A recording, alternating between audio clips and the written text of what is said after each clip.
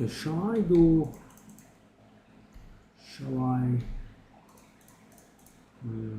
so much wasted, okay. Okay, let's do some price knocking off, I guess.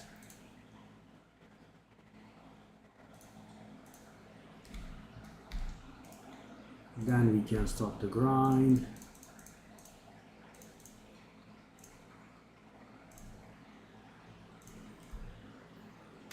Okay.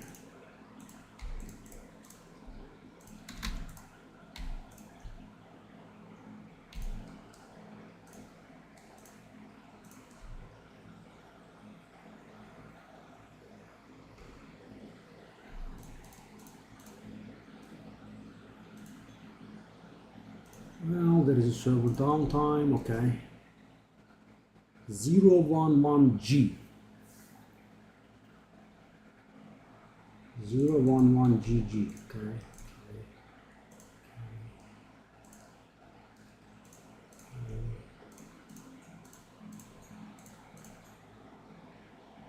Let's do 15 for one, I guess.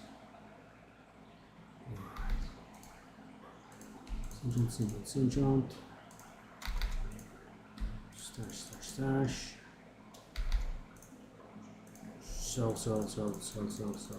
Sell. Bang.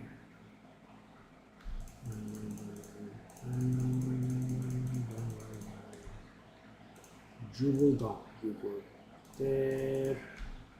And you guys go there.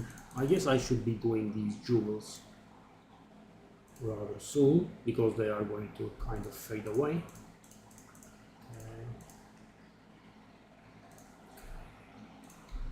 Ready? Oh yes.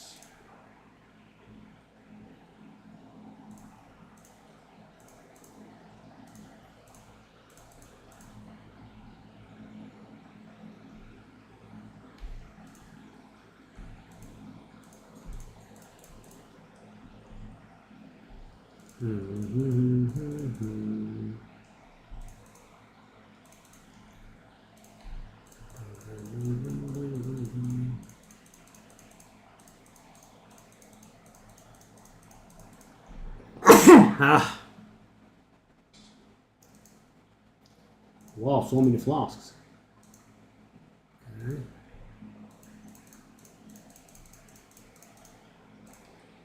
Maybe I should let some of these go. So many.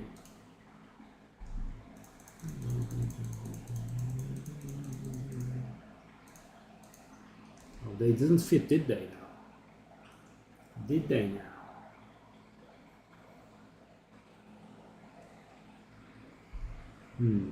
That's not the best, is it?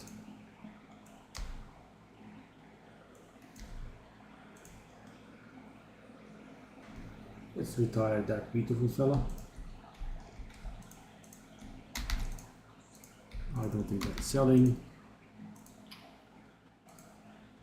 Not that I care too much about 40 divine sales, I think at this point. I'm gonna go by 50.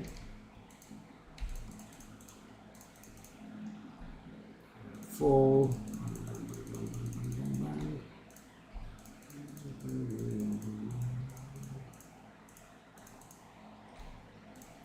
65.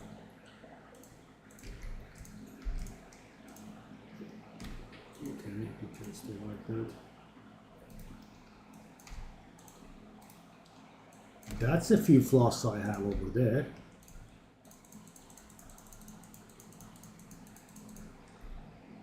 Also, I don't like these. You're gonna go to 20, you're gonna go to 40. You two could go to 40, I think. You're gonna go to 20. You can't go to 20 because just there is no room. Alright, let me see. Probably not selling. 20. You guys are gonna go to 40. 40 a bit harsh, but I think we can. What about? I think we can retire that. So we have no room in the 20 tab.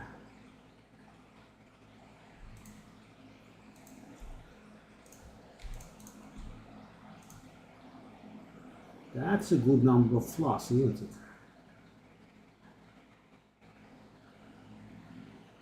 Wow, hold up, that's actually valuable.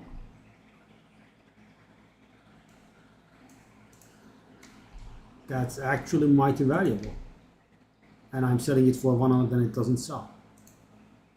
Wow, okay. Depressing.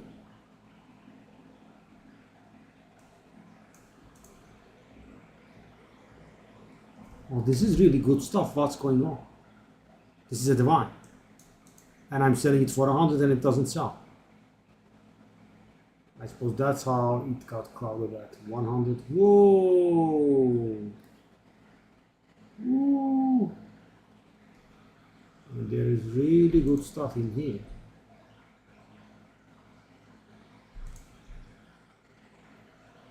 Whoa.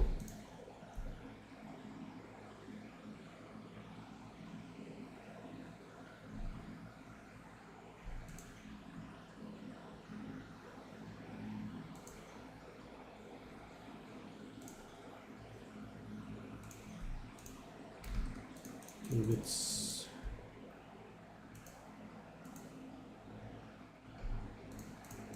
200, knock these off.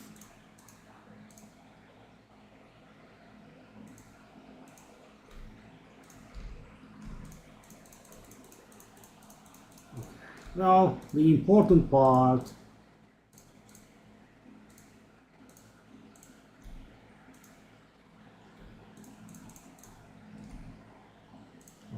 Let's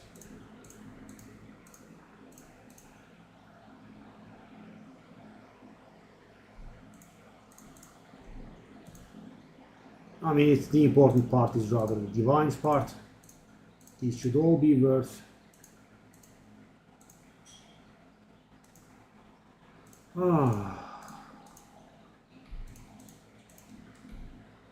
room. What bad inventory management there. Okay, that's a bit better. That stuff. Let's knock these off. Wow, literally exact. Okay. Okay, let's just go without looking. That's the divine and it has not been selling, eh? Okay, we can bring that down to 200 divine, I guess. Oh no. Oh no, no, no, no. You don't go to that tab. You go to this one.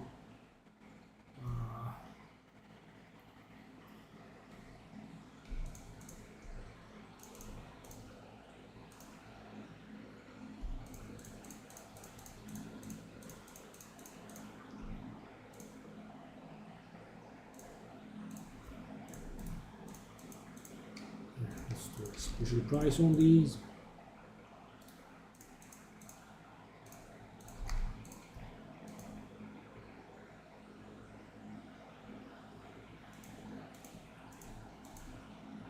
Okay, this is going to be more important.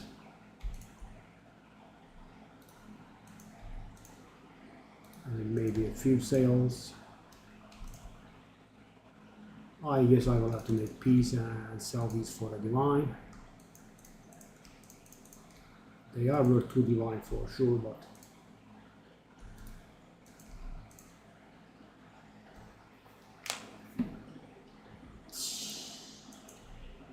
annoying.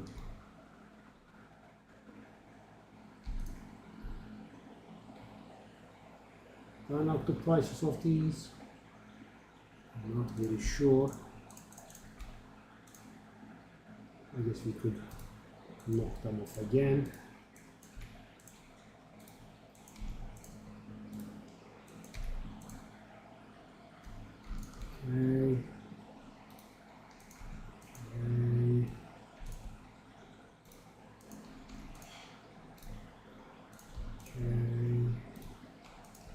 Wow, that's insane. Those beautiful minion ones.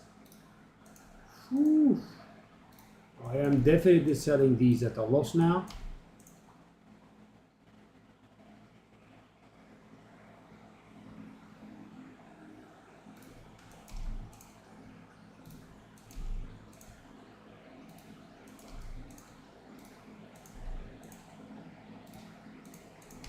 That's Rantor.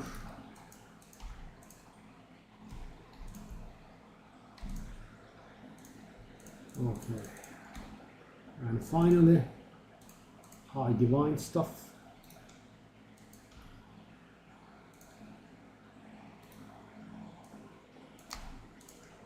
Let's knock the prices off. Pretty good now.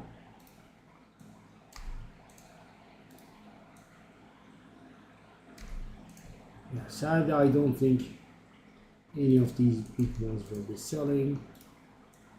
Yeah. Not at this point.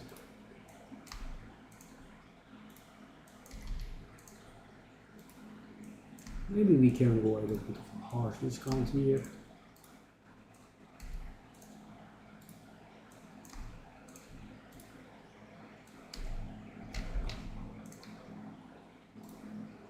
Whoop.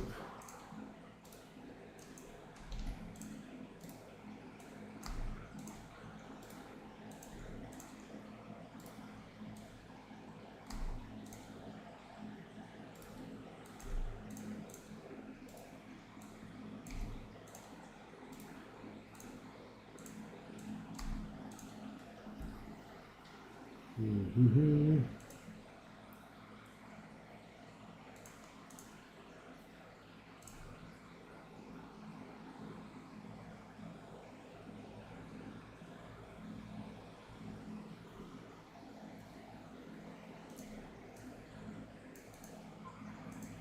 How much is a mirror if I try to buy it?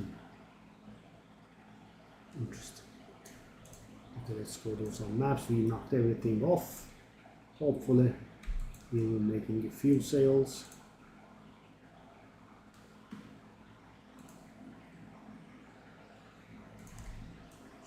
Stuff.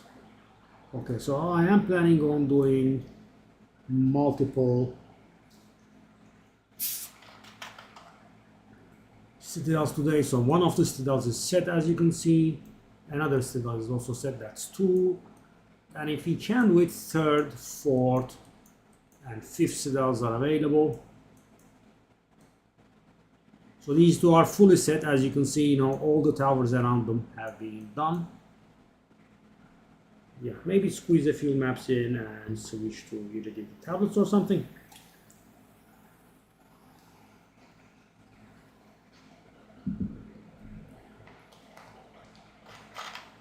I mean, what I mean by that is, you know, we roll the existing tablets we have in hopes of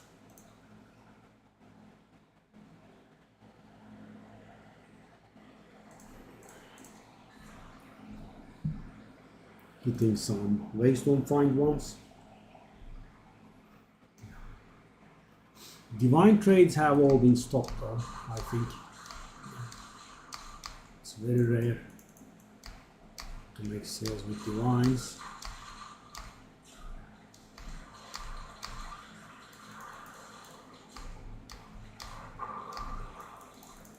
Tablet.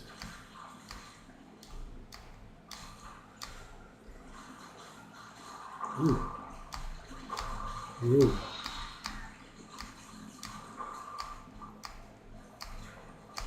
Another tablet. What's that then? Cloak of Flame.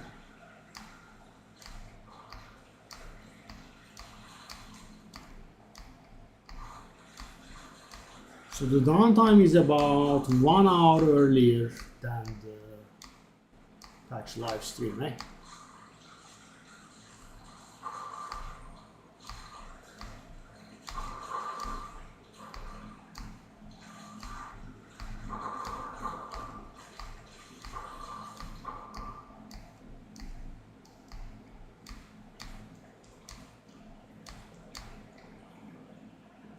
Okay.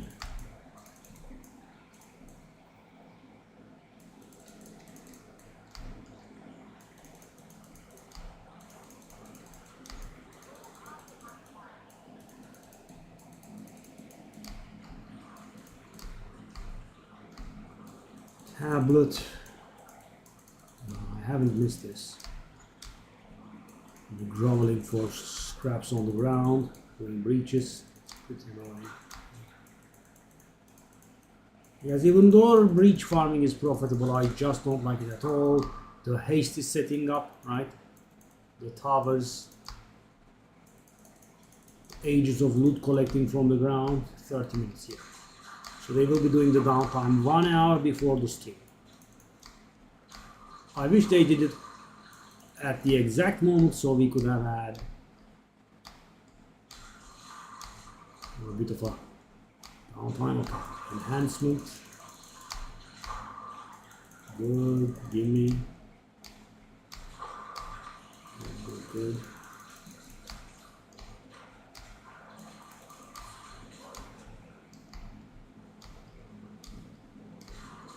Let's get on this map. We haven't found the expedition, right? I think we have expedition in this map. Oh, we have another breach. Okay, hours of collecting again. The map is done at the very least. Let's to get the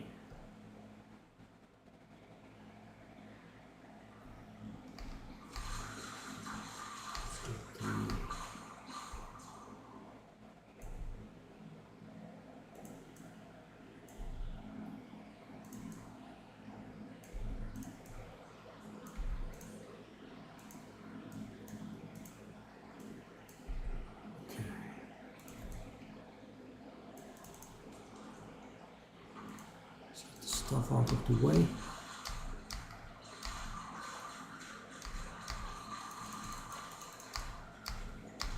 I wonder if logbooks still sell for 1 July.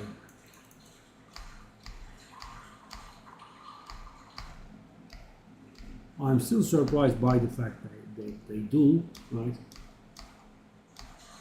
I have the most rotten luck with them.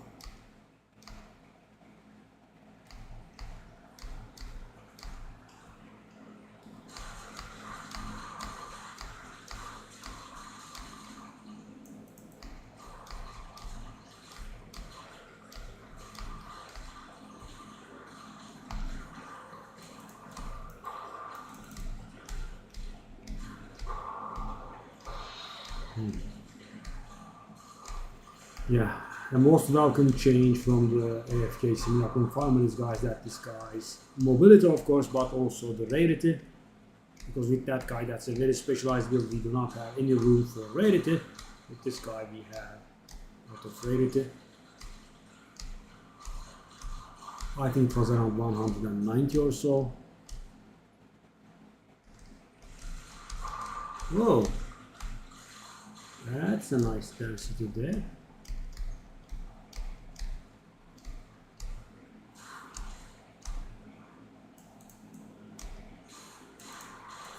I didn't want that.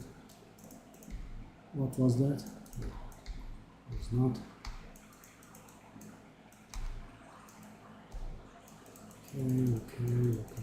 Okay.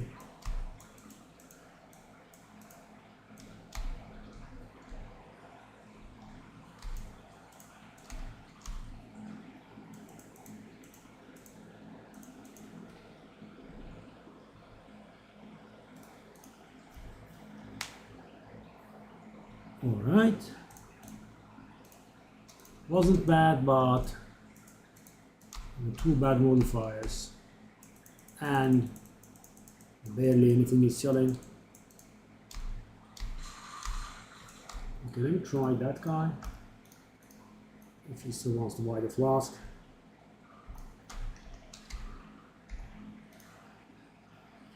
These are so cheap, by the way, guys. Stuff that I'm selling.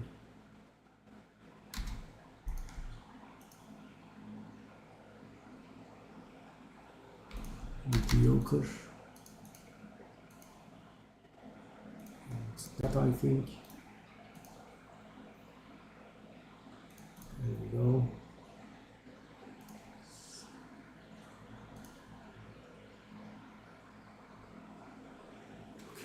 It has double sockets, so it's corrupted. I had a very similar corruption. Yes. This time we have better fire resistance though. Should be somewhat valuable.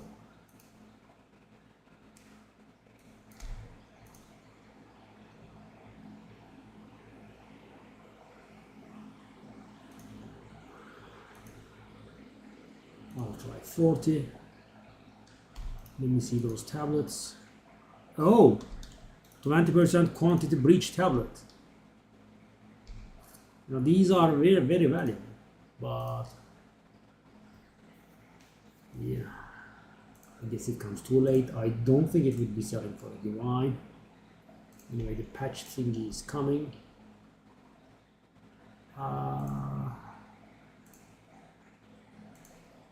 Maybe we'll chance these today. Could do that.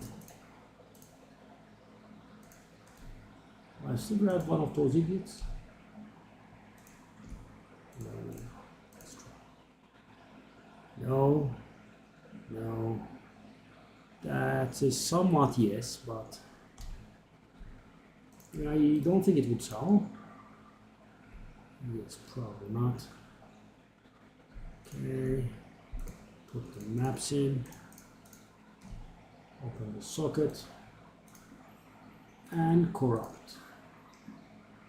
Okay, that is done. That is done. And that is done.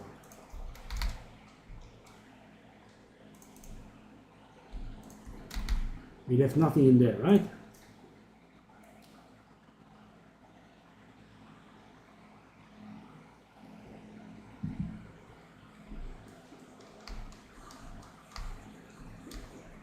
Yeah, I just left the stupid artifacts. Okay.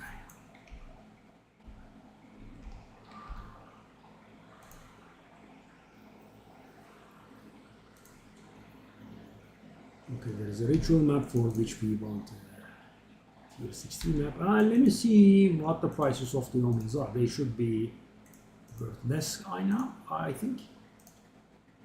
Divine versus Whitley. Still 22. And I'm at 48. Oh my good lord. 49. Whew. 29. Whoa.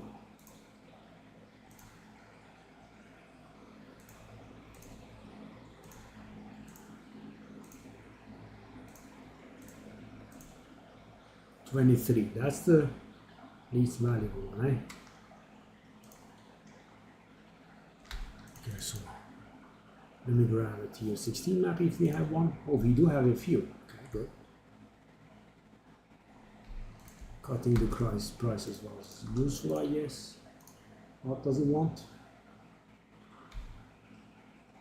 Wow. I'm selling 2% mana on kill jewels with 2 more useful abilities. Or maybe 1 for 40. And that's how you make a sale, I guess. You have to go very low.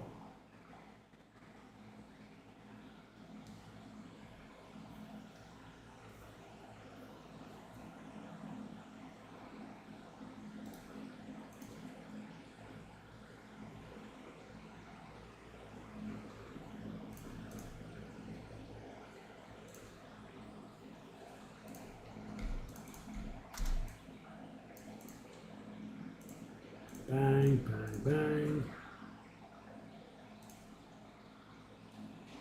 Off you go, buddy.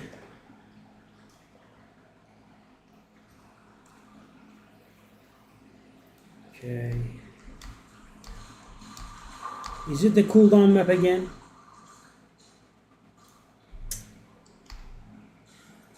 Gee. Oh! It still sells. Okay. Wow. Didn't expect that.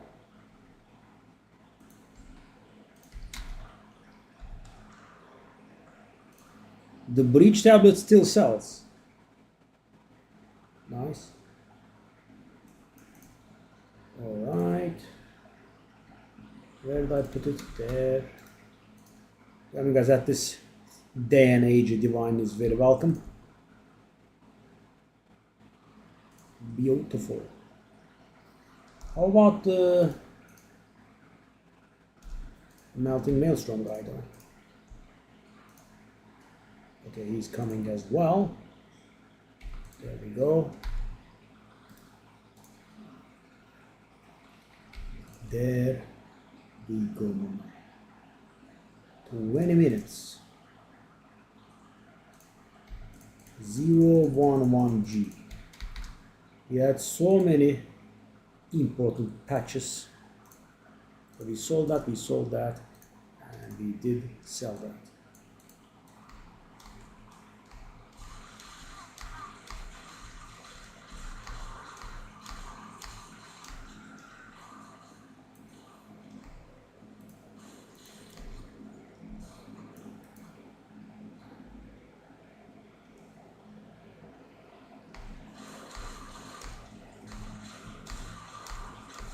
Geez, these cooldown thingies though. At least we can handle it. We don't like it, but we can handle it. It slows us down quite a bit.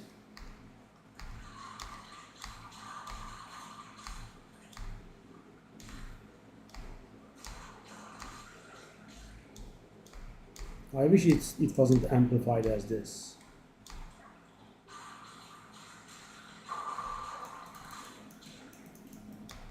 Yeah, the Atlas point is doing us in. It increases the effect of suffixes by 25%, and that's when this happens. Normally, we can handle that, 50% reduced cooldown recovery rate thingy.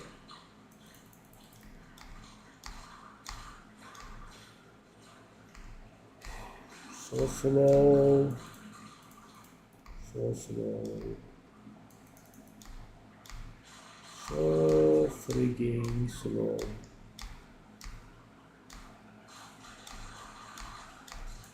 I suppose we will be in the market for some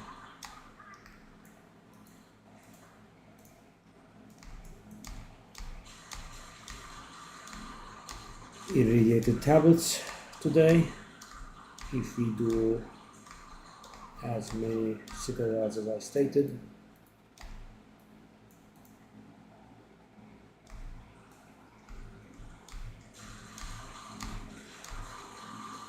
We can do 2 right now. We are clearing up to the 3rd.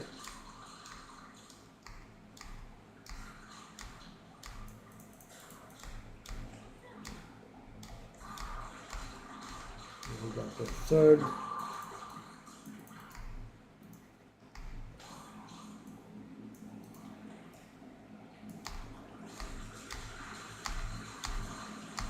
So we want one more ritual tablet.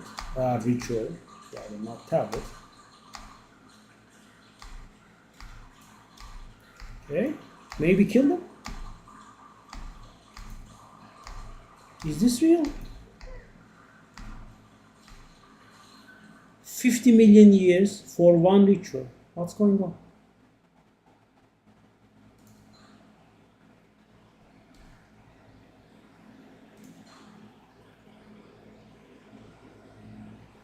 Nothing that's valuable.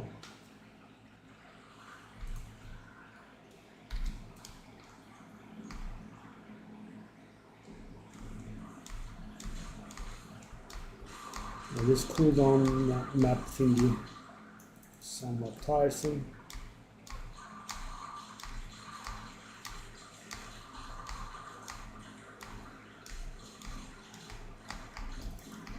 Why are they killing me? And why are they not dying?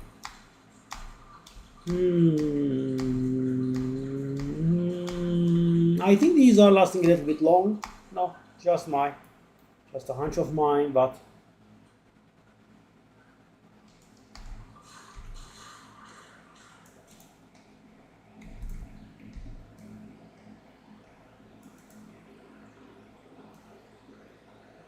they don't even have additional life. Weird. Okay, I rather want to be out of this map. Could you show me the way to rares? We have been killing big time. Maybe I could see way to the race. I did. You asked for it and you got it.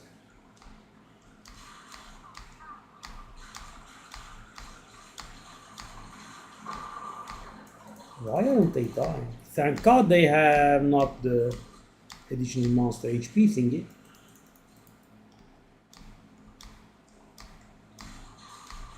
Oh, the incessant cooldown. Okay, finally I'm out. I'm out.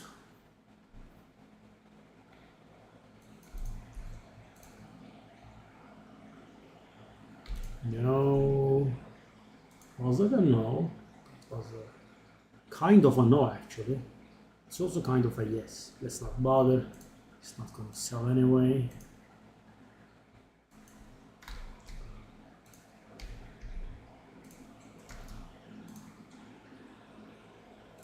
Okay, let's get that one.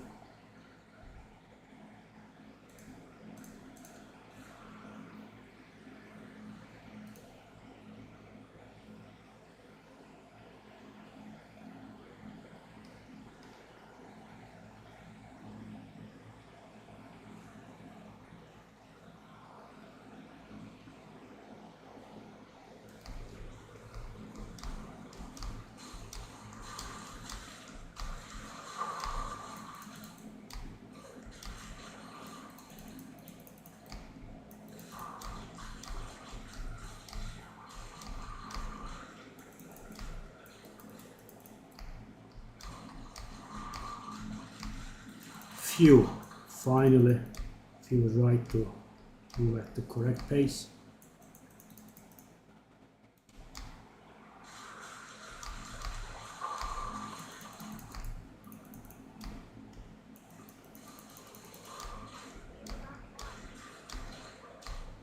Snapton. Onu olması lazım. Pasifik 12 diyor ya.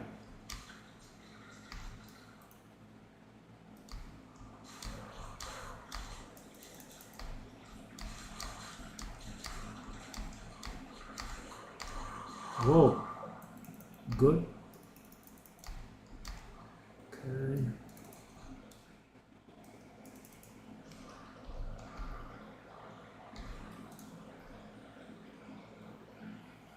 Okay, that tower is out of the way.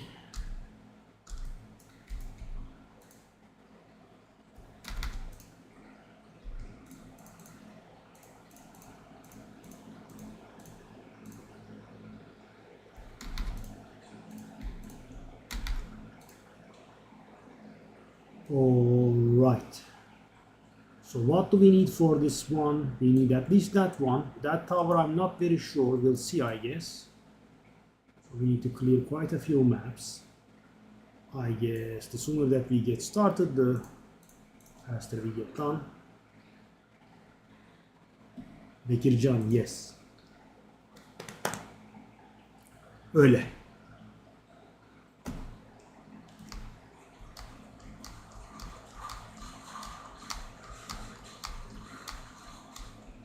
All right.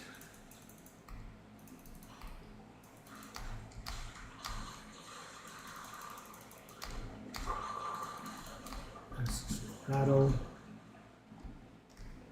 This map should be rather fast for us, I think. GG. Goodbye, boss. Give me the loot. The loot.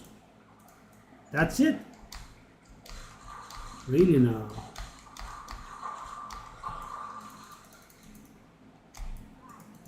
Yeah. What are those fibers in my face?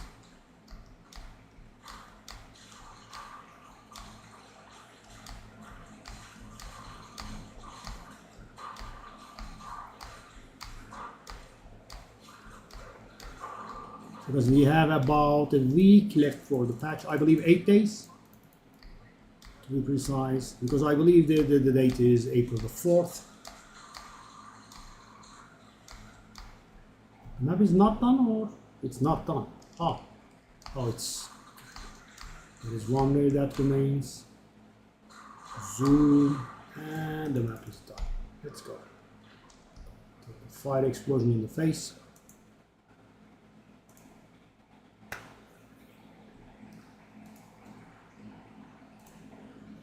I'll do one more map. That would be unlocking the... That's another fast map for us. The loading time though? What's that? Why is it loading for 50 million years? The zoom is real. The zoom is real. Take a look at this, guys. Jeez. So guys, right now I'm traveling at 90 kilometers per hour. Right? I did calculate it. This is 90 kilometers per hour. No, I quite go at a speed that is meant for cars and not for humans.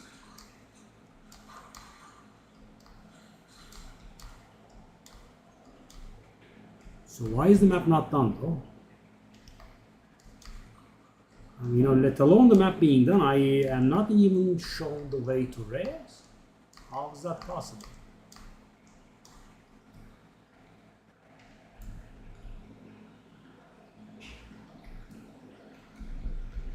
What?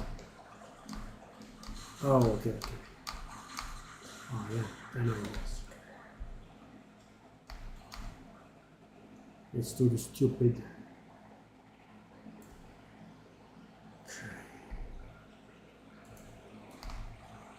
Leave it alone.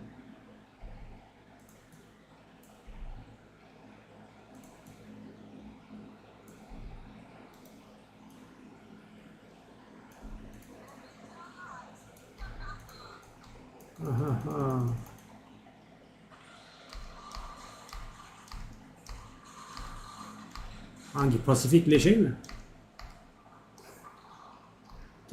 Gerçek mi su?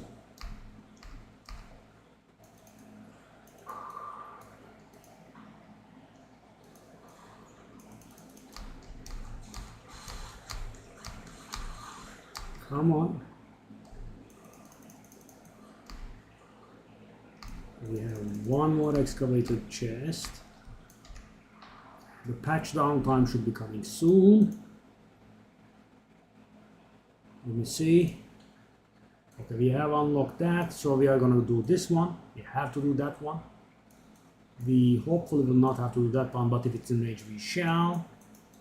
Then we'll go south and do like 4 5s. What's the name? 4 5 styles at once. Okay, let me sell that exotic coinage.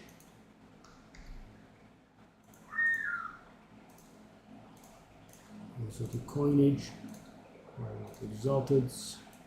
I'll do 1 to 4, please. Okay.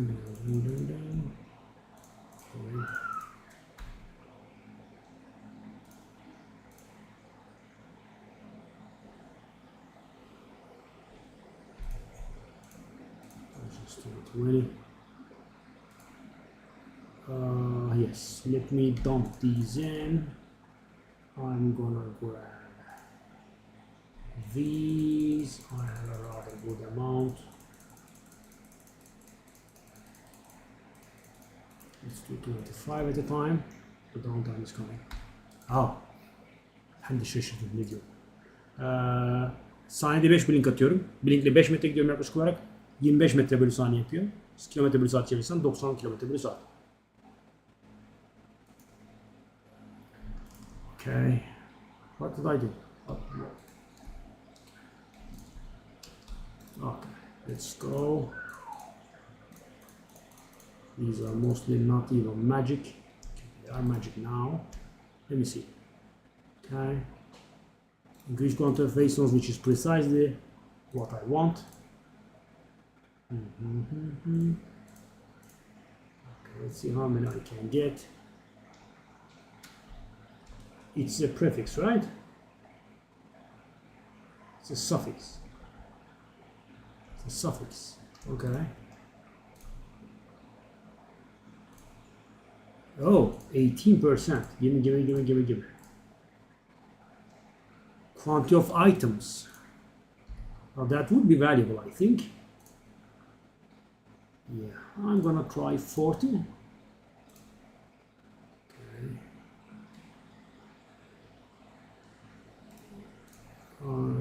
10%, it's very low. I don't think I will use it. I would rather buy, but let's just keep it there. Patch notes in 5. Well, not patch notes actually. Patch rather. Quantity of waystones, beautiful. 16%. Guy wants the spirit gem just before the downtime. Let's do it. 18%. Nice. Yes, yes, yes, yes. Maybe I should be doing a ascending order instead of a descending because this is somewhat troublesome.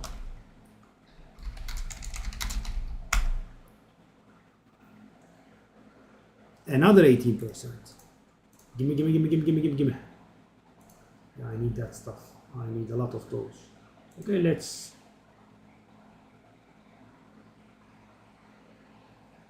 Yeah, I think let's do a descending order thingy. Okay.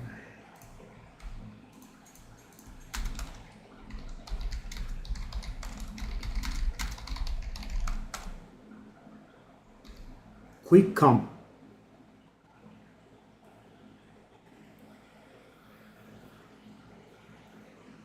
Evet.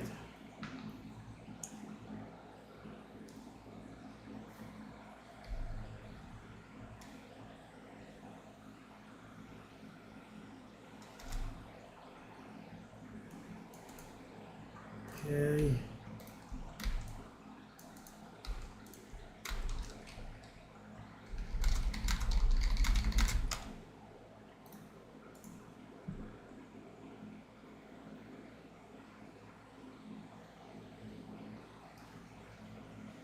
This man, oh come on. Come on, buddy, it's gonna go down. Oh, this fellow, so slow.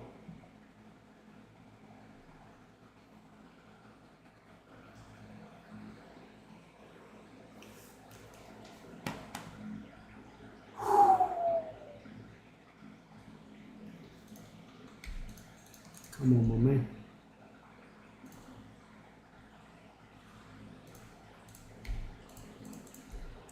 Okay, experience, blah blah. Again, quite quantity of waystones. Nice.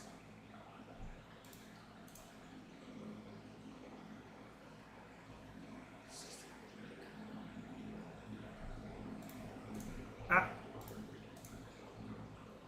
Again, rarity. Okay. 2 minutes. Quantity of waystones 15%.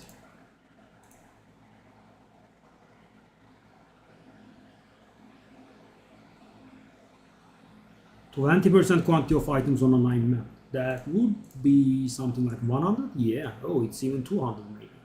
Okay, let's try that. And I think we have the downtime coming on us now. All right.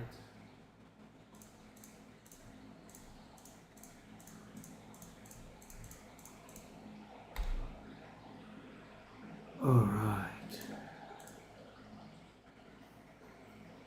So what's the situation?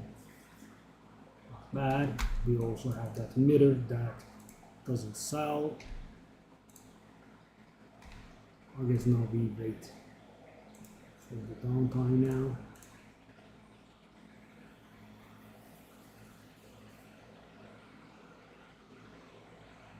Yes. Yes.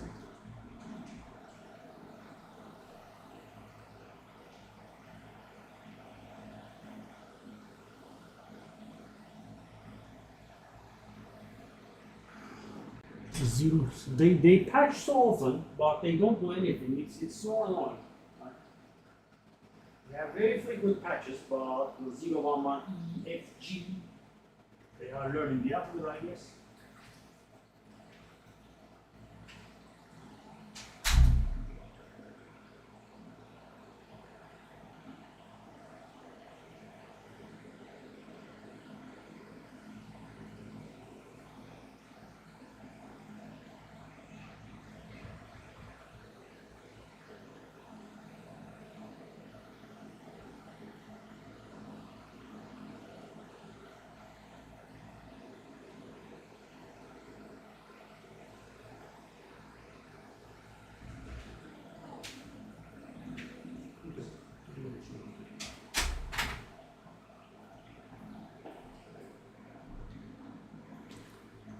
All right. I mean, we could do we could do without these annoying minor patches all the time, these downtimes. So I'm gonna guess it's not going to allow me to play now.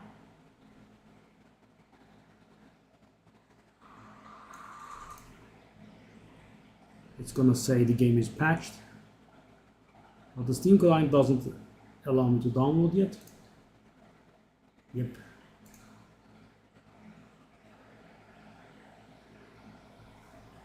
The patch is not there yet.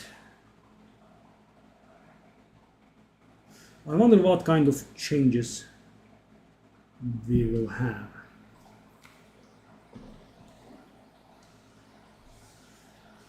No, I have seen a lot of people taking guesses. I didn't do anything of the kind. I'm just trying to get better at the game as it is. People are saying they try something called Idols instead of the Atlas.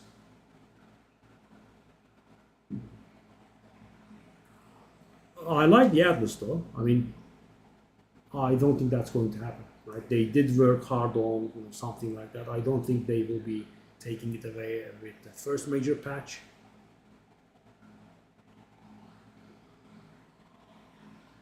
I mean, I think they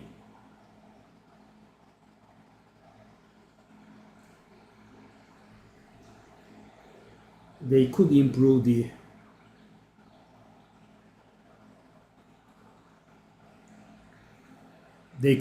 Atlas.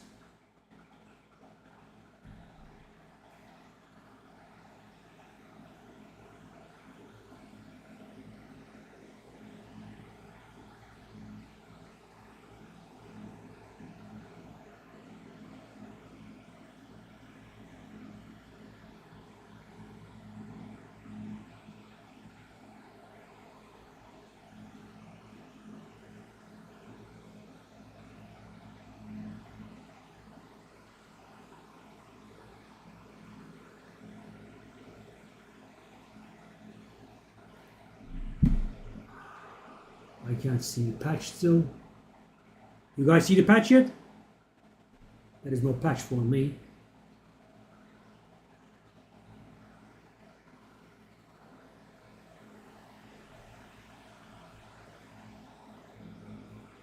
Haftaya zaten patch geliyor. Bugün açıklamıyorlar patchleri.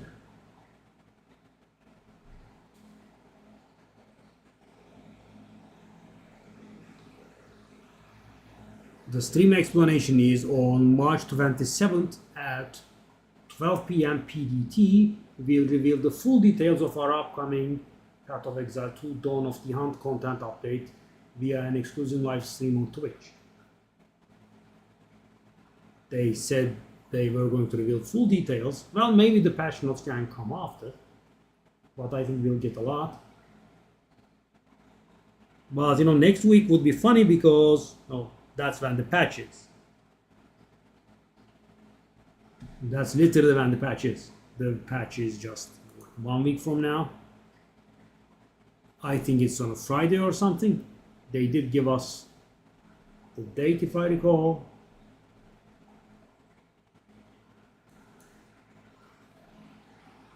Yeah, for April the 4th. There is a video, eh?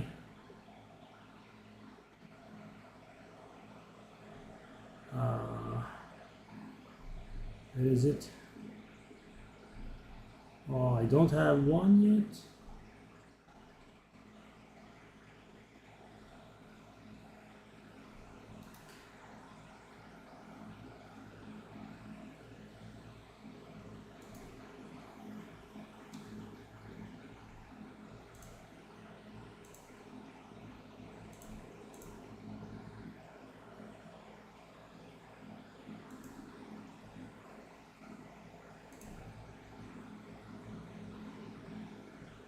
Does that cover my camera yet at this time?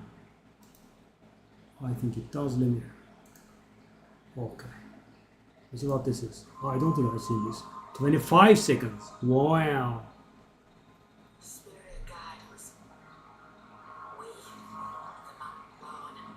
So that is the Huntress.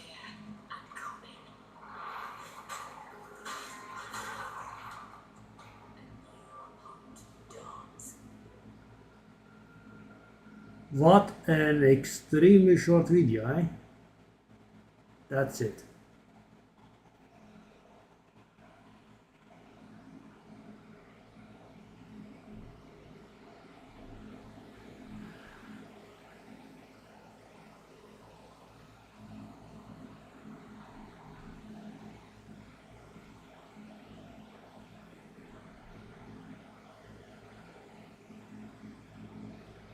Oh, also, I think that's a little bit too big. Right? It is. No, it's correct sized. Do we have the patch yet? The patch is not up still.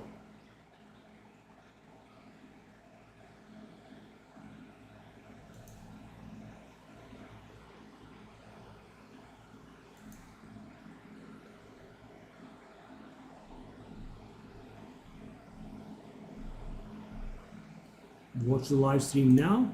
What do you mean watch the live stream now? The live stream is not live. I thought we had one more hour.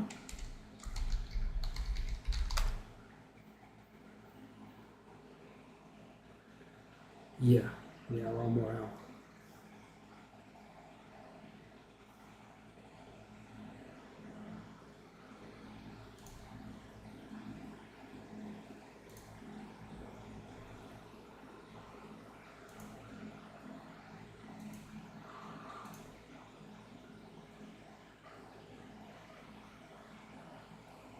What does the patch do?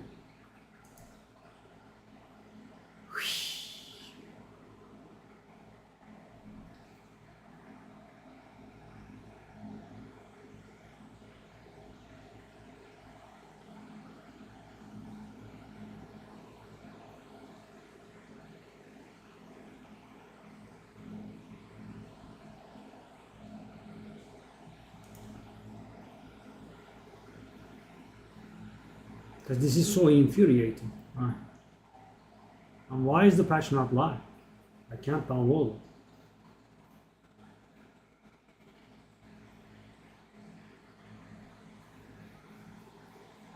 Now I'm not very sure if I'm more excited for the update or the season.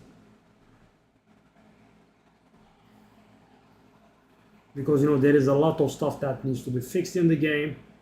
Now, that's what I mean. So this season content, right, I am expecting it and I appreciate it. But I also think that the game is in dire need of updating. There are lots of annoying bugs. They need to fix them.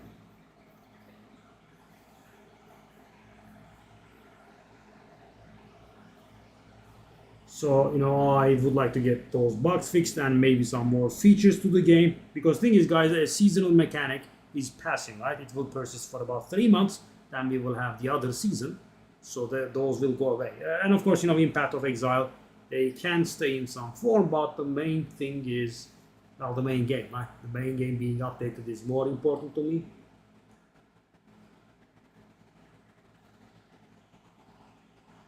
Hopefully it will be nice. So we are getting the Huntress. I think there is no debating that.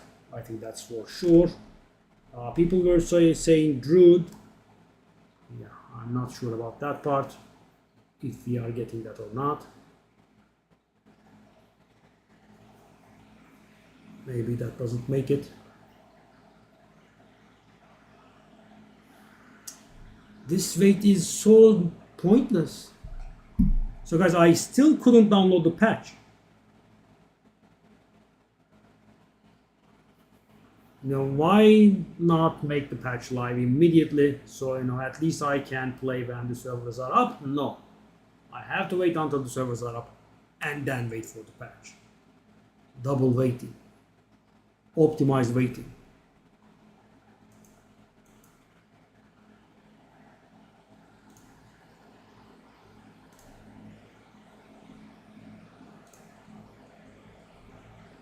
Yeah, still no patch.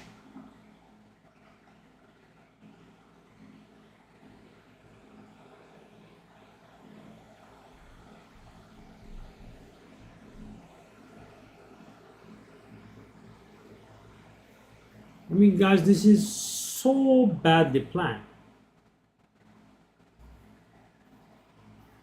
So badly planned. I mean, we are going to have a major reveal stream in which people will not be playing the game but watching the stream, right? Most likely.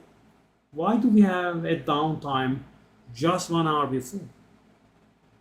Make it then so we lose as little playtime as we can.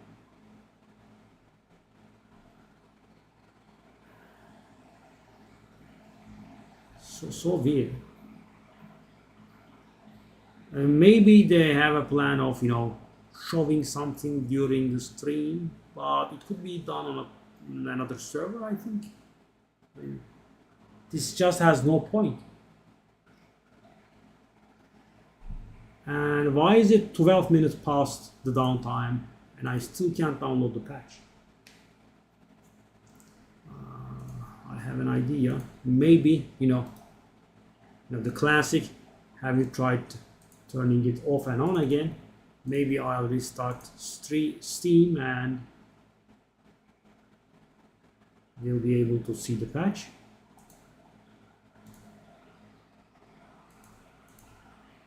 No such thing, I'm afraid. No. Yeah, I mean, they need to learn how to patch games. It's pretty annoying. So guys, we are at the end of the supposed downtime window, right? And I still am not able to download the patch. Yeah.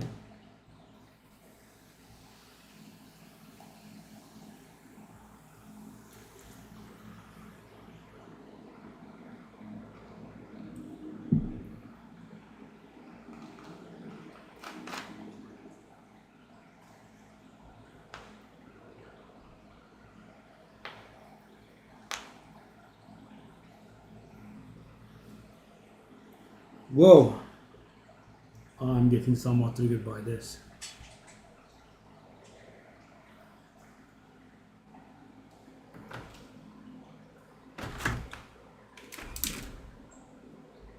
Can't download the patch. Can't play.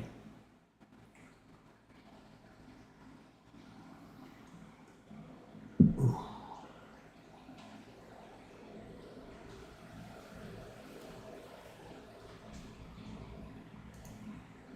So we will have some drops during the patch 02 live stream. I think it's gonna give something weird though, finisher effect or something.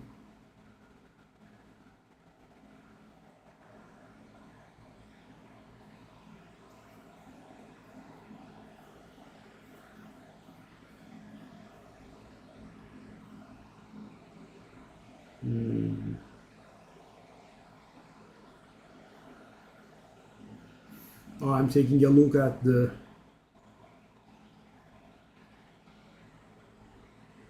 Path of Exile channel and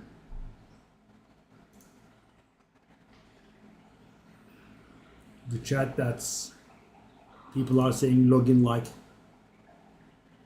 spamming it. Not the sharpest tools in the shed. Okay, but so why has the elapsed downtime passed and I am not able to download the patch, right? Now these people are on a different level, right? They are really bad at this. I mean, downtime just before an important stream. Why? And why am I still not able to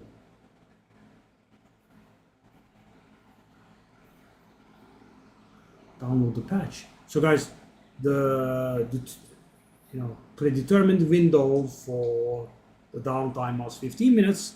that has passed, right? It has been 15 minutes since the downtime, and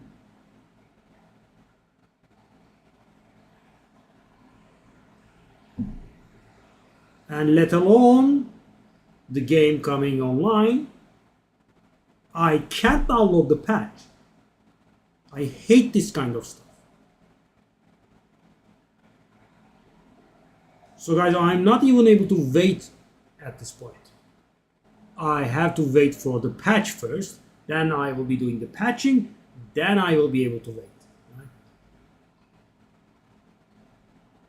That's, I think, insane, right? It's a very simple patch. They have been slacking with patches, right? Instead of giving a proper update, they do the weirdest bug fixes and count the alphabet, right? We are now arriving at 0.11G, I think. Absolutely unnecessary patches.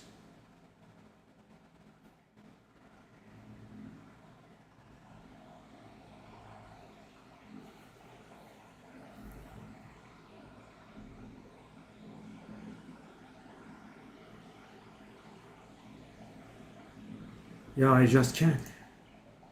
I was. So, when you say you will have a downtime of 15 minutes, I mean, not downloading the patch is driving me crazy. They were not even able to release the patch yet, let alone, bring the server back up when they said. Yeah. It's a little bit insane. 18 minutes now.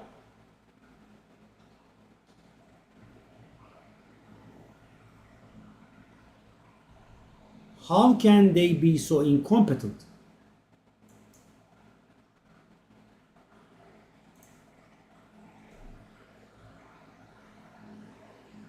Incompetency on this level is, something, hats off, right? A little small in the company meme here.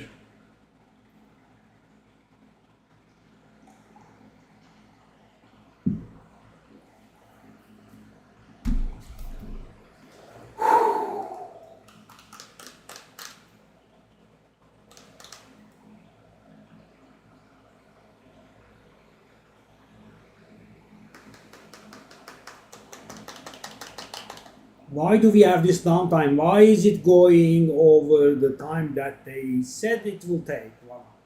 Why?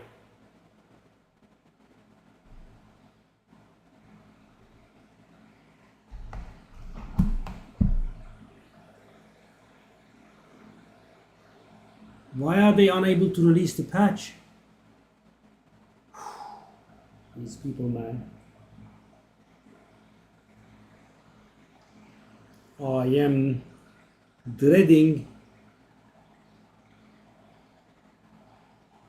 0.2 release, yeah.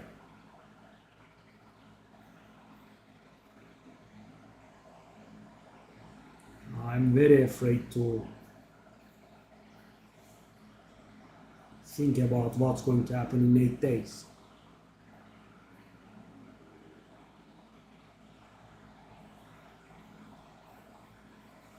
So guys, this season's release will be 8 days and 40 minutes from now. For some reason it's not 1 day before, but 8 days before.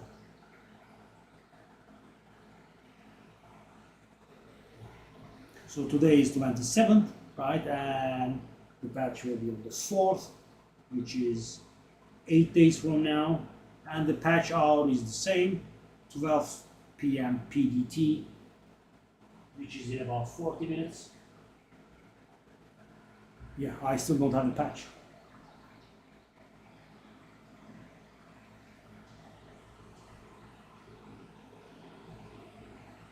This feels like a very good time to say screw you and screw your level of incompetence and goodbye. It's so rude what they are doing.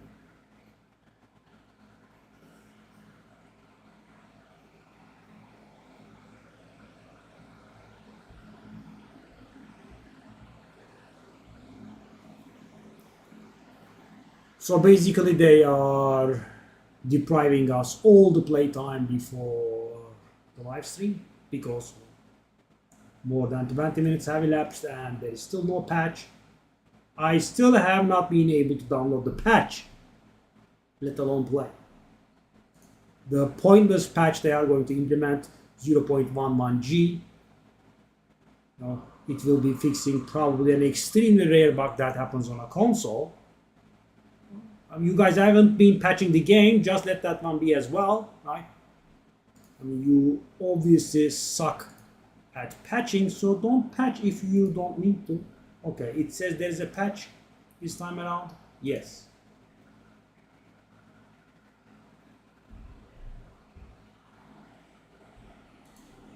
Okay. The one good thing I would think is the patch would not take a very long time because it's going to be extremely small. No, it's validating my files first, which is obviously needed for an extremely small patch.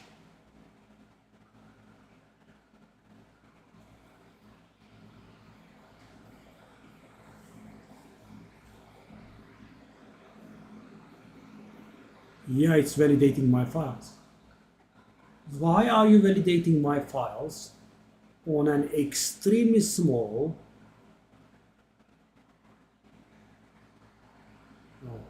almost unreal patch? It's going to fix an extremely rare bug is what I think. Okay. Yeah, it's making rate. There is no download. There is no download. No, it's validating my game files for the crap patch they are implementing. Sure.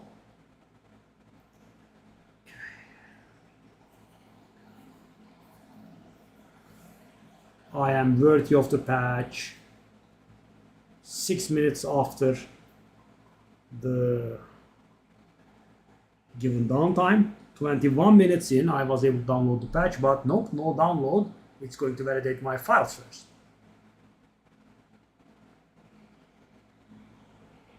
Now, this patch is just a format, it's nothing.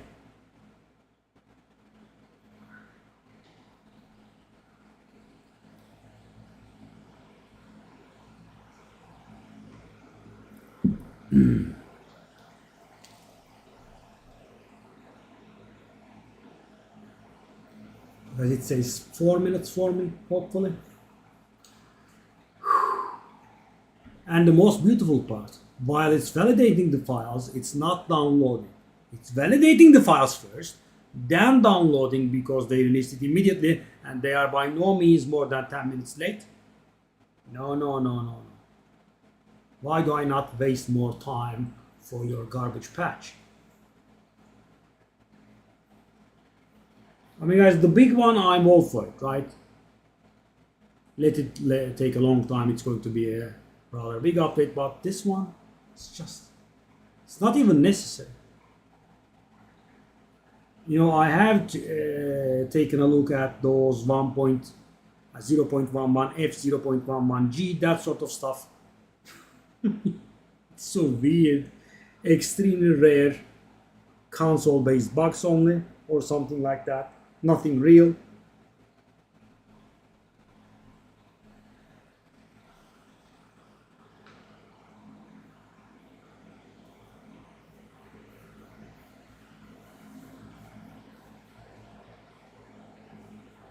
Who asked you to validate my game files for your garbage patch? Whew, it's gonna take half an hour. Wow. Suppose downtime of 15 minutes, and it just casually takes half an hour.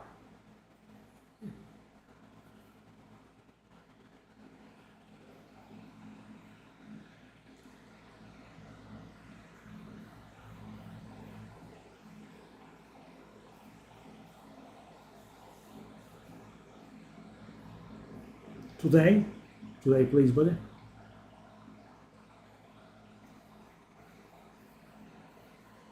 And I don't think I could skip this validation.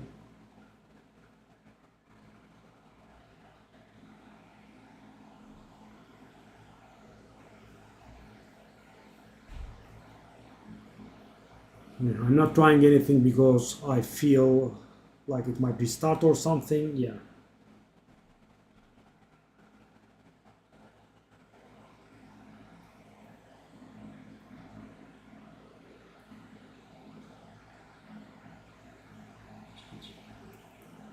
Validate the entirety of game files for 7 minutes for an extremely small patch that is merely a formality. Makes sense. Good programming, guys. Keep it up.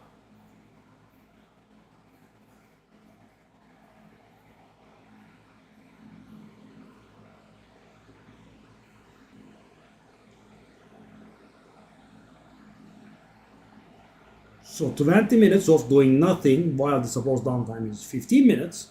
After 20 minutes, the gentlemen are kind enough to release the patch, and then you have to go validation of my game files for 7 minutes, which obviously cannot be done before the patch was released. I mean, they are optimizing the wait. They are optimizing the amount of maximum waiting time can be done by the players. Right? I have distinctly gotten the feeling these guys hate the players multiple times. It's so weird. Why are you making me wait like this? Why are you giving me an estimated wait time of 15 minutes when it's going to take half an hour? Maybe I would be doing something else if you said half an hour from the get-go.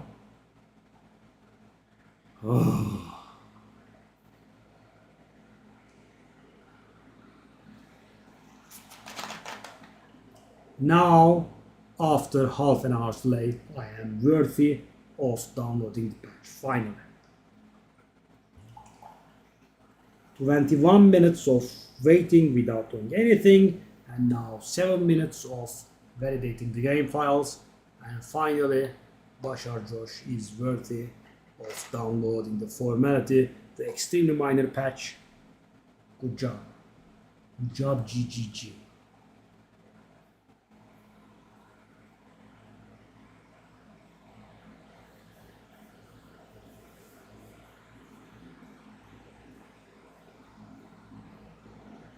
The patch is not that small. Interesting.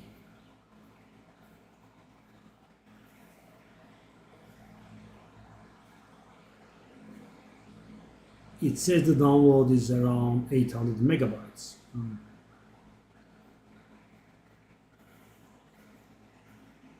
Well, yeah. So it's gonna take half an hour. Yeah.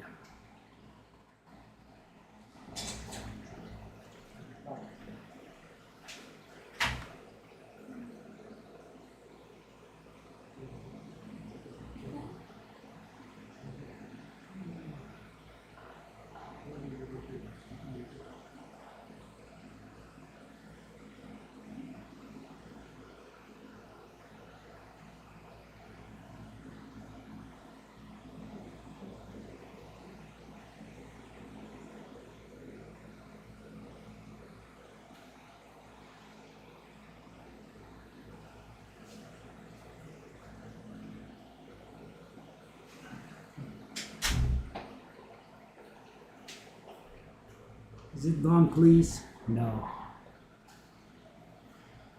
Yeah. Half an hour, really? We really got to half an hour. Wow, such a wait.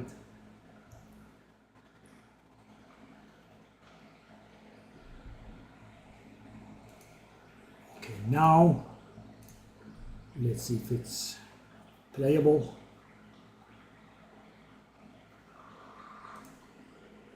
Hopefully it will be up by now. With all these delays, we have waited for, literally half an hour has passed. It's exactly 30 past for me. Yeah, at least there's no such wait. By the way, I have finished this. As you can see, the AFK simulacrum fella is 97 now, so we are going for our third 97.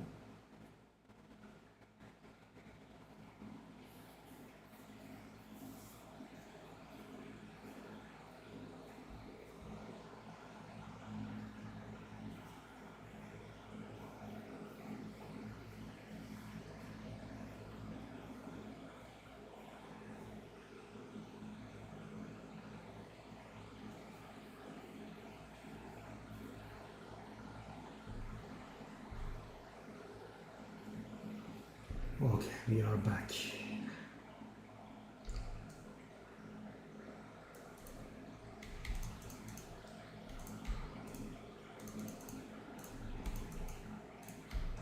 So we are trying to get ourselves some more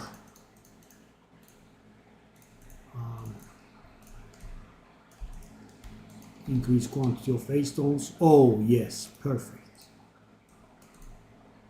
20%. Beautiful. Okay, so let's go, I think, with ascending order maybe this time around. 14%, 15%, 16%, and 14%.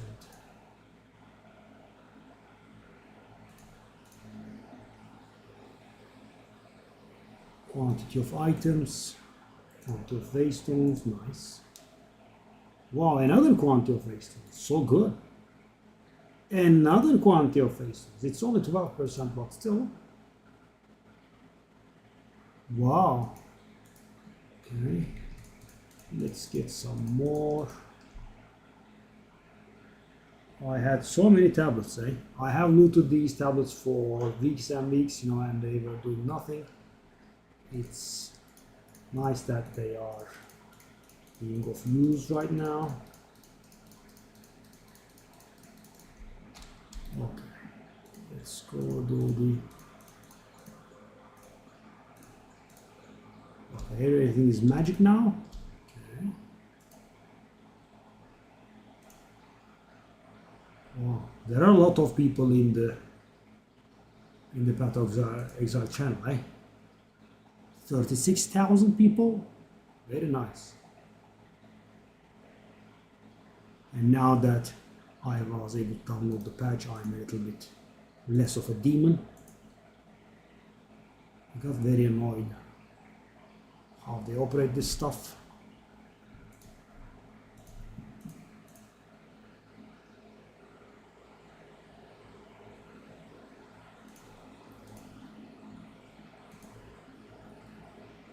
Yes, let's try.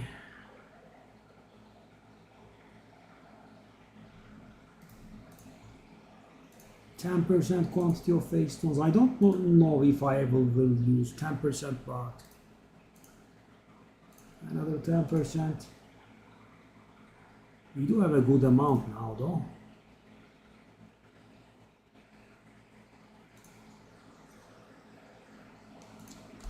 Okay. Yeah, the skill gems and the spirit gems are the stuff that sells still.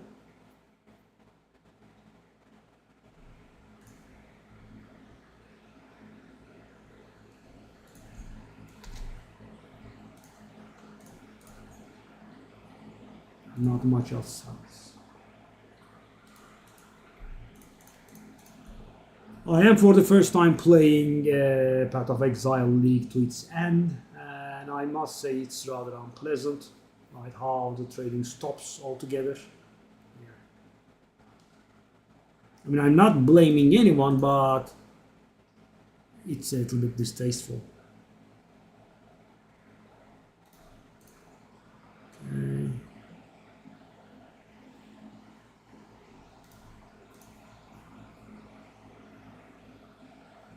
18% waste stones. Beautiful, beautiful. So guys, why am I working on this? Because we are planning to do multiple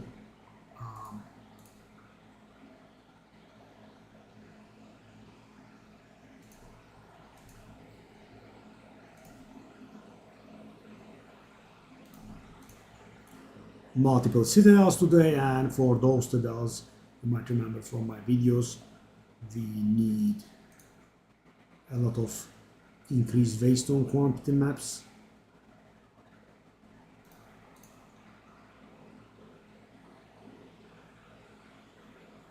Okay, is that any degree valuable? Probably not, probably not.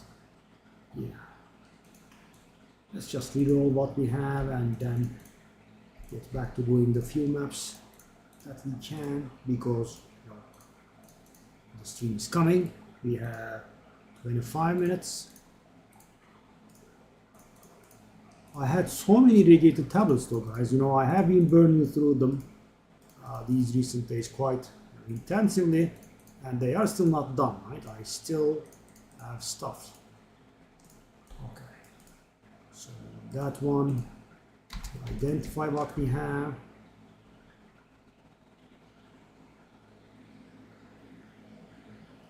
Again, waste stones, that's beautiful. Gimme.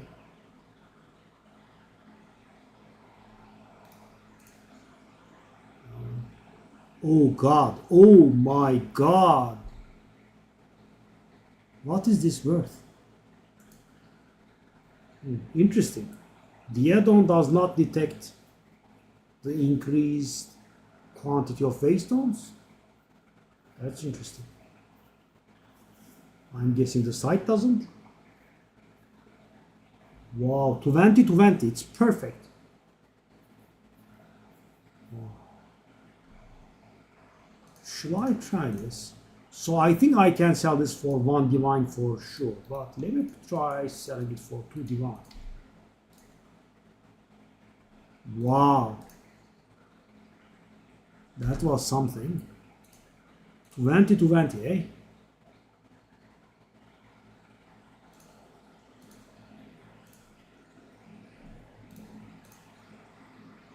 Again, waste stones. Nice. Give me more. Items. Waste stones again. Okay, we have a lot, right? So I think even if we do like 4 citadels today, I think we have enough. That's pretty nice.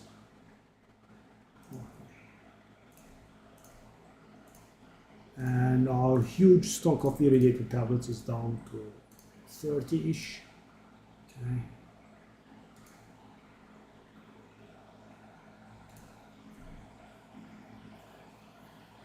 Because half of me wants to buy some spirit gems for cheap and sell them for 1 divine higher, but part of me is worried that that won't happen.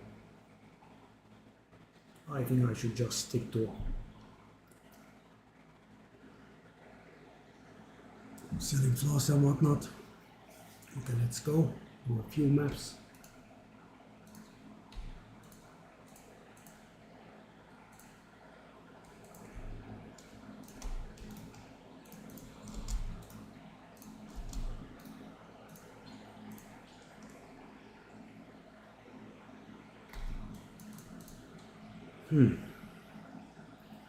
Okay, let's just do a random map there.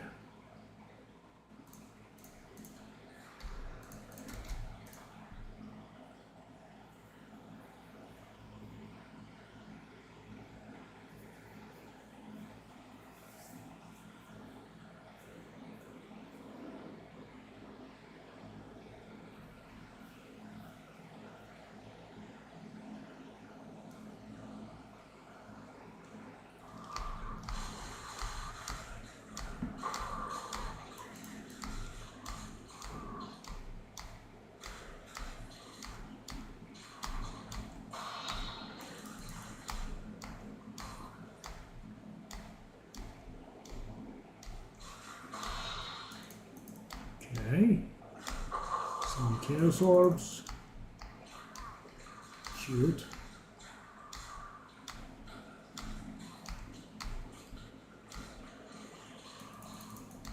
Ring, alchemy, scepter.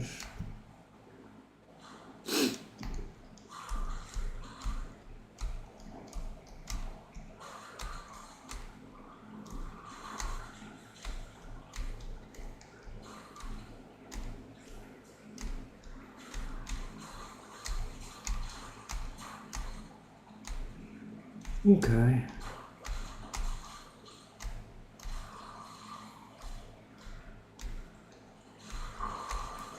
Good.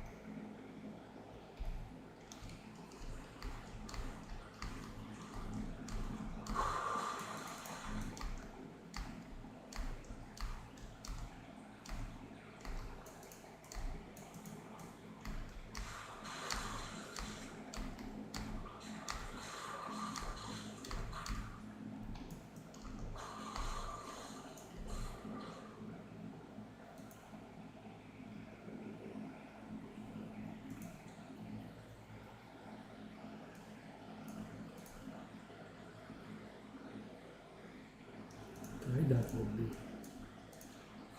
an okay map. Let's go. We have 20 minutes up on the stream, eh? Alright. Web. I don't want to step in simulator for some time, but let's still grab them.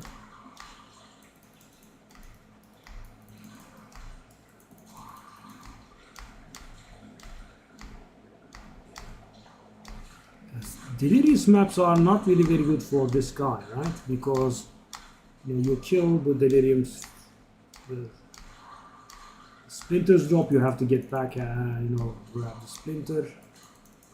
You miss the mirrors.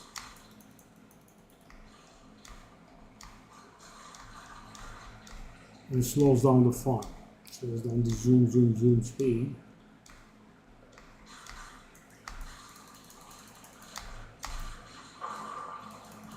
Of haste. Of course, it's still faster than everything.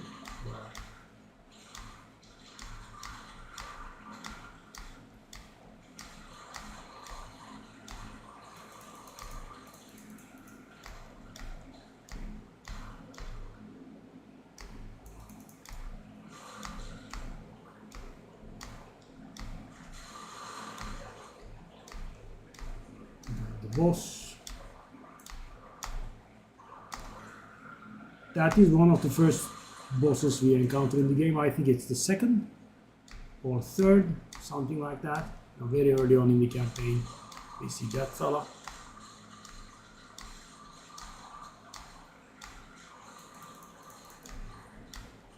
Okay, that's not done. For us, good. Bye-bye.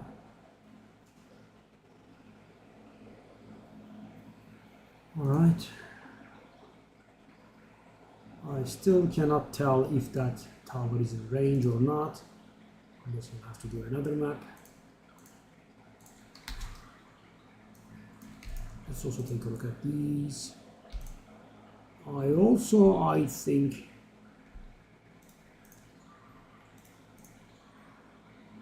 did not knock the prices off the scepters, eh? Do that. I find it hard to believe that I will be making sales, but still, let's try. Yeah, I have not seen people part with that kind of currency. The sales I have been making were, mostly flasks, waystones, that sort of thing.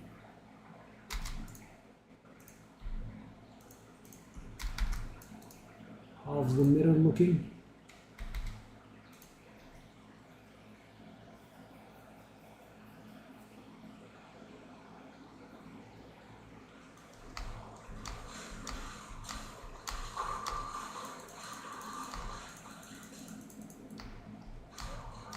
It's bordering 2500, but not getting there.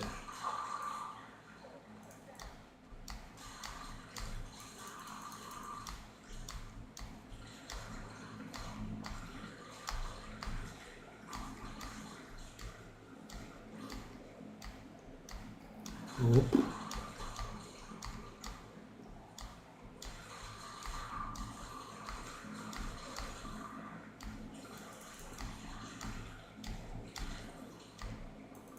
I wonder what the receive time for the drop is.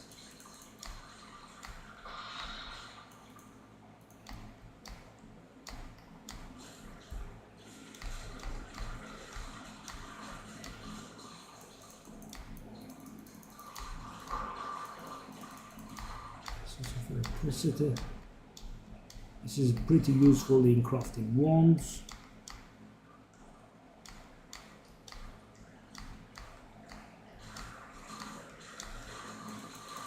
Speaking of which, we did get a wand.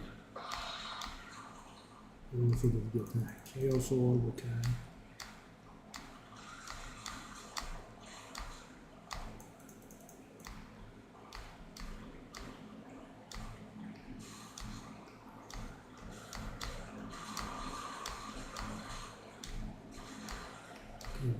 Almost there.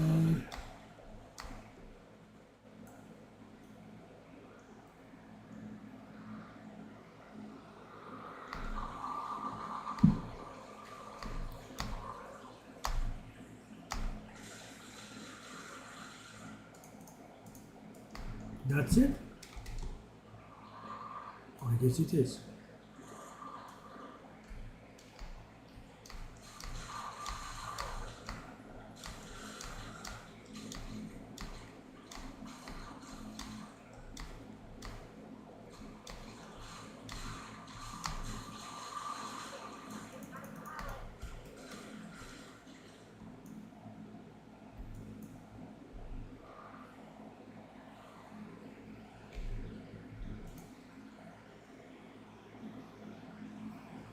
Let's see how the situation is. It doesn't quite get there, does it now? It's almost there, but doesn't do it. Okay, so we don't need to do that one, which means we are almost done with that. Whoa, so many lines. That's not good at all. So do I wanted something 220? Okay. Oh. Guys buying something for 69, guys. Come on.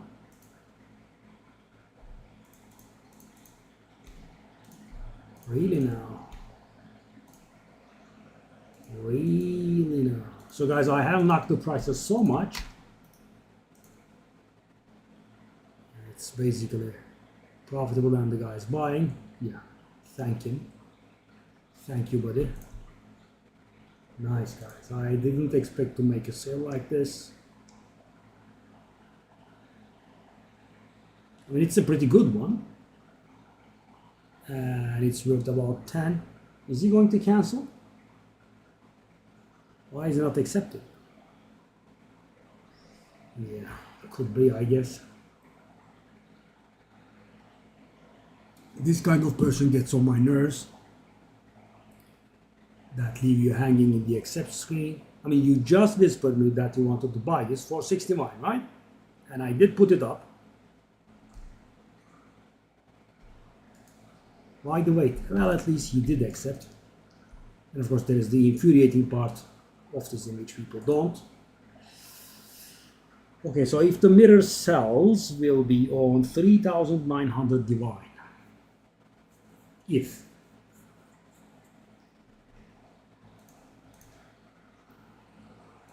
So what did we sell for 61 again? Oh, I can't see it. It was some spirit high evasion with some minor resistances, I think. I think it was a good sale, by the way. 61 was not a bad sale. I mean, it wasn't that cheap, I guess. Not exactly sure. Okay. Let's do... Live stream is in 10 minutes. I suppose we can squeeze these two maps in. So we will be ready for...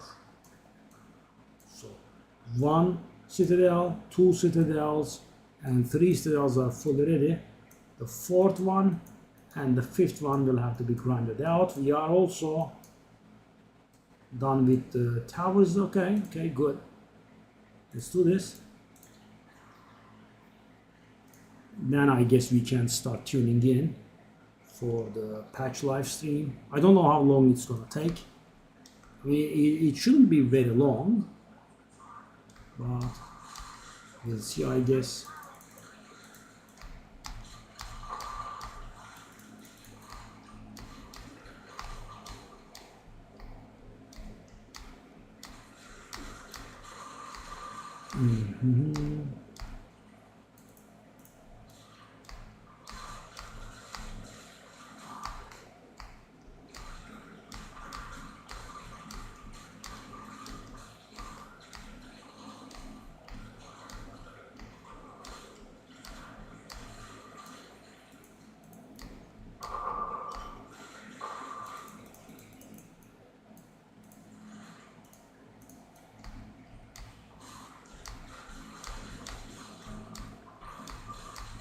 Okay, there's that.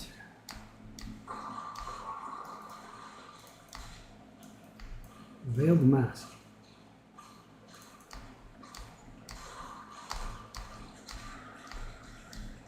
Well, because of the thingy, it did drop corrupted, eh? We had a shrine effect on that turns everything into corrupted.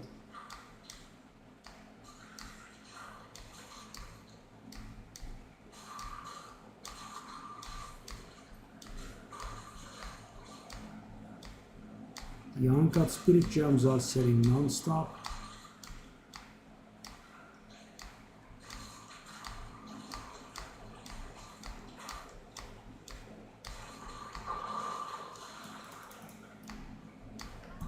Okay, we can do it, I guess.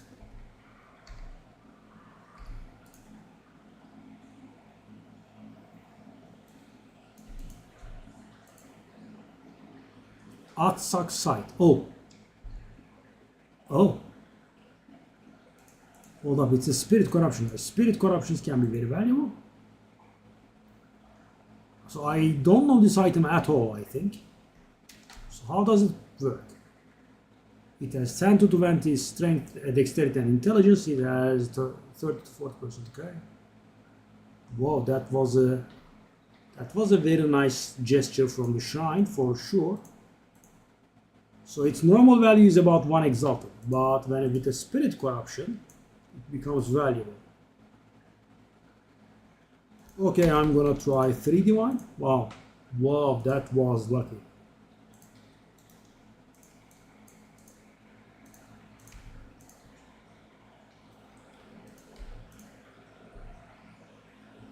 What's this?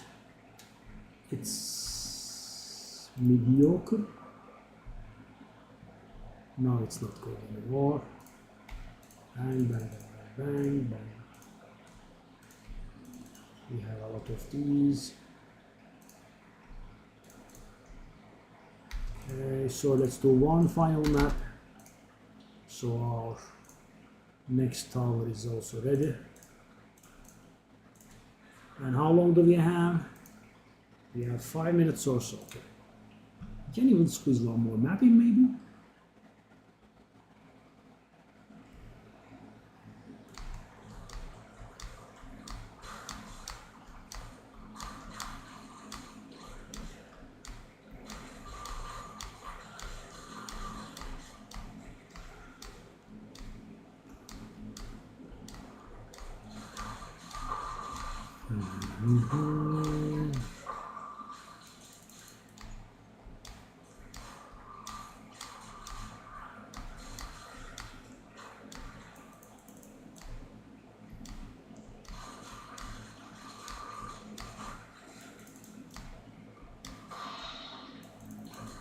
Lots of chaos orbs are dropping. Okay, that's it.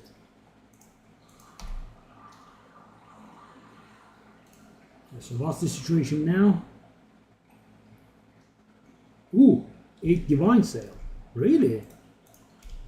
Because I think some people are coming back to the game. This is because I haven't been making sales like this. Misogynist, eh? Okay. Well, I'm not complaining. At all. So these are worth more, but in order to make sales, I have been cutting the prices a little bit aggressively. Okay. Wow, nice. So guys, maybe I can achieve my goal after all.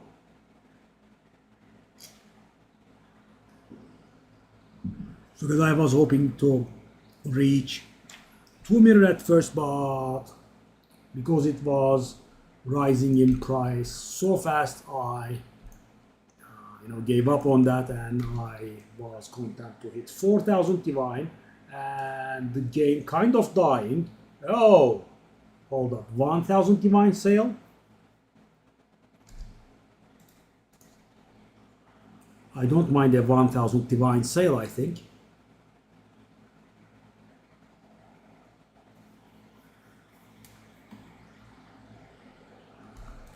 I think a 1,000 divine sale is welcome.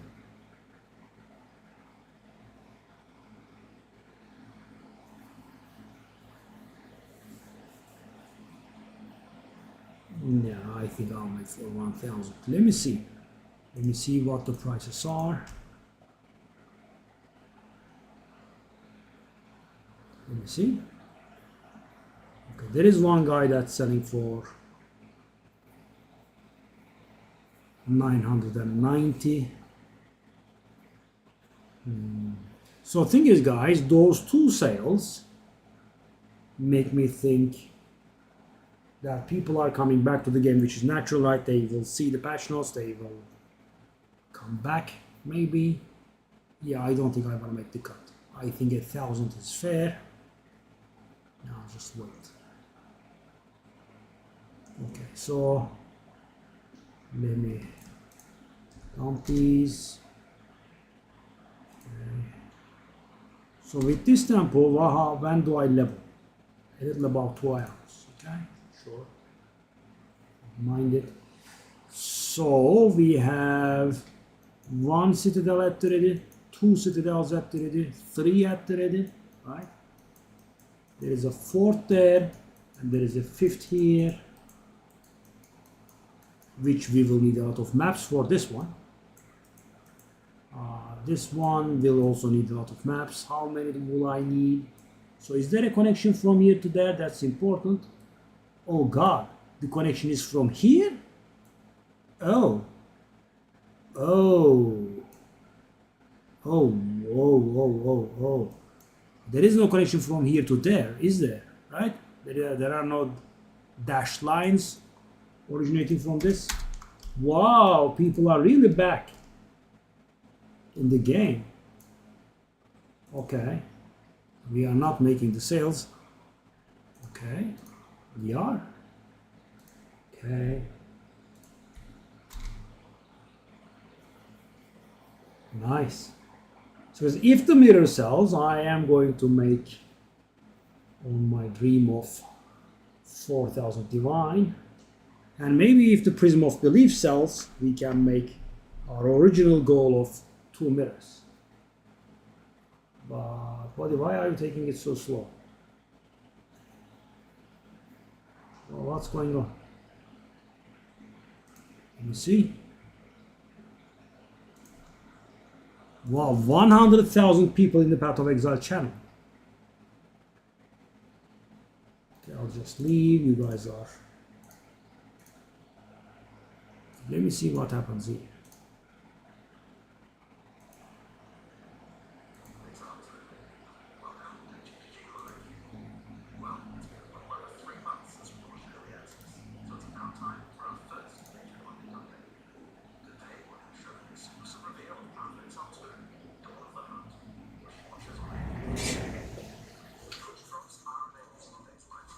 Execution. Now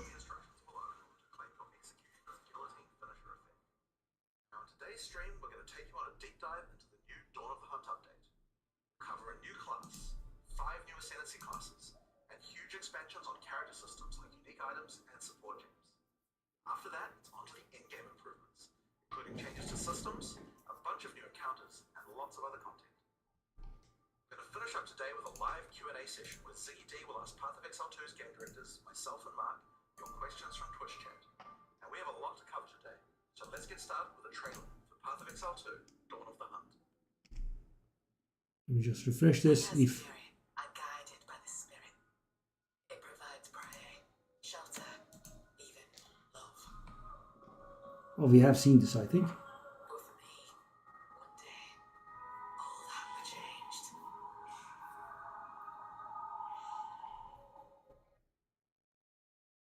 What? The spirit, it showed me something. Something forbidden. Oh, I don't think we have seen this actually. And to defend what I used it. I lost everything that day. That another female character? Wow, so many female characters. Finish with me yet.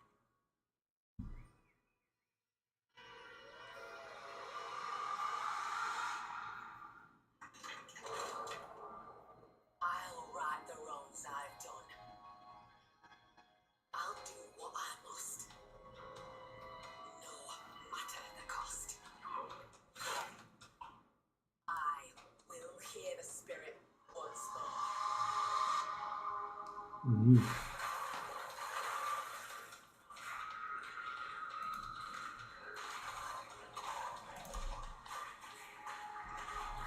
Trade bro, he says, after staying in that.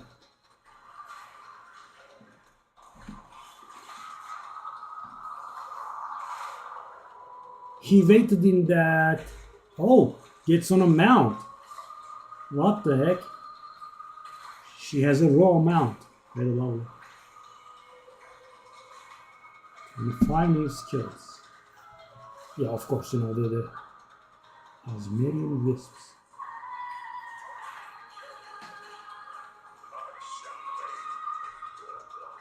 Oh, we have exiles. Okay. 100 support gems. Ooh, so much. Nice.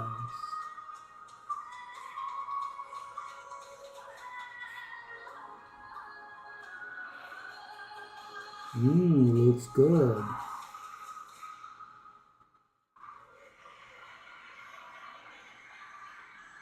He invites me to that group, stays in the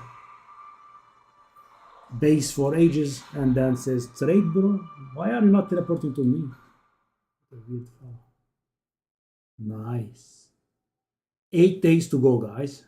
As you can see, in Dawn of the Hunt, we're introducing the first new class since early access to PoE 2, the Huntress. The Huntress is a spear-wielding Asmeri warrior, born into a society with strict traditions. She was exiled from her homeland after using the power of a skill gem to defend her village. As a dexterous spear user, she specializes in both melee and ranged combat, dashing into and out of battle. Spears have extended range and a short dash, but unlike other melee weapons, you can also throw them. In order to make a hybrid ranged and melee character work, we had to do a lot of thinking about ways to make it fun to both enter and exit melee range. The first skill you will get as a Huntress is Whirling Slash. As well as striking in a circle around Lethal. this skill creates a whirlwind that blinds your enemies. Leaving the whirlwind will make it explode. The more whirling You know, slashes you use, the bigger the whirlwind, and the bigger the so explosion. div inflation, do you mean the divines gaining value? Or do you mean the stuff gaining value in divines? I'm guessing you mean the divines gaining value that is over some time ago. They have bounced back to like 400 exalteds from 700 exalteds. The Huntress will usually want to hold a buckler, which allows you to do a new skill, parry. While holding down parry, your character will counterattack any incoming attack from monsters near you, stunning them. In addition, the monsters will take extra attack damage from your follow-up strike. Some specific skills are designed to be used after. I don't like holding skills like that, of course, you know, we wanna kill fast. Quick jump back, damaging enemies in front of you, and it can be used to interrupt other actions, like dodge roll. If you use it against a parried enemy, though, it causes an explosion and gives you a frenzy charge. Gives you a charge. Just be careful. If you parry too much, you're going to get stunned and possibly killed. You can combine this combo with Whirling Slash. Slash, parry, disengage, and you'll get an explosion with the disengage and the Whirling Slash. The Huntress also has a variety of elemental spear throw attacks. You could use Lightning Spear to bounce lightning between your foes. Lightning Spear, Diablo 4 vibes. These spears take a while to detonate, but when they do, they'll incinerate anyone caught in the blast. All spear throws on the Huntress can also be empowered by frenzy charges. For example, explosive spears will Why are these people saying login all the time? I think we'll just go full screen. I can't take this. I don't want to say mean things, but yeah. Using twisters inside a fire whirlwind will shoot out fire tornadoes as well.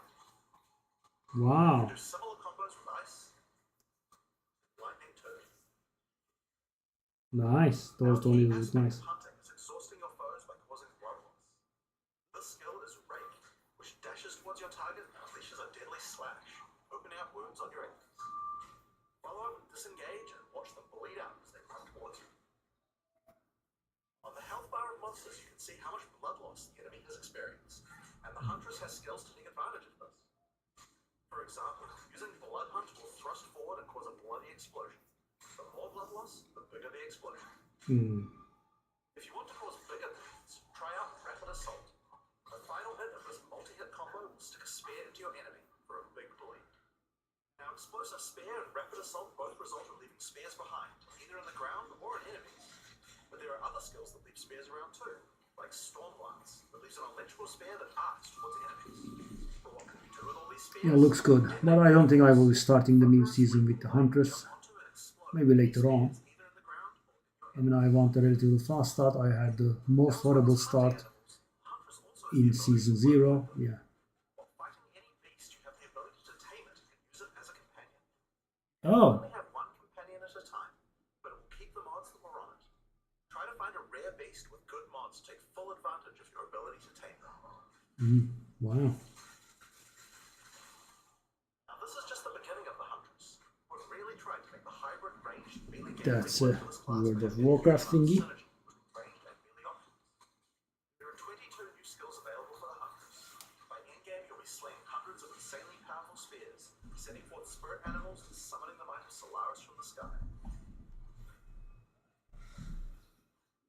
We Now, still haven't talked about ascendancy classes yet. What can the Huntress ascend into? Well, the first ascension class you can choose is the Ritualist. looks The like a Ritualist has embraced the druid. darker side of his very traditions by harnessing the power of animal sacrifice and plague. The Corrupted Life Force skill causes all enemies around you to grow volatile blood boils on their skin.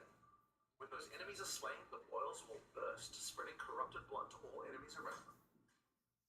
The Ritualist also excels at taking advantage of magical trinkets. Wow. Unfurled Finger skill allows you to equip an additional ring on a finger around your Oh finger. my god, ingenuity. Taking Mystic Attunement increases the bonuses of all the rings and ambience you have equipped. Whoa. Now this is one of my favorites. As the Whisper's Ask grants you a new skill, Ritual Sacrifice. Use the skill on the corpses of slain rare monsters to absorb the power in their blood, to give you one of their modifiers for a short time. Oh, Headhunter. Specialize further into Ritualistic Sacrifice with As the Whisper's Demand, which allows you to perform that skill yourself instead of a corpse. Cut your own hand, sacrificing some of your own blood to empower yourself. Amazon Ascension is for those looking to hunt more than just beasts. Wow, that one though, guys. 20% bonus from rings, an additional ring slot. Combine that with ingenuity, it's gonna be insane. Planetary Instinct skill will cause you to reveal weaknesses in the defenses of rare and unique enemies, causing you to deal more damage. You can see those weak spots represented on their life bars. While using Elemental Infusion, any charges you consume will infuse your weapon with elemental power, causing any projectile attacks to explode on impact. The first one looks really powerful. Protects your excess accuracy and gives it to you as critical strike counts. Additionally, you have skills like Mystic Harvest, which allows your elemental damage to leech life. I'm guessing the mirroring ring works on the original slot, because when you have 3 rings, So those are the two new it can mirror one of the 2. Those are not the only ascendancies in Dawn of the Hunt. Added a new ascension class for 3 of the other existing classes too. First up, for our warriors out there, we have the Smith of Katava. The warrior is a blacksmith in origin, taught by his father Renly. With this ascension, you can take your smithing skills to new heights by embracing power from the insatiable one himself, Wow. Katava. Smiths of Katava are master blacksmiths and have the ability to forge their During weapons quite literally. Using the Against the Anvil notable skill, you can enhance your weapon with fiery destruction before any battle. After doing so, your attacks will release explosions on hit for maximum devastation. Wow, during the Use battlefield, the power of Kitava to summon on the and battlefield we copy your can weapon use to our... fight alongside you. A great blacksmith can do more than just forging their weapon, though. Their armor can be enhanced too. Now you might think this ascendancy class tree looks a little abnormal, and you're right. There's a lot of notable skills all disconnected at the bottom there. By taking this point here, which is free to assign, your character is unable to equip body armors with mods of any kind. So your body armor must be normal. Sounds like a downside, right? Except now in true blacksmith fashion, you get to craft your own body armor by taking Wow. those disconnected notables with your mods. Ah, so interesting. If you want your body armor to grant life, take this notable. If you want resistances, take this one. There's so many choices. Think of it like you're crafting your own body armor, just in a more literal sense. Now, let's move on to those who prefer the reassuring feel of a crossbow in their hands, the Berserker. Alongside the existing Ascension classes, the Gemling Legionnaire and the Witch Hunter, you can now play as the Tactician. The Tactician is a former Blackguard elite. Free from the duties of a Blackguard, he is able to use his training to decimate the monsters of rank class and earn a healthy income doing so. This training comes in the form of various skills like Suppressing Fire, which causes all projectiles to pin pin. When combined with the right where we want them notable, your pin not How only good stops is your that? enemies from moving, but stops them from performing actions too. Similar to freeze. With a similar string, It the improves temptation it also works improves well pin. cooperatively. Using the whoever Interesting. pays best tool, you can place multiple banners at once. The watch how I do it skill gives a portion of your weapon's damage to your allies as well. But if that isn't enough, you can also command your army of off-screen archers to unleash hell and carpet an entire area with arrows. Finally, witch players will be able to join their legions by becoming undead themselves. In Dawn of the Hunt, we're introducing the Lich Ascension class. Wow. The Lich is a master of chaos and curses and can sacrifice her life to enhance her energy shield. The Crystalline Phylactery skill allows you to nominate a jewel in which to contain part of your soul, massively increasing its power. There's just one Whoa. downside to splitting your soul this way though. If you have no energy shield, your mana costs will shoot up. The Necromantic Conduit skill causes you and allies in your presence to have unholy might, granting extra damage as chaos damage. Rupture the Soul makes enemies you curse explode with chaos damage when slain. Dominion over Flesh allows you to apply an additional curse. I just saw a lose 5% mana per second there, It's safe which to is say you'll be the true master of the occult by choosing the Lich. pretty nasty. So Dawn of the Hunt has the Huntress and 5 new Ascension classes. But it doesn't end there. Let's take a look at some of the new skills with that. Now you may remember we previously talked about the Raise Spectre skill. It's finally complete and will be made available in the upcoming expansion. It can be found in the occult skills on the skill gem crafting panel. Raise Spectre is a skill that allows you to trap the soul of almost any monster in the game, which you can then summon in the skill panel. Wow. Spectres cost spirit and will revive automatically if they die, but the spirit cost varies based on the power of the monster. You could summon an army of weaker monsters, or a few of the more powerful monsters. You can combine them with their existing skeleton minions, or summon exclusively spectres. It's all up to you and how you want to customize your army of the undead. Given that there are hundreds upon hundreds of monster variants in Path of Exile 2, it's safe to say you'll be experimenting with this one for a while. We look forward to seeing which monsters serve you best. Now let's move on to our next skill. Since we've been talking about summoning undead so much, mount. let's have a change of pace and summon something a little more alive.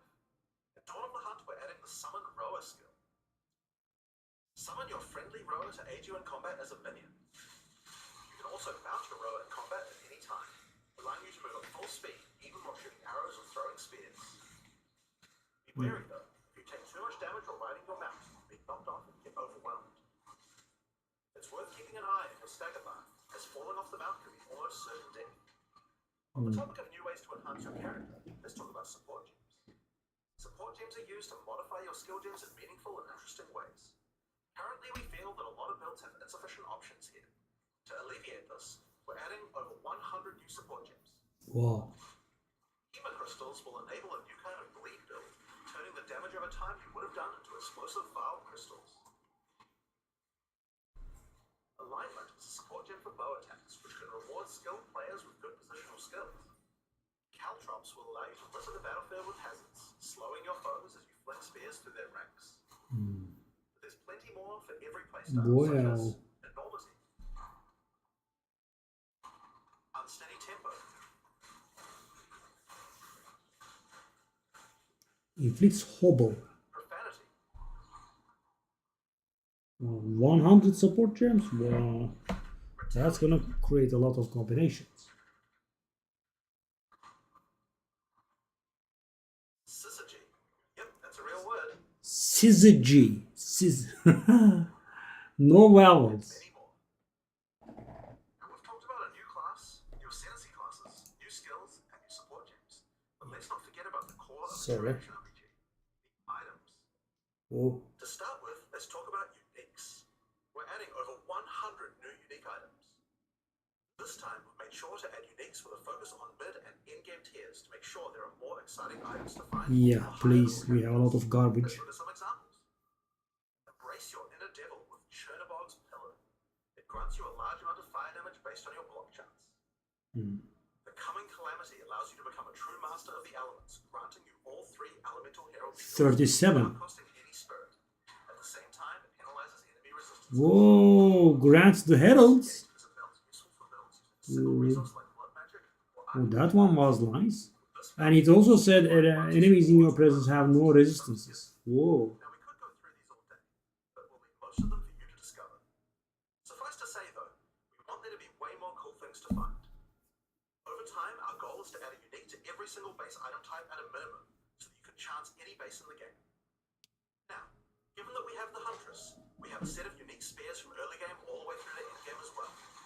One example is Cypher's Spear, which combines bleed and fire in a powerful way.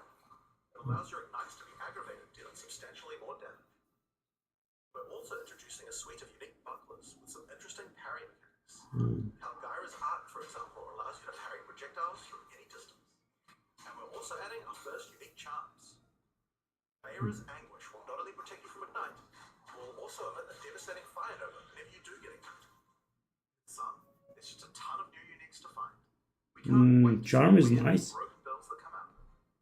Now we also want to talk about crafting options. In each major update during early access, we'll be continuing to add and improve the options here. We have various new crafting tools that will be added as rewards to many of the different types of new content that we're adding. But for now, I just want to mention the changes to runes. Runes add commonly available mods, but since they only have one tier, flat damage mods tend to get outclassed by endgame.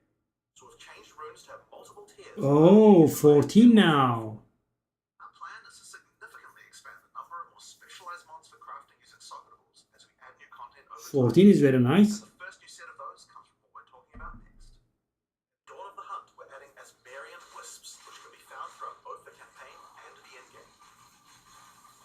That's the seasonal mechanic. The Asmari spirit has made itself present in Rayclast, and it appears to be trying to warn, or maybe prepare us for the coming darkness.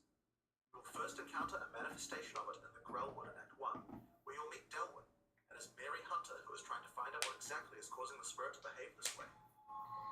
As you approach the wisp, it will flee, leading you past monsters. Bear touched. Any monsters it comes into contact with are infused by it, making them more powerful. Each spirit is associated with a specific revered animal from Asmari culture. This one is a wisp of the Great Bear. Okay, so these are bear touch.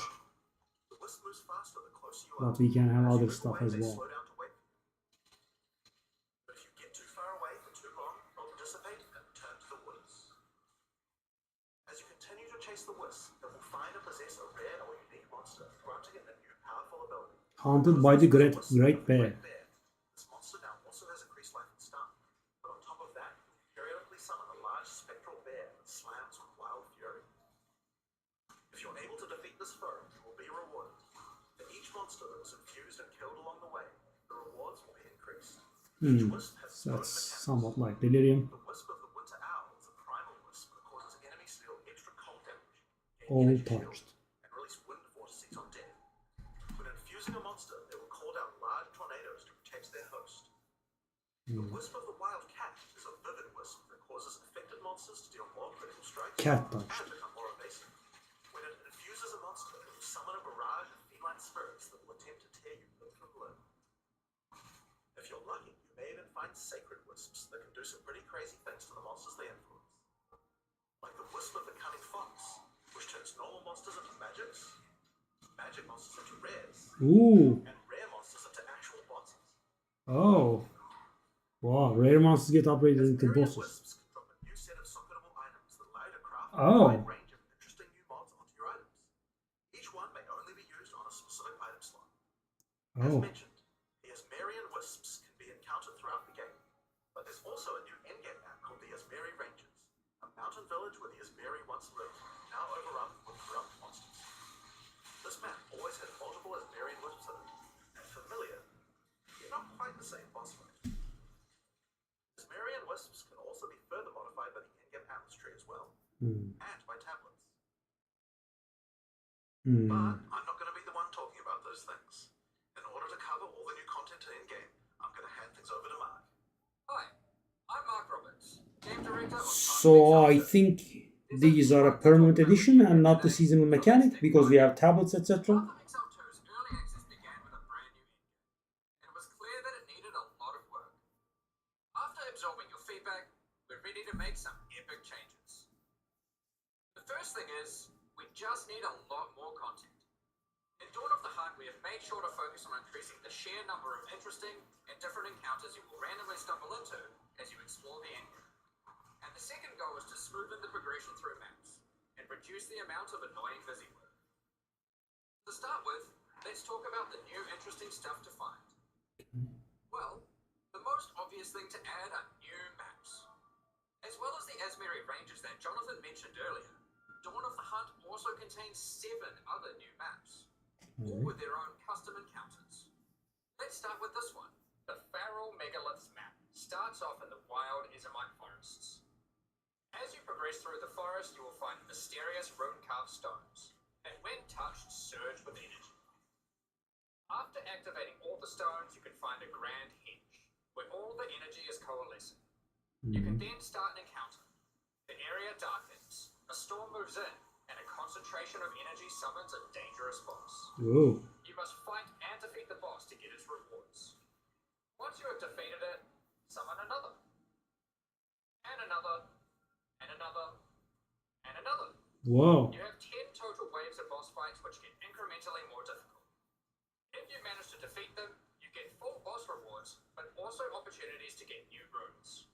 These can only be obtained from this map. The Frigid Lake Oh. contains a surreal waterscape. So greater runes will be very valuable and As very you rare. move around the map, the I terrain see. itself Okay. elevates from below, creating the ground you walk on. In this unique map, all the rare monsters are mirrored, so you're always fighting 2 of the same rare at the same time. which can prove quite That means a lot more If loot. you manage to overcome that challenge and make it to the end of the map, you'll be presented with a broken mirror, a powerful altar-like object that contains an item within it. The item contained within is a new base type, Oh. either an amulet or a ring. It can be Oh. crafted to have additional prefixes Wow. or suffixes at the cost of the other. The last unique map we'll show today is one based around the essence mechanic. You enter a crystalline cavern, and you will find a powerful map boss imprisoned in the center. It is surrounded by many rare monsters, also imprisoned in essences. By freeing and defeating the rare monsters, the essence they held will be upgraded to a greater essence and be added to the imprisoned map boss. How brave are you? How many essences will you add I to the see. boss? Okay. Overdo it, and you might lose everything. Underdo it, and you might regret it. It's your choice.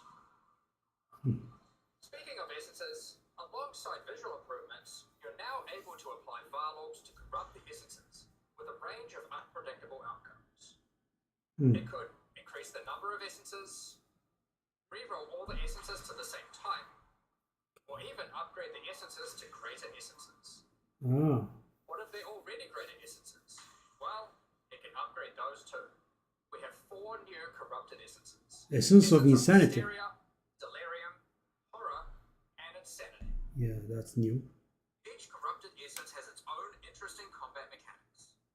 For example, the essence of insanity causes you to question even your own mind, as monsters split into shadowy clones, and you must locate the real one before a devastating icy explosion freezes everything around it. Each of these has their own crafting outcomes. The essence of insanity can be applied to a belt. It adds a mod that will ensure the next Varlorb used on the belt will guarantee adding 2 enchantments. Wow. Wow. It's worth noting all the essences in the unique map can also be corrupted too. If you're willing to risk it, it's worth noting we have also added 10 extra Atlas Oh, points 40 now. completing 5 different unique maps. Now, new maps are just the beginning.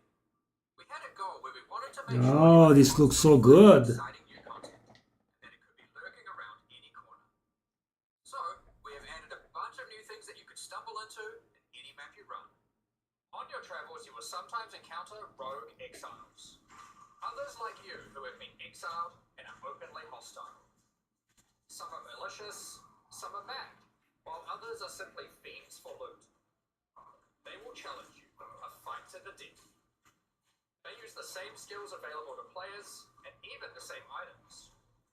They aren't just dressed up in those items, they're actually using them. It's going to feel like a true player versus player situation. Of course, if you are able to slay these exiles, those items will all drop on the ground. So if you encounter an exile using a more valuable unique item, Demon Stitch Racket, Bushwhacker Kept. You want to be damn sure you kill them. Because if they kill you and your party, they'll portal out, taking their items with them. 6 map portals remaining. Different depending on the items they come equipped with. These exiles are much smarter than your regular monster. They have capabilities to dodge roll, avoid your abilities with smart pathfinding, smart targeting, and much more action-packed gameplay. Fortunately, they're like you and they're not super durable. Unless, of course, they're wearing uniques like Count's Heart, in which case, expect a longer battle. There are 12 different rogue exiles you can find, each with their own skills and personalities. Some may insult you, while others may admire your honor in combat. Another encounter you might stumble onto in Dawn of the Hunt are one of 4 new unique strongboxes. Strongboxes are chests with modifiers. When you try to open them, they activate traps and spawn waves of monsters that you must defeat to access the loot. Let's take a look at 2 of the new unique boxes that are harder to find and behave just a little bit differently. That looks The wild. Morgan's Legacy Strongbox has a corpse splayed out in front of the rune-carved stone. Upon interacting with the stone, you activate Forbidden Ezomite magic, which revives the monster as a powerful rare. The Strongbox comes with a modifier which determines how many times it will revive that rare. Each time you defeat the monstrosity, the Strongbox revives it again, adding an extra modifier to the monster. With each resurrection, it becomes more difficult, but also more rewarding. This Strongbox is infused with thaumaturgy from ancient file technology. Eshel's Torment has a powerful artifact inside. Corrupted with an enchantment. Guarded by chaos itself. Defeating the monsters will grant you a unique item with a specific corrupted outcome. You'll have to find the other 2 for yourself to see what they do. Now, let's talk about the introduction to the endgame. Upon starting the endgame, Doriani tasks you with cleansing corruption to help restore the land. However, in practice, the quest objective just sent you on a grind to clear 15 maps. We wanted to make the quest to unlock your Atlas passives much more interesting. Now, Doriani is tasking you with a more specific objective. On the Atlas, you will find areas of corruption caused by the beast. In the center of each one, you will find a corrupted nexus, the source of the affliction. Yes, this one. In the areas leading up to the nexus, you will notice that corruption spills out from slain enemies and amalgamates into powerful monsters. Yeah, looks like Reeves. Corrupted maps existed on the Atlas before, but we've done significant work on improving these monsters. We've also done a full pass on the modifiers on these maps to make them more interesting and more rewarding. Once you reach the nexus, you will have a new task: cleanse the source of corruption. When you defeat the last rare in those maps, they will spawn one of 3 terrifying bosses. Yeah, that existed, the corruption boss. After defeating that boss, Doriani will come and cleanse the corruption for good.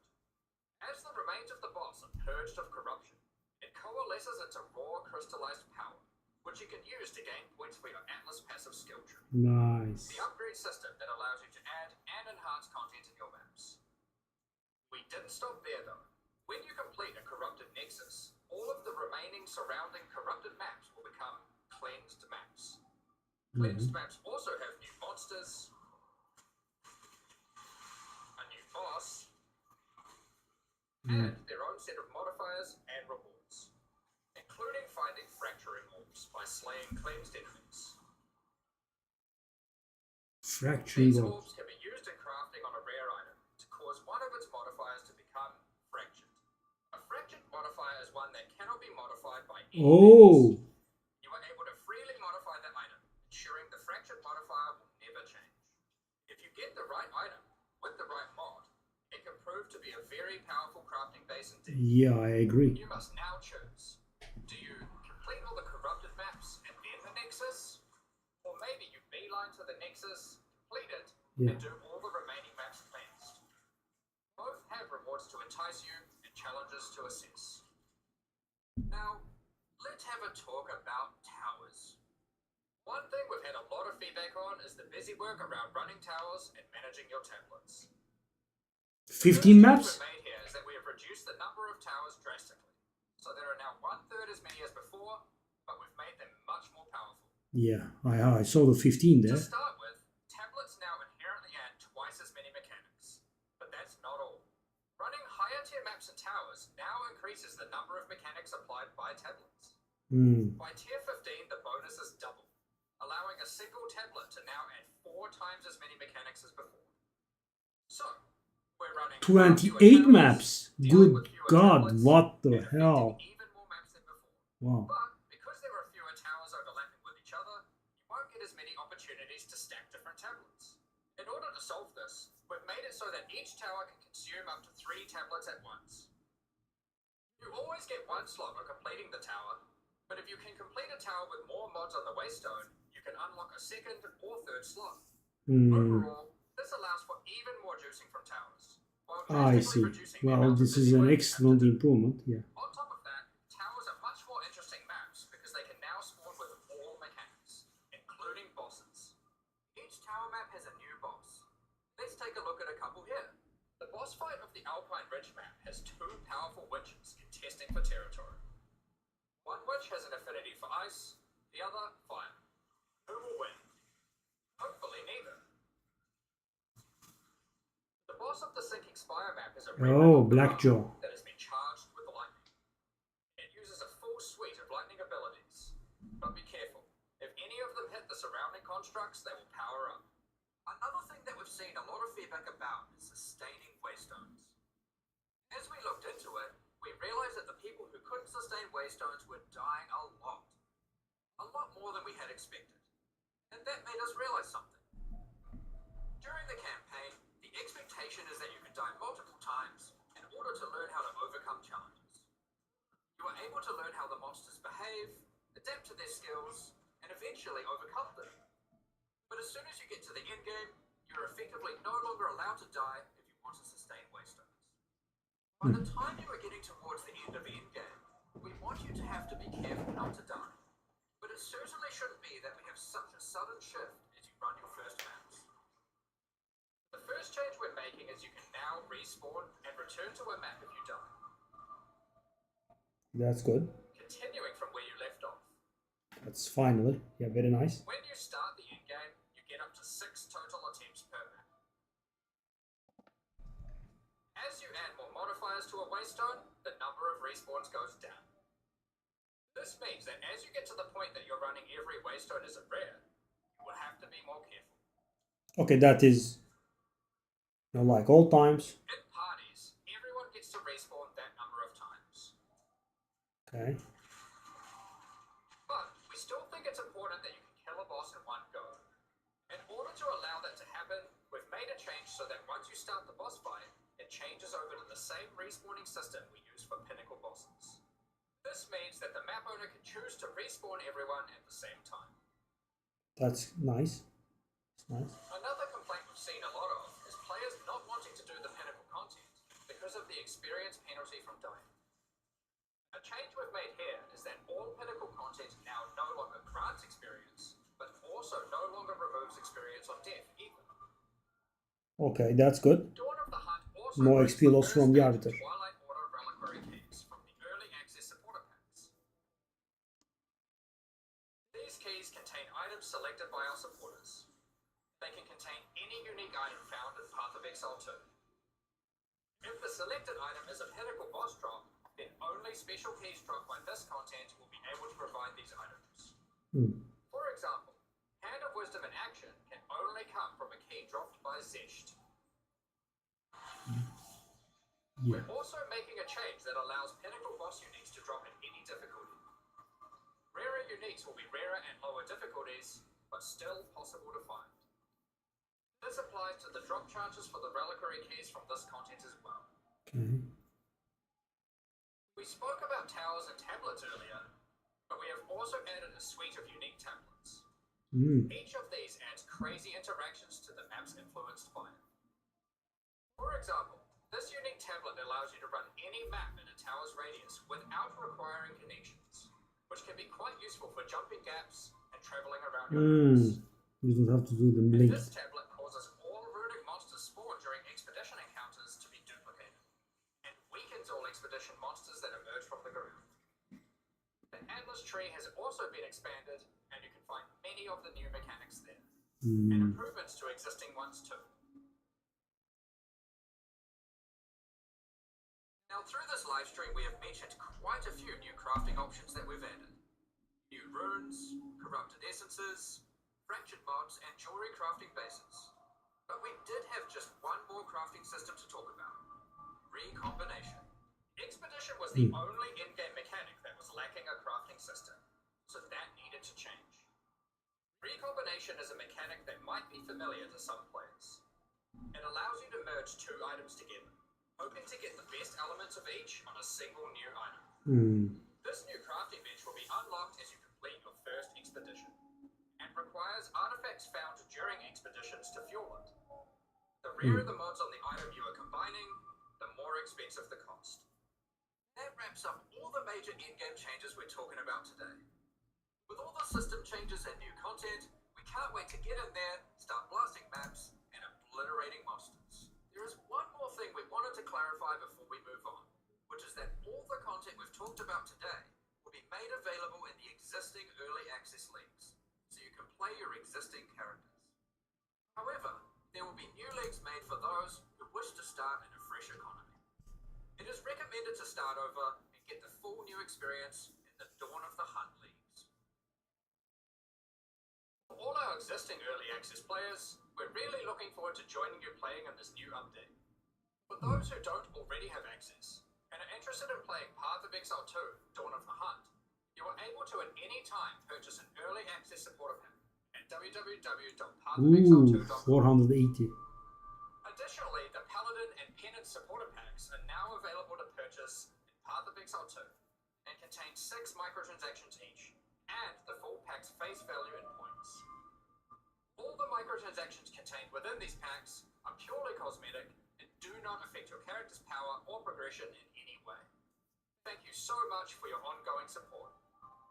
We're just about to start the Q&A with Ziggy D. With release at the end of next week, our community team will be posting crucial So I'm information you'll need. 1/3 of the way. Keep an eye on the news. On release weekend, we expect to launch the new mystery box and many new microtransactions, including Path of Exile 2's first alternate skill effects. Thanks for joining us today and checking out our latest developments. We're looking forward to playing the I'm Hunters, 1/3 of the way to the trying drops. and exploring the new in-game So we have to watch for 2 hours. We'll begin What's the gonna happen Q&A for 2 shortly, hours? so please get your questions ready. They are done. We have Q&A with Ziggy D.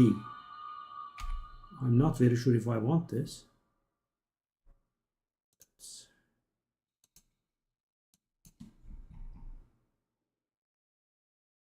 Okay.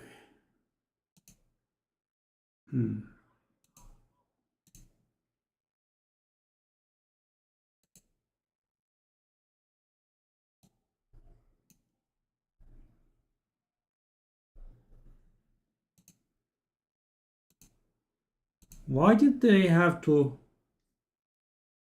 make it so long, the drops?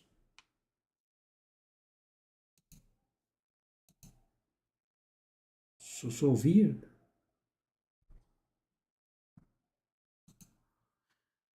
Well, okay, I'm not very sure if I want to go for the QA, but you know, the upcoming changes are very sweet, I will be honest.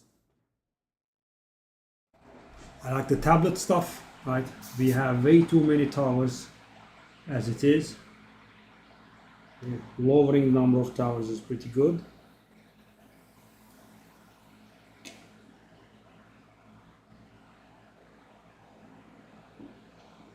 But if I did understand it right,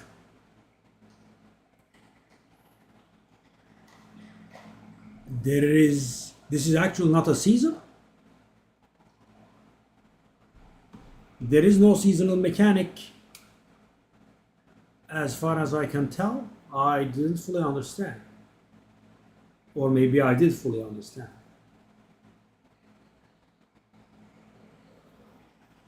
I mean, all of the mechanics that they are talking about, I think, are getting added to the base game, and there is no special seasonal mechanic.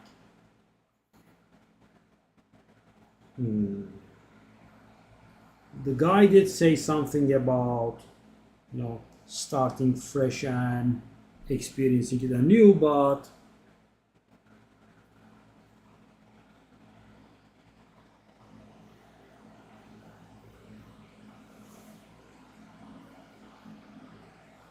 That's very weird.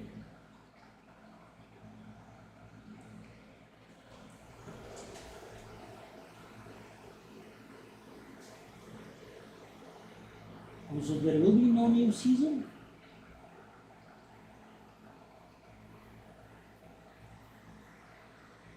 Well, there would be, but it just doesn't make sense, guys.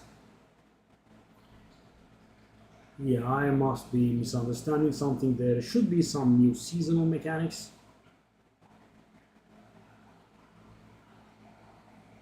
I mean, maybe there are no seasonal mechanics, but there is still a new season. Because the thing is, guys, you know, if no rerolling is made, the economy will be very weird. Right? Because imagine the game is flooded with currency now, and the values will not be.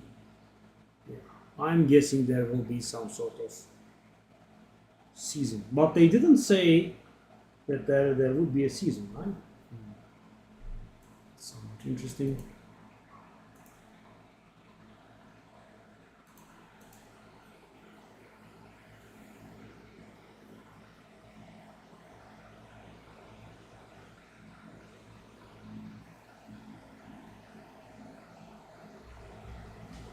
Yeah. The people on the Path of Exile channel, the spamming chat, it's so annoying. Why are they minds spamming like that? I don't think I understand what is your name.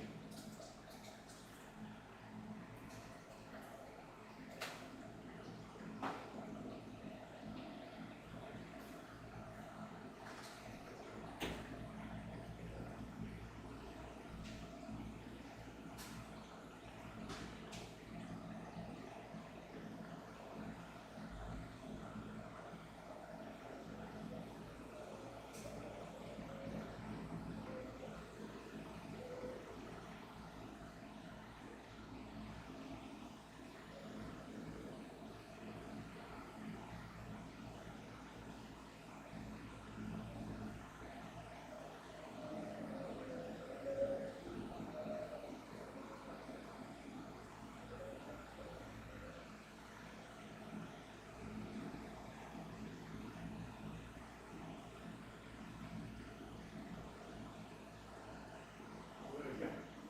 8 days left.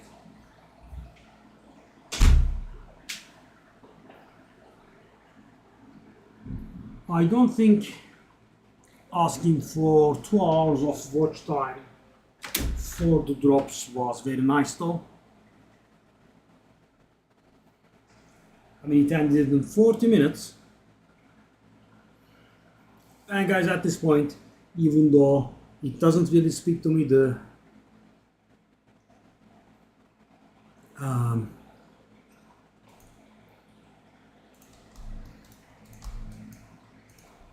even though the drop doesn't really speak to me, I mean, at this point, I kind of want to get it, right?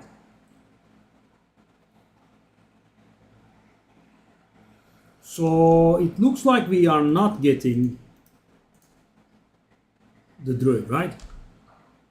I think it's a big thing, and they would have let us know if there was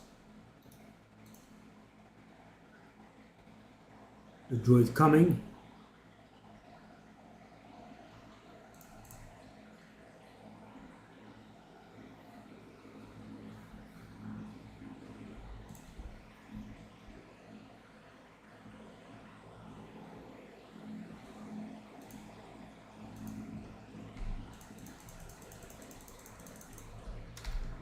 Okay. Okay, so this one we were done with it. Yeah. So the number of towers that are coming will be reduced by a factor of 3, right? So towers will be 3 times as less frequent, and the number of maps that are being affected by tablets have been doubled. And if you put a tier 15 map with 6 modifiers in, you will be getting 3 slots in a single tower, and also the efficiency of the tablet will be doubled again. So any of this is multiplicative instead of additive, which means we will be getting 4 times the old effect of a tablet, right? Imagine getting 80% quantity and affecting 40 maps within range. What the heck? Yeah, beautiful, guys. So, I kind of hate the continuous setting up of the tablets. Now that will be much more logical, right? Okay, so this is one tower, one still done. That's 2, that's 3. That will be number 4. I think we'll have to get to it this way though. Okay, let me grab some maps and we can get to it. We'll grab like 5 maps here.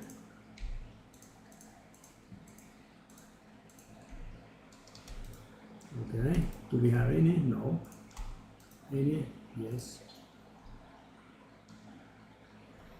Okay, let's just get to it.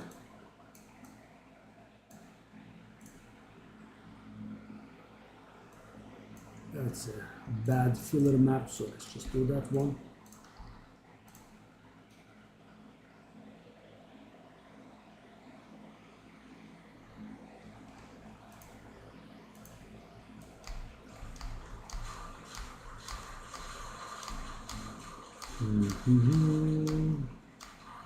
Yeah, I like what they did, guys.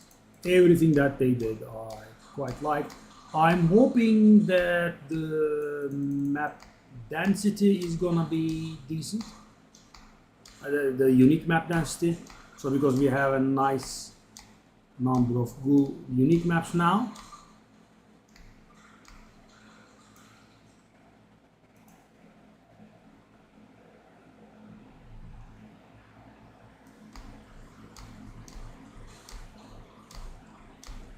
And right now, guys, in the game, unique maps are rather rare, right?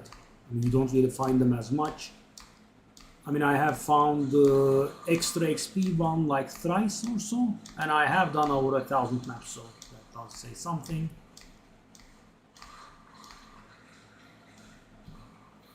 There is the moment of Zen, the merchant fella, which I have found like 3 or 4 times. And there is the one with vaults all around, which I have found once only, just once.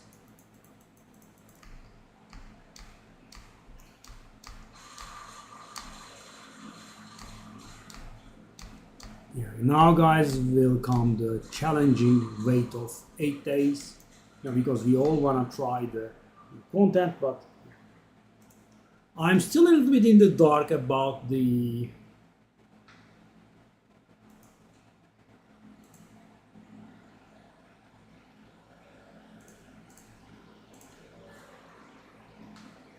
seasonal stuff though. So if there will be no seasonal content, because guys, no, he did say something about, so no, I recall, guys. The guy with, the darker hair, the guy that talked to second,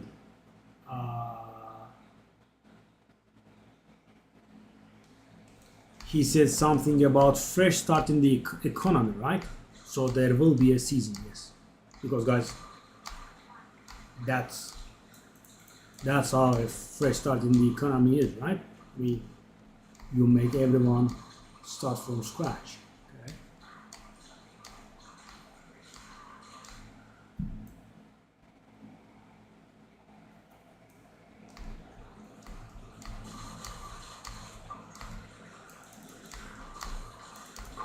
Yeah, I was worried there for a second.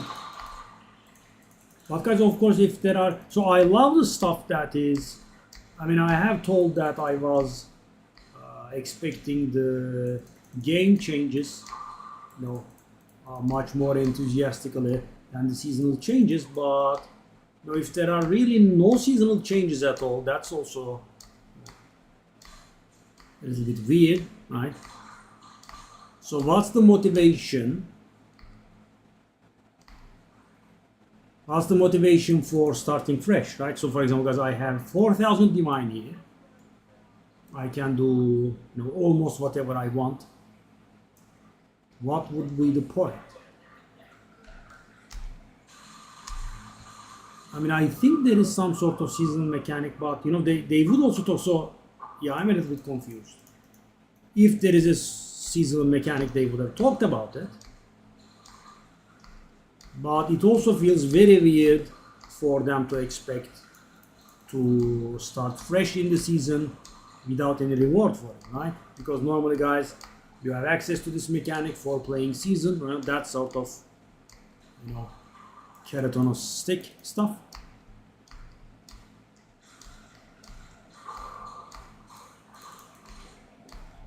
I mean, I am still planning to play the season, but you know, with zero incentive, it feels a little bit weird. Zero. I must have misunderstood some part. So why is the map? Oh, it is done. Okay, I missed it.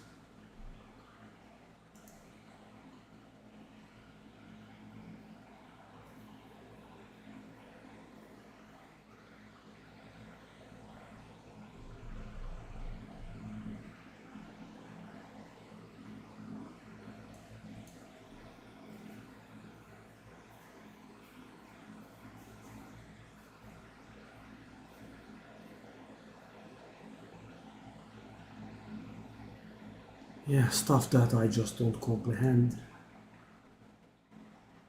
Let's go. Yeah, the game definitely did get a little bit alive.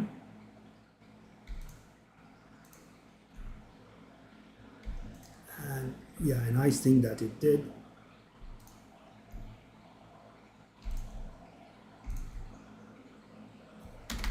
Okay, so what's the guy wanting?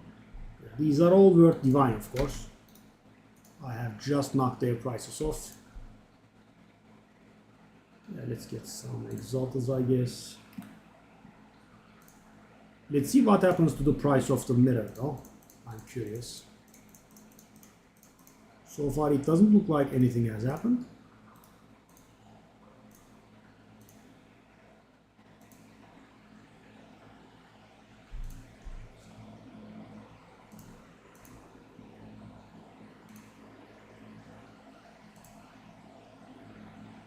Yeah. Also, we have almost 30 sapphire rings now. Not almost. Exactly 30 sapphire rings now. And I have never tried chancing stuff, guys.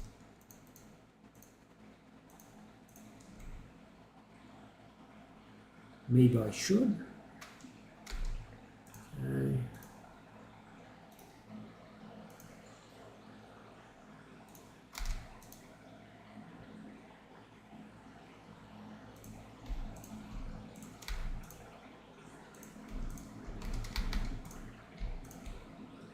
How much is Dream Fragments at this point? I think it lost a little bit of value.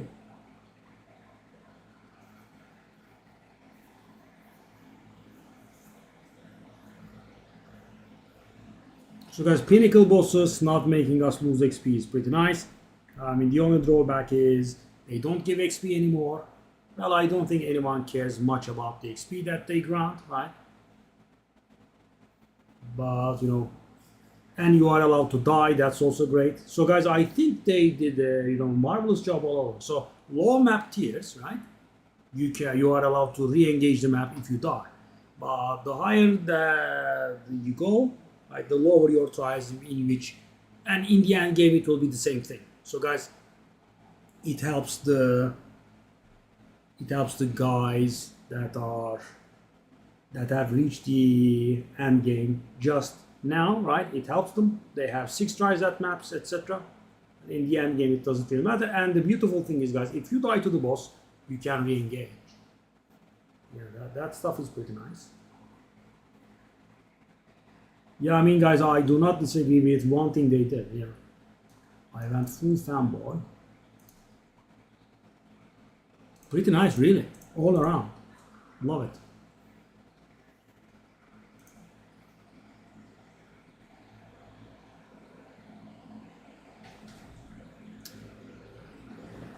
Why is the drop frame time frame 2 hours? Why do I have to endure that horrible chat?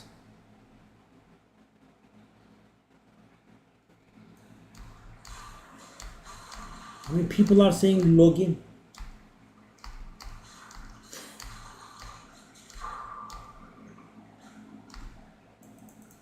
And what kind of understanding of fun is this?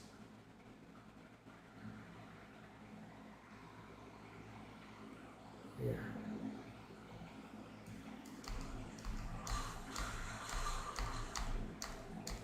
It's just beyond me. I just fail to comprehend the funny part in it. Thousands of people spamming login.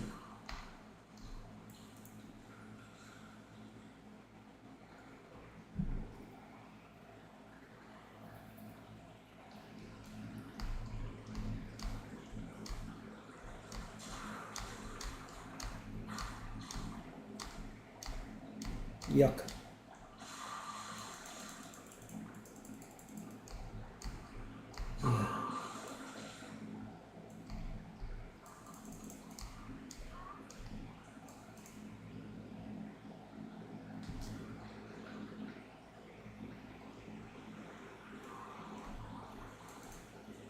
Because I was thinking about doing some new characters, but I was also pausing because, you know, there is virtual no trading, so what's the problem? Okay.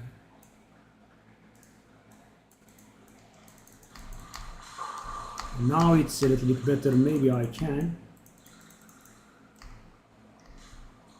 So I have a gambling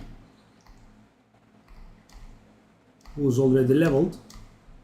I will have to spend a little, but of course I'm gonna go very budget, guys. It will be probably the cheapest character I have ever done. I'll just... So if people don't spend, why should I? Right? Because the thing is, guys, if I spend on the gambling, there is no chance that I make back on that investment because, yeah, people are not buying, right? I mean, I'm just gonna do a starter version of the build to see how it ticks, I guess. Okay.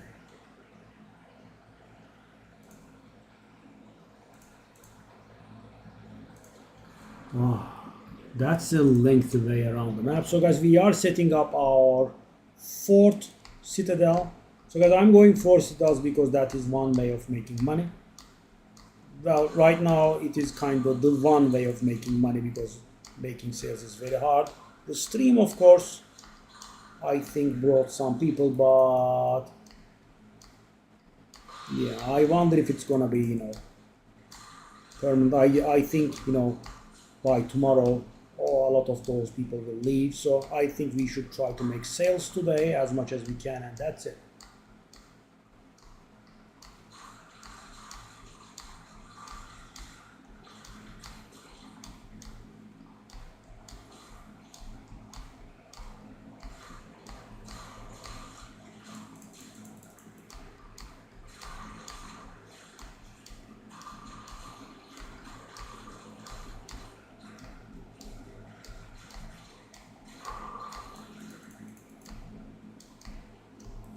Okay.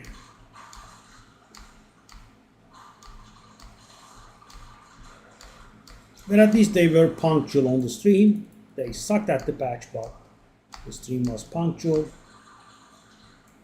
Gotta give them that, I guess. Ryu DG. Thank you, buddy. Oh, Alduin. Yeah, I have dropped that today. You guys, making sales is a nice change of pace. I just dropped that today. It's worth a divine, of course, but because of not being able to make any sales, I have reduced the price. That's 160, buddy. 40 more, please. It's cheap enough. Alright. So how many exalted are we on? 2k. Okay.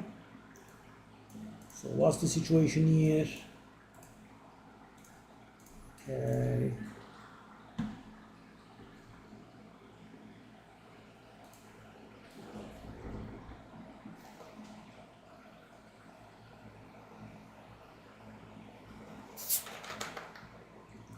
So the druid is meant for later, eh? But guys, I'm still haunted by that dilemma. So what is the seasonal mechanic? Why should we start anew? Right, because guys, you have to give people something in return for starting fresh. Because guys, imagine starting from level 1, all that lack of resource. For example, guys, right now you can get level 20 skill gems for like 50 exalted, right? I mean, it's gonna be so extremely rare and expensive in the first few days, right? And you know, this is just one aspect, right? Doing the campaign with a weak character from scratch. Yeah, I mean, what's the motivation? Right? Why should I do that? I mean, of course, a fresh start is nice. You know, a fresh economy, this is all nice, but I don't think they add up, right? I don't think they add up to starting from fresh. I mean, it is, so for example, guys, as I said, I can just make any character that I like, right? And you know, it's a nice feeling.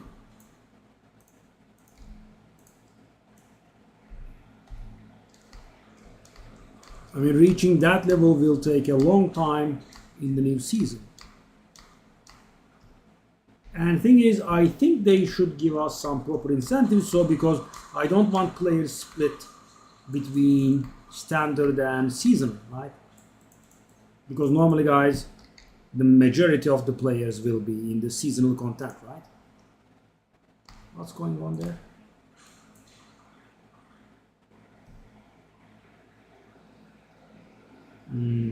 Yes. So how about this map?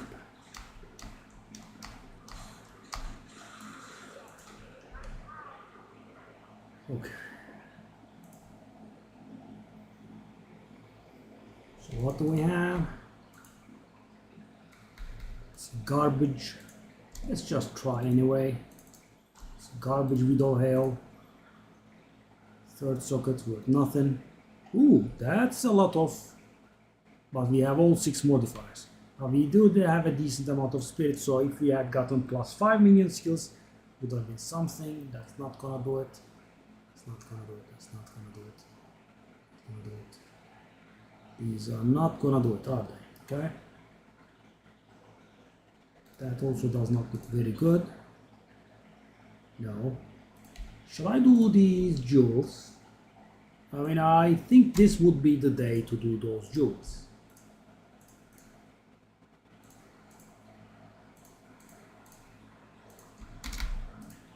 Right. And then bang. Increase XP gain again.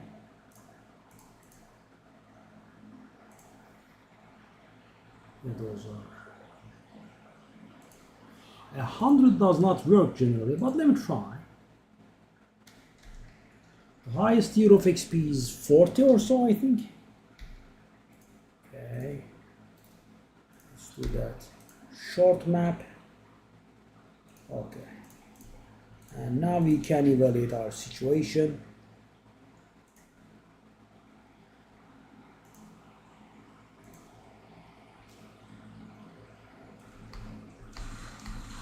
Whoa, what was that lag? Whoa, whoa, whoa, whoa, whoa, what is this lag? Come on. Wow. Unreal.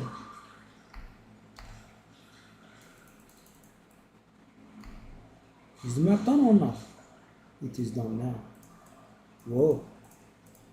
That's a bit of loot.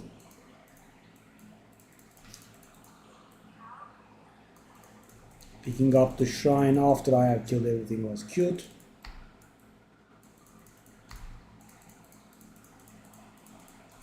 That was a lot of loot.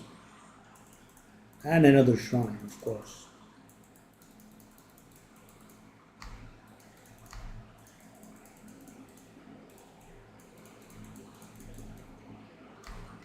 Well, okay. It appears I have unlocked the hideout. So what is the situation? That is, it will be in range, so I want to get those 3 towers. Okay, let's just make some room. That is somewhat okay, but not very good. Yeah. So guys, +1 skills, that kind of stuff doesn't, even +4 skills doesn't really do it. So if it's really good, +4 can be worth something, but yeah.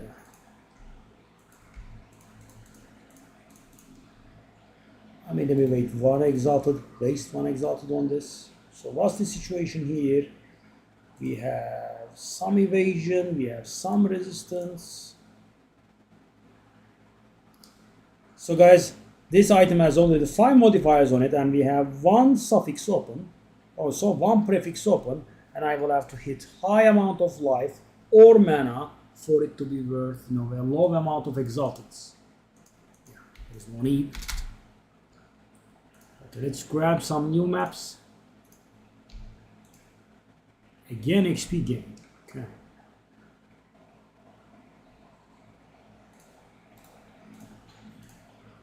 Can I try 100? 100 is so full.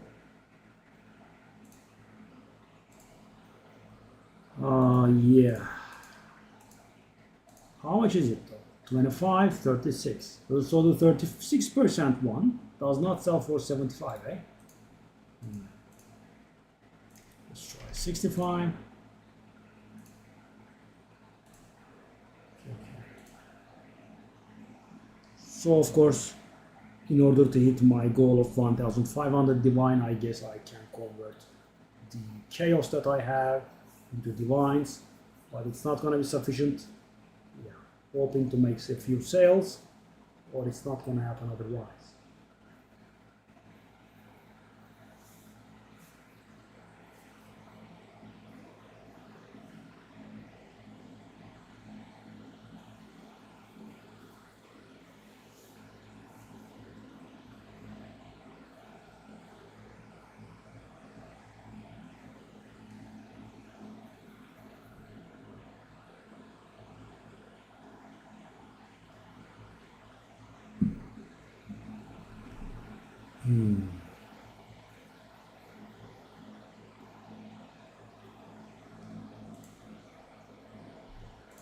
One, two, three, four, 5.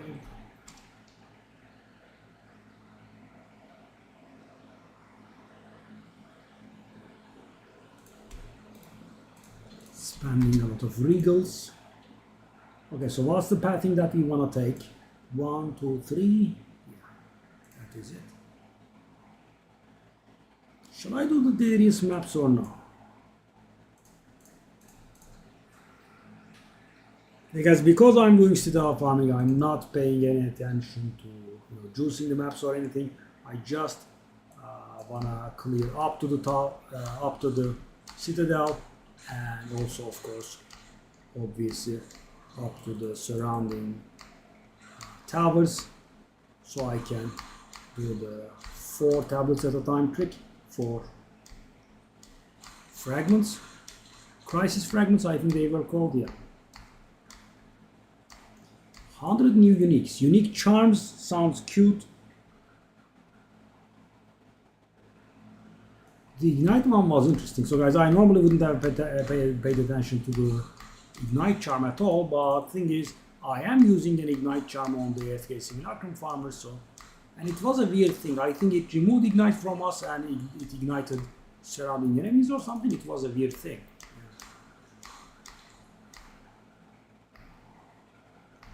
Okay.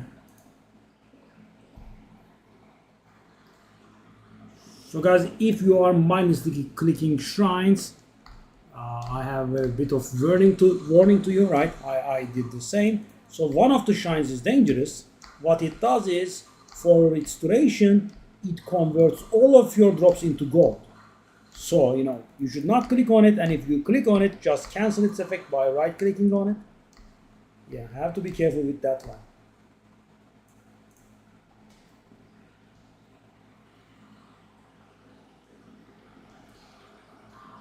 And I don't think that's going to happen, but I really hope they speed up this lever pulling animation. It's so frustrating, takes ages.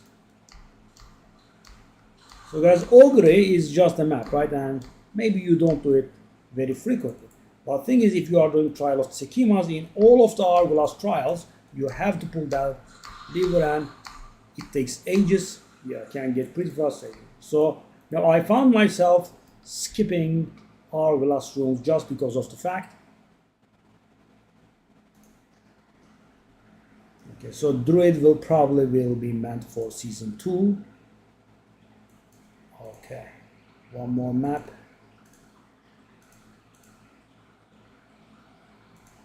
52% delirious.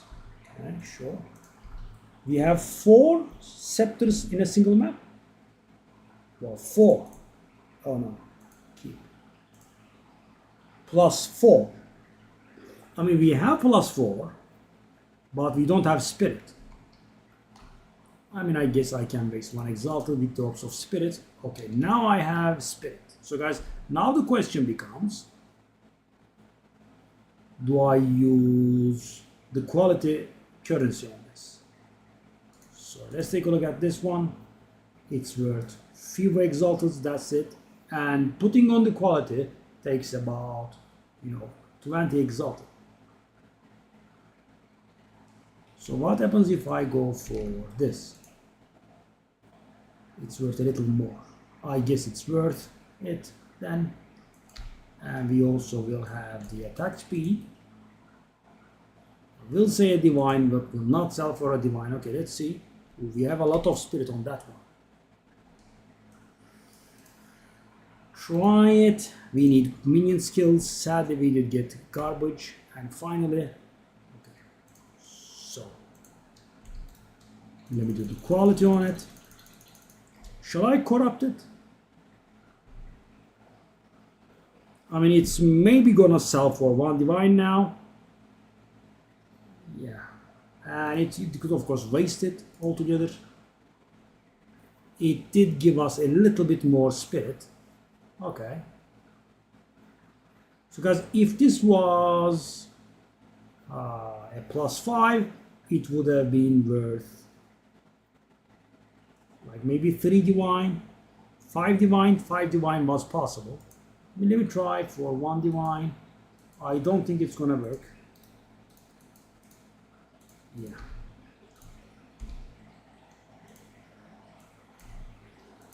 And of course, just exclude all of the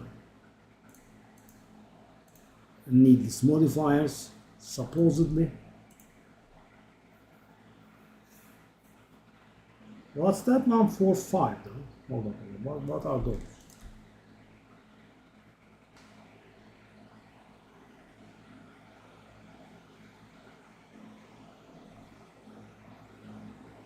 What in the world?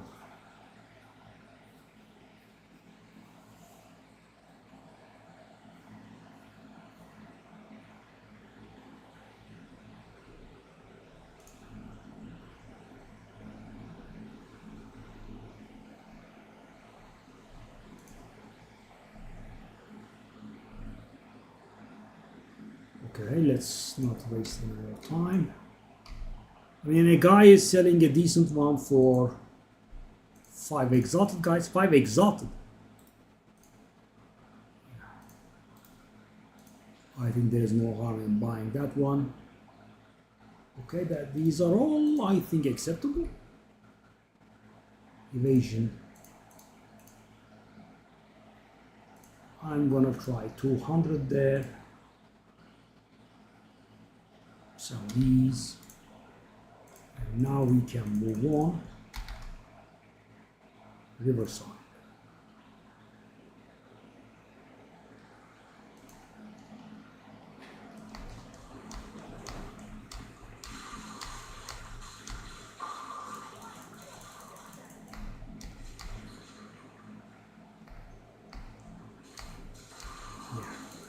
But the reveal stream having 150,000 viewers is nice, guys. And we of course want people to play the game, right? We don't want the game to die. So a lot of people are still invested.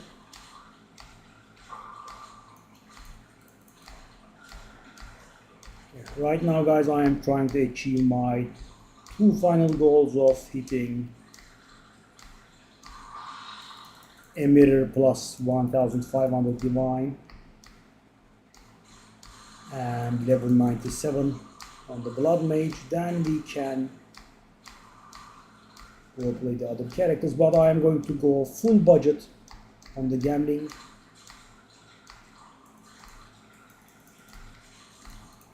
I mean, just to learn the build, because I think anything else is definite overkill. Because guys, imagine I have stronger characters already, right? And of course a change of pace is nice, but I can't really spend hundreds of divines on it for a character I'll be using for a few days barely. And so for example, imagine guys, I invest 100 divine in the gear of the gambling, right? Gambling rather, not gambling. I mean, it has almost zero chance of paying off. Right? I will not be making that 100 divine back. It's not possible.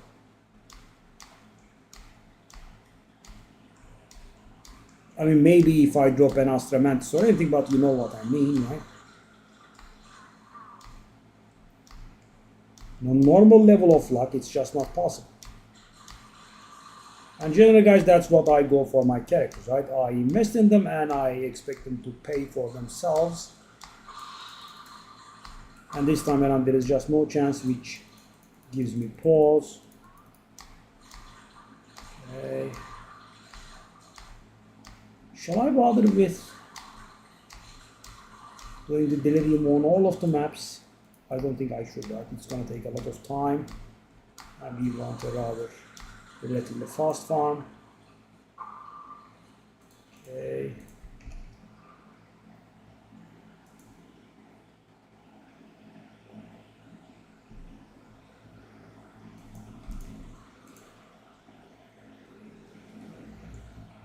All right, that's not gonna fly.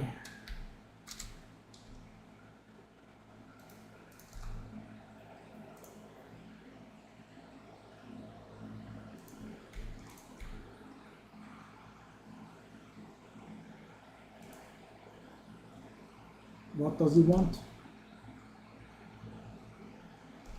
That jewel, okay.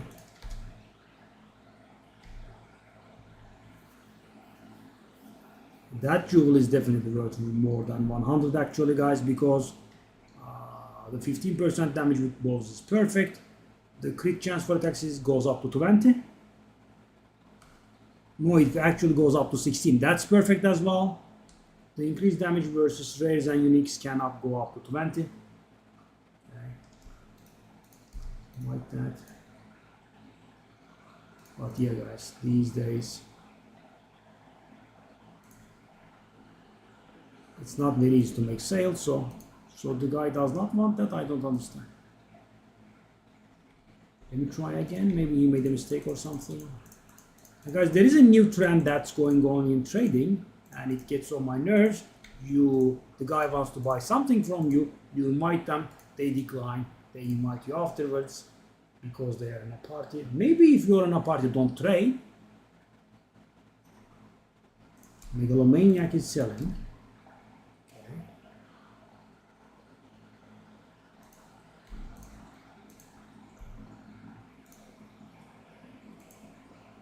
There we are. Bloody Orion.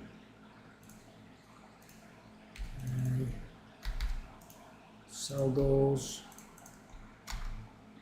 Okay. Okay, that guy doesn't want it anymore, I guess. He doesn't accept. So that map, I have completed it. Riverside. I did, okay. So let's put a good map in there though. I want a good map in that one. We have... See? The exact thing I was talking about. We lost that one. Go. At least he's not in a group. So the annoying approach is, guys, you invite them, they decline. After a while, right, they invite you, they are in a big group, and they just wait where they are and they don't come to you. Right, we had this at the beginning of the stream, if you would recall. At the beginning of the Path of Exile official stream, that is. There was one guy who wanted to buy a map. I invited him, he didn't accept, he waited around, and he invited me, then he waited around more, and yeah, then there were some trade bro going on.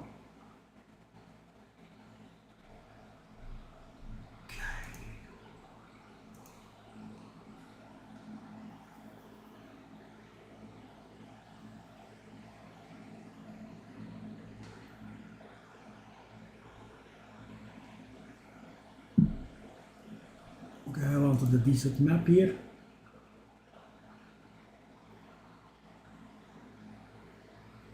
Yeah, it's somewhat okay, I guess.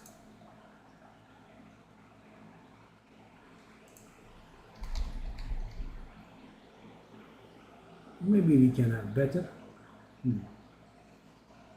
Is there a delirious map with rarity and quantity both? I should have some stuff in here. There is that one, which is not bad. Oh, it's actually decent. Okay.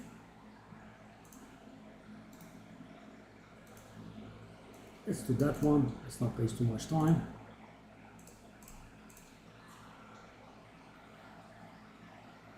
Let's go.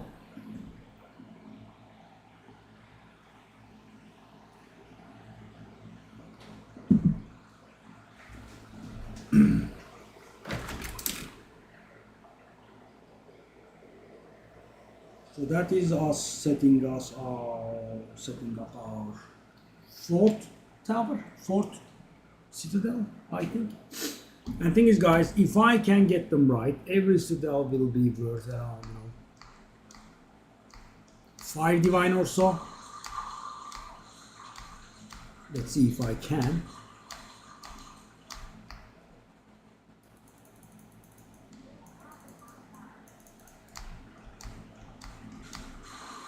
Okay, grab the sprinters, grab the maps.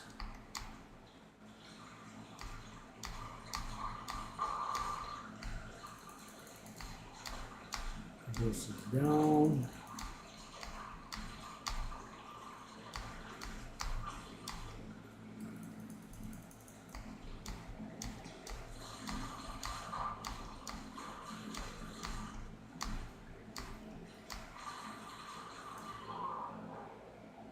Now there is the matter of waiting for a long time for the patch. 8 days to be exact.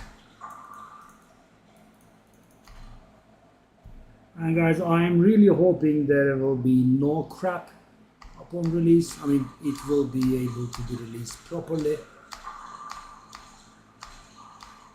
During the time frame they... I hope it won't be late, I hope it won't be laggy.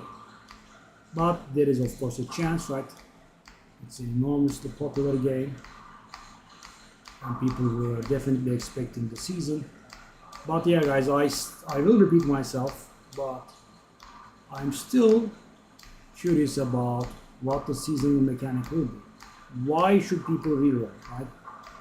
Just for fresh economy does not feel sufficient to reroll.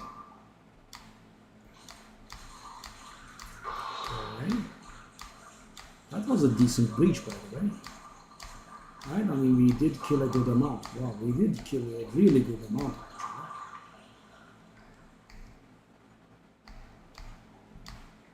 Anything else? No, it collapsed. So we did get a ton of tablets, by the way. And the thing is, guys, breach tablets with quantity are valuable. So we could hit some of them. I'm getting the bow again for the umpteenth time. I was able to corrupt that bow properly just once, guys. I mean, you want it to exceed 250% bonus from the quiver. Okay, let's do a bit of identification. Is that worth doing? No. No. How much is it? It's garbage again. Okay. It's always garbage.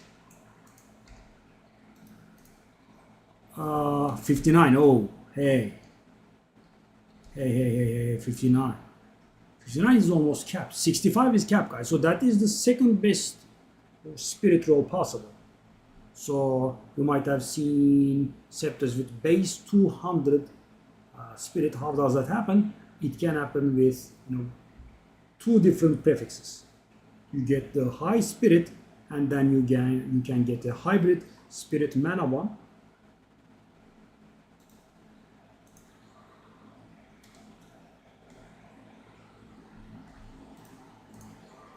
Which I have sadly failed. So guys, I did the as you saw, I did the exalted and I was missing a suffix and a prefix. So suffix can give me +5, and I did the suffix. I did the exalted and got my suffix, and it was not +5. So why did I use the last exalted? The reason for that is because if you get really high spirit on a scepter, it can be valuable, right? So yeah, these are worth doing.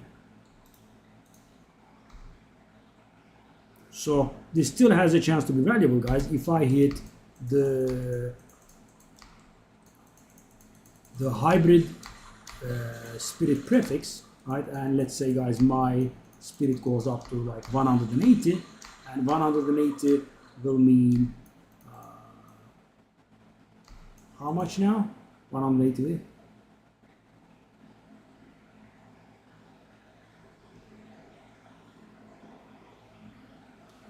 220-ish, right? Yeah, and that stuff can be somewhat valuable, but it's a pretty bad one. Okay, the guy wants to buy that tablet, but I want to finish my map. Yeah. I mean, I guess we can invite the guy and finish the map after. It's already finished anyway. Okay. Armor scrap.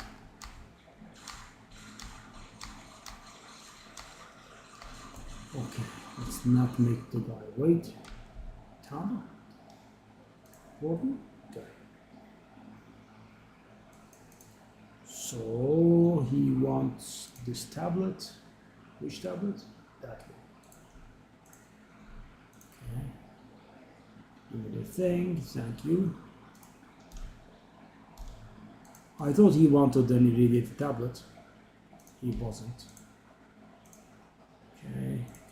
Okay. We did get a lot more. Let me do that one there. 103%. Oh my good lord, guys. 103% increased damage, 27% critical hit chance. If this had +5 on it,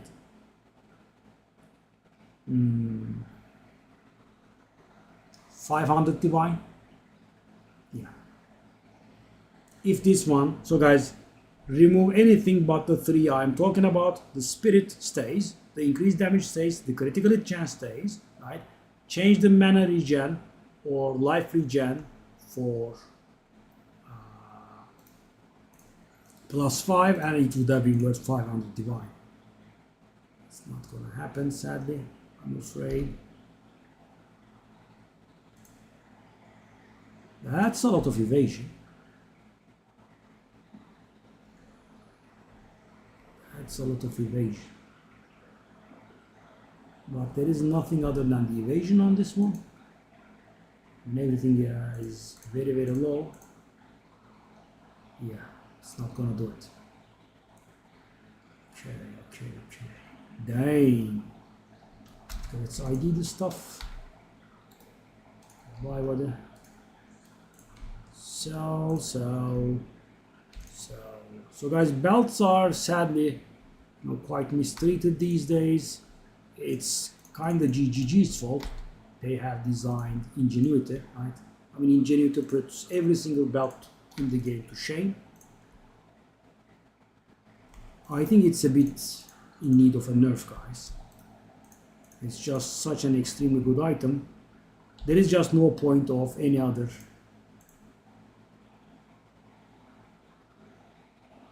10 maps in range with quantity and it's worth 60.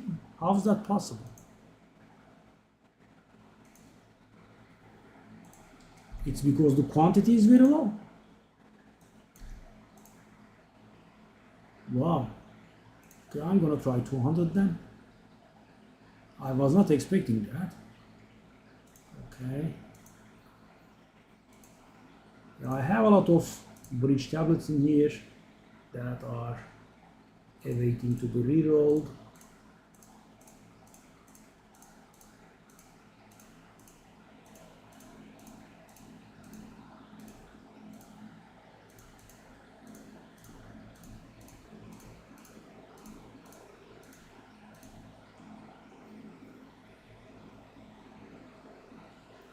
Okay, let's put the stuff in there.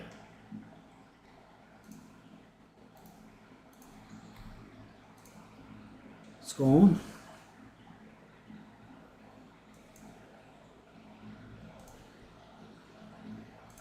Okay, that's just a random map. There's no need to do anything. Because this character is so nice to have, right? I mean, normally there are always some modifiers that you are looking to dodge because, they give you such grief. With this character, reduce player resistances, enemies penetrate player resistances, you just don't care. Because you hardly take any damage.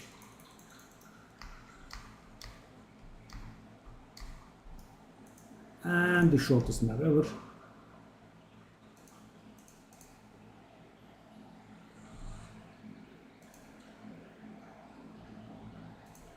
Let's go.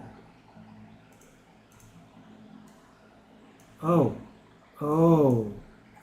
Okay, the setting up for this one is going to be a bit longer because there is just another tower that has surfaced. You have to do that tower as well. But we were almost done with this, right? It did take a little bit. It did go a little bit faster than what I was expecting. So there is that, I guess. Okay.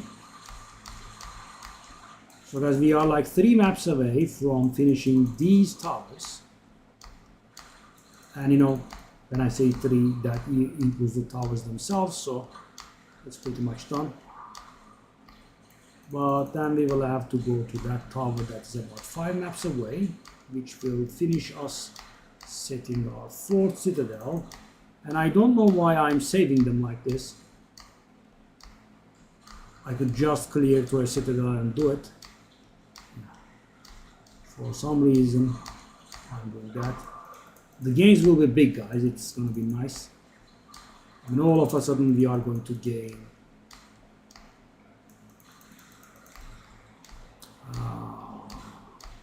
around 30 divine, maybe.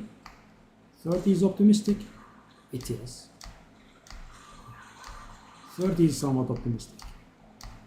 And of course, guys, I'm not absolutely certain. So I have figured out that we need 1200% increased drop of face stones to get 4.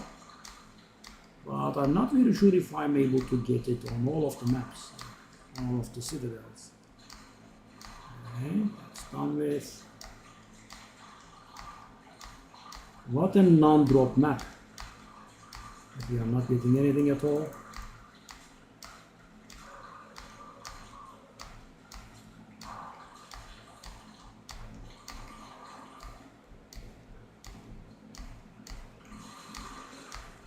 breach.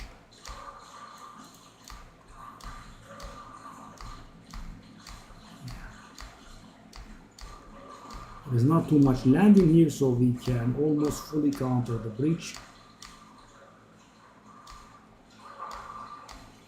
Okay.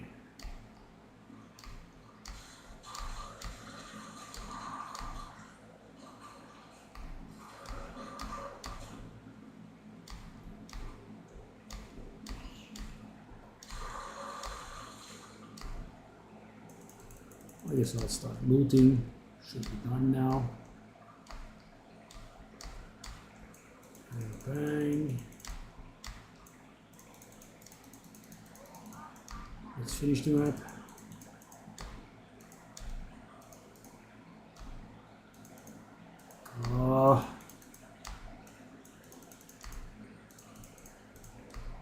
Heavy belt. Yeah, guys, so belts are, don't really get me too excited. I mean, because they just cannot be compared to Ingenuity, right? I mean, if I had an editor in which I could design a belt, you know, just the way I want it, right? Maximum amount of life, maximum amount of mana, right? Triple 45 resistances, and you know, maybe like armor, and it still wouldn't be worth very much. I mean, it would be, of course, some decent amount, right? 2-digit device for sure, but that would be it.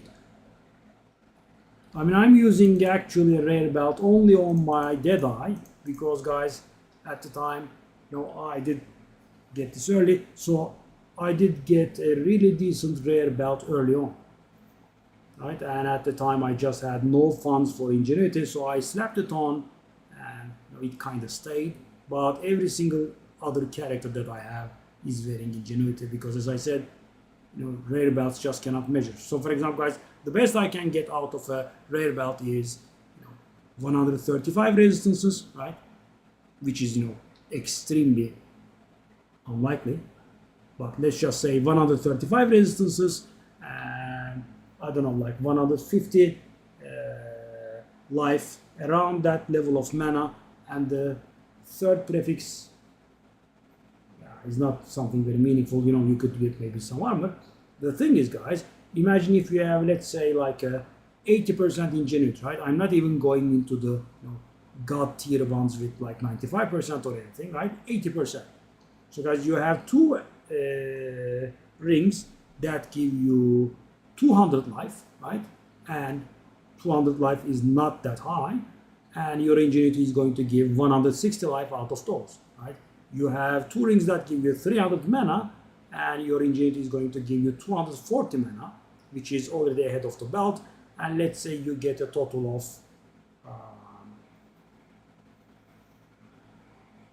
you know, 150 resistances from them, and the Ingenuity is going to give you 120 resistance out of them, right? So, you know, what is the point of?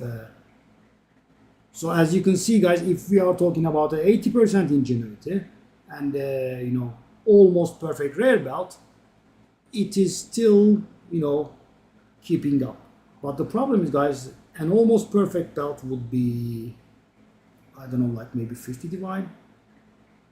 So few people are wearing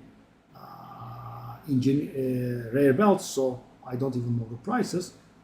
And the funny thing is, guys, 80% Ingenuity would be, you know, much cheaper. That's the problem. And you know, if the Ingenuity goes beyond 80%, the rare belt will have huge problems keeping up. And of course, guys, I didn't get into this. So the thing is, guys, the life and mana amounts I stated would be, you know, two rings, both have a decent amount of those stats, right? Life and mana. But for example, guys, I assumed our two rings give us 150 resistance. That is not a good amount, right?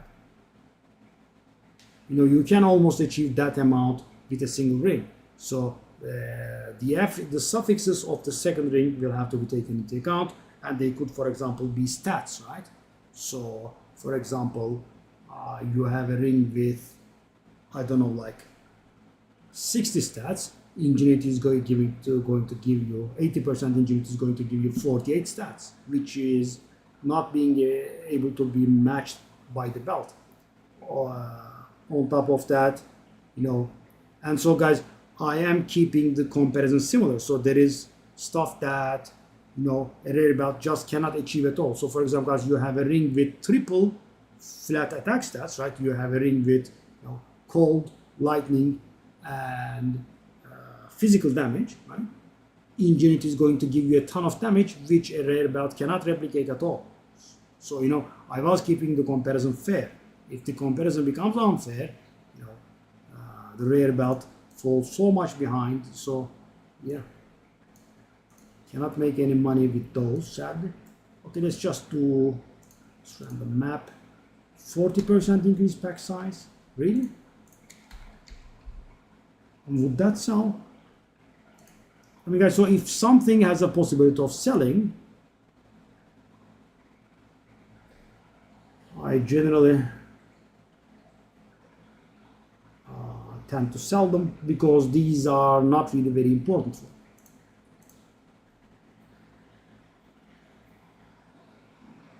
Okay, I mean, let me do this.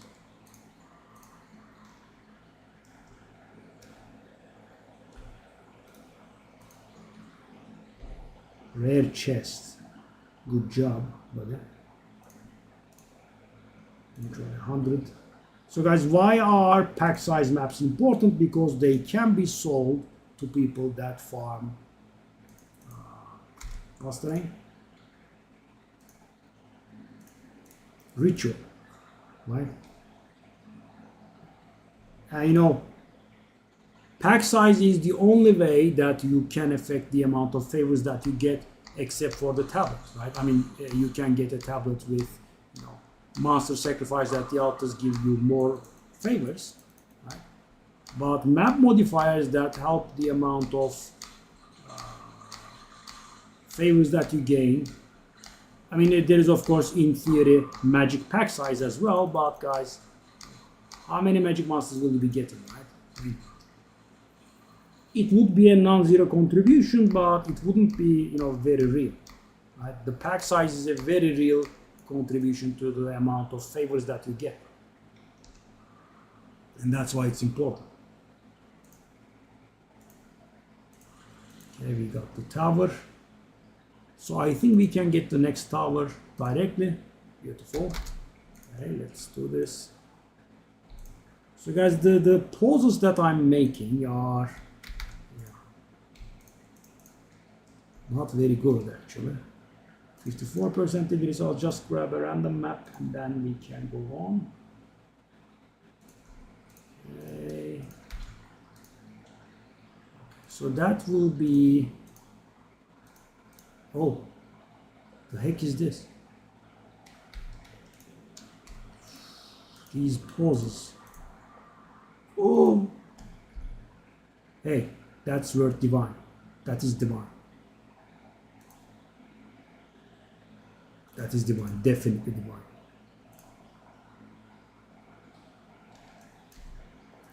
Because guys, 26% quantity is pretty high.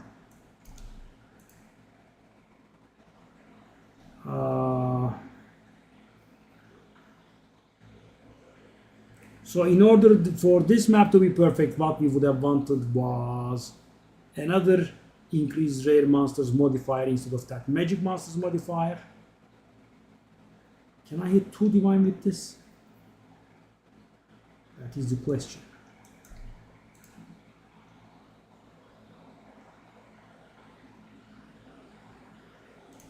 Shall I just go not greedy? I'm gonna not greedy. But yeah, these poses, guys, slows down the farm. Just into a rare. Okay, it's another pack size, but it's gonna bother. And I think it has cooldown now. Oh. Well, the map is not gonna take too long, but it's going to slow us down again. So guys, this is our 4th tower setup, and We are nearly done with this one. Nearly. Electricity. Gimme. So guys, if you are wondering why the essence of electricity is somewhat more valuable than the others, the deal is those wand-crafted fellas use it because you use it on a non-magic wand, and there is an acceptable chance that you hit +5 lightning skills. It's the best essence to use on. I mean, you can use caster skills, etc. Caster essences, but the highest chance that you'll be getting to receive +5 is that one. Okay. So we are how many maps? 1, 2, 3, 4, 5 maps away from setting the thing up. Okay.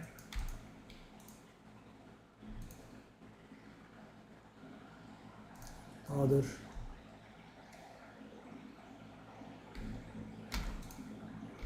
If we are 5 maps away, let me grab 5 maps here.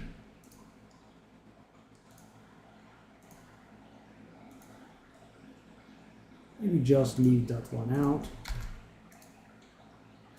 Okay. We have a garbage map first. Let's use our garbage map in.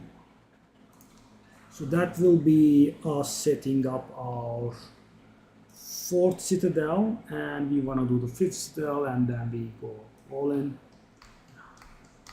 Not having to do the rituals feels good. And in case you're curious, guys, yeah, it's done. Again, cooldown recovery thingy. Is this real? Really? Multiple times in a row? It's not on a very bad level, but still slows us down a little bit. Let's not bother with anything. Just go for full map completion.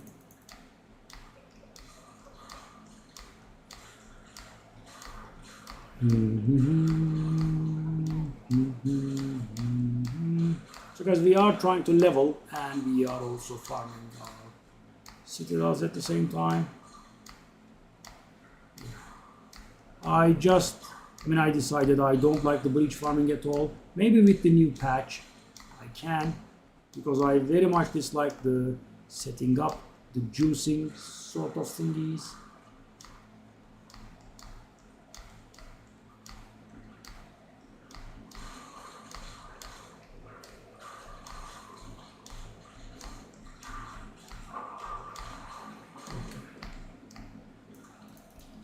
It's done.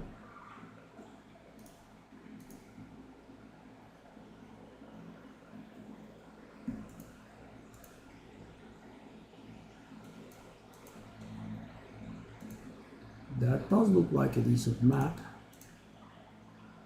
Ish. Oh, I hate Valve Factory. I think my last death with this character was Valve Factory. And funny thing, guys, I was doing an Asti map in a Valve Factory. I died. Then, when I died, the modifiers get reset, right? You are doing just a basic map after that on. And I entered, and I died in the basic map as well. Like twice in a row. Yeah, I was mighty surprised. I mean, the nastier map in a Valve Factory is probably the worst map when it comes to the monsters in there. Now, every monster in here is challenging.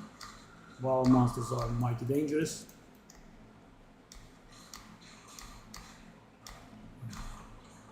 I can't wait for the content, guys.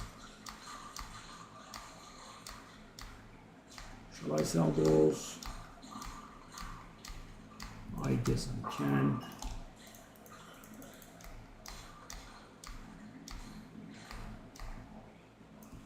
Let's not make the guy wait. This map is not ending soon. So he wants a level 20 skill gem. Oh, it's my last. Wow. I sold so many. Okay. There we are. Thank you, my man.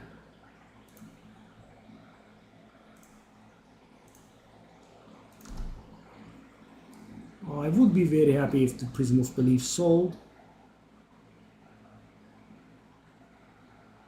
See?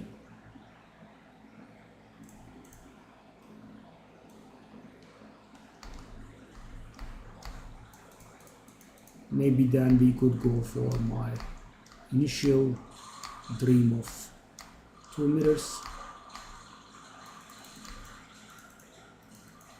We'll increase the XP gain. Oh, yeah, I was expecting that. We haven't gotten any today. Cute. We got our divine.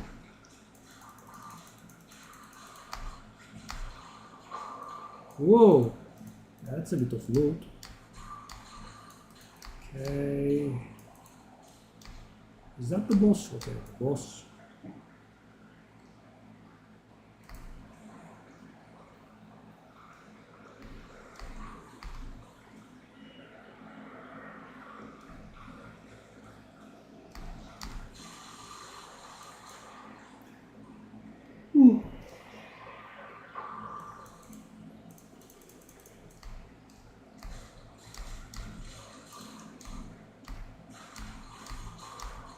Yeah, I guess they made up for all this period of inactivity with that patch note. I wonder what today's patch entailed. 011G.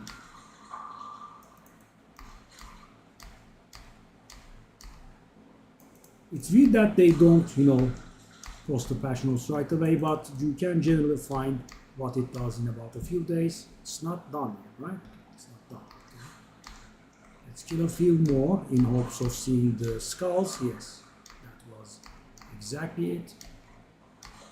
We are now able to see the skulls. Okay.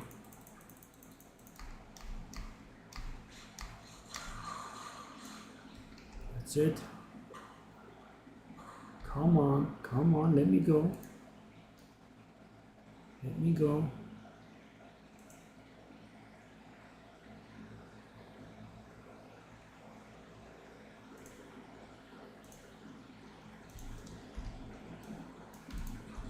Come on.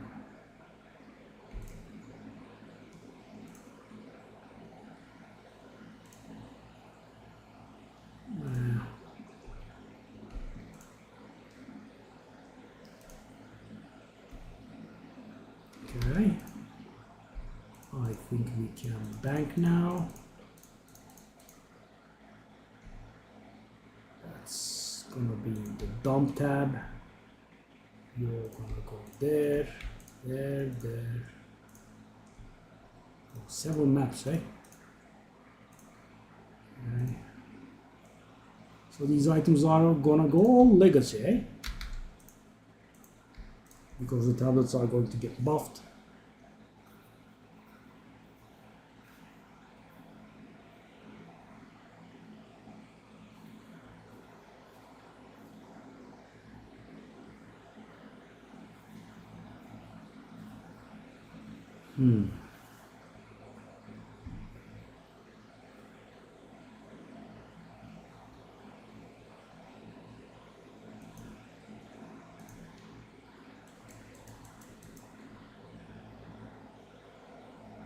Okay, 3 more maps, all with bosses for some reason. Okay, sure. Gimme. Gimme. Okay.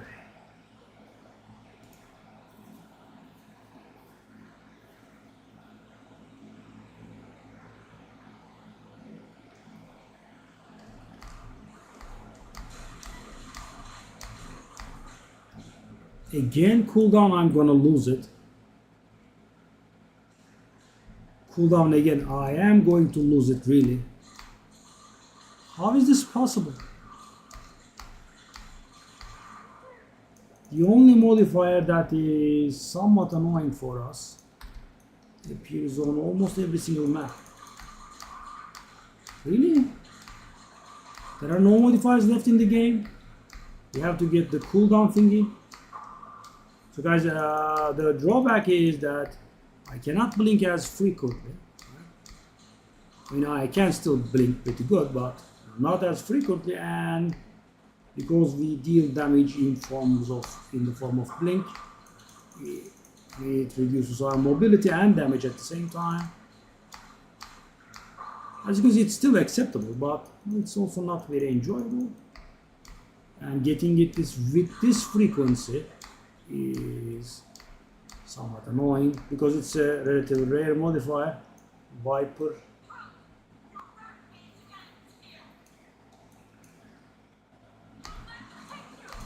Okay, darling. That was in the campaign when you were giving us grief. That's done with.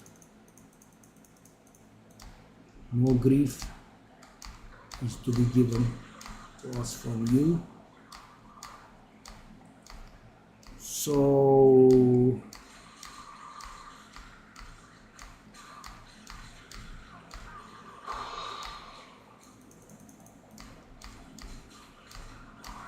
please no more cooldown thingy, right?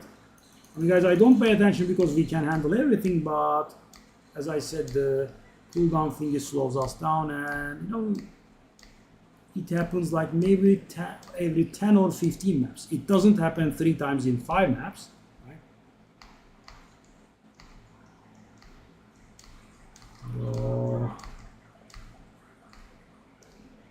And we have gotten the biggest, nastiest map possible. Like, this is one of the biggest maps out there, I think. We still don't have the skulls on our map.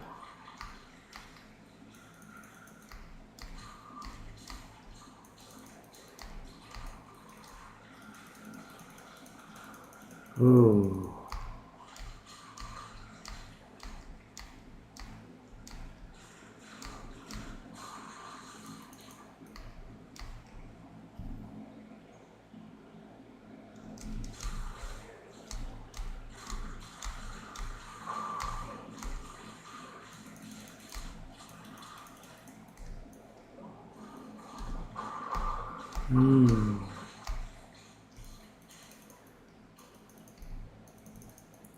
Two wall orbs, 2 exalted orbs. Okay. Wow, triple resist. It's not that high. Yeah, guys, you definitely want the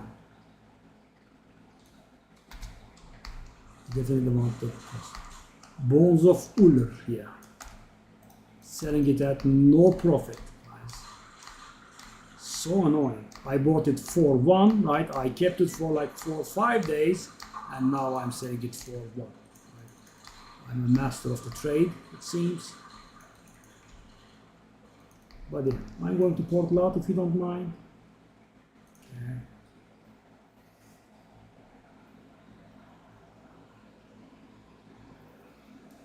Let's go. Bones of Uller.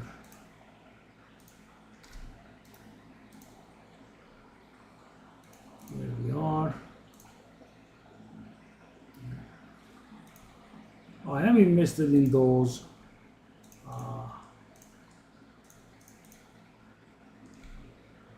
greater runes though. That was pretty nice. So we can now get 14 from a single rune. I wonder if they will do something about the soul cores, because now they get really close, because you could get 12 in a single resist or 5 on all of the elemental resistances. Now it seems runes are catching on, but I think those runes will be rather rare, right? Because the guy said something about a unique map being able to drop them only. Okay.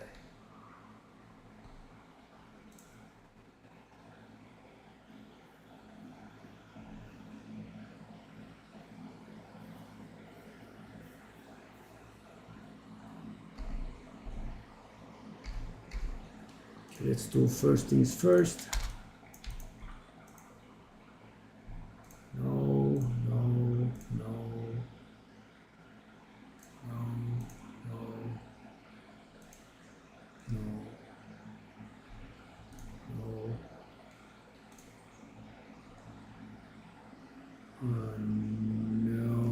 Probably.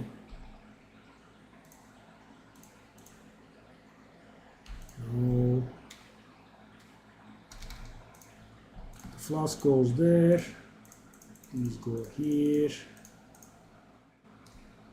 I'm gonna LQ. I'm gonna upgrade you. There is a chance that it could be decent, I guess. Okay, it's good. But the rolls are all very low.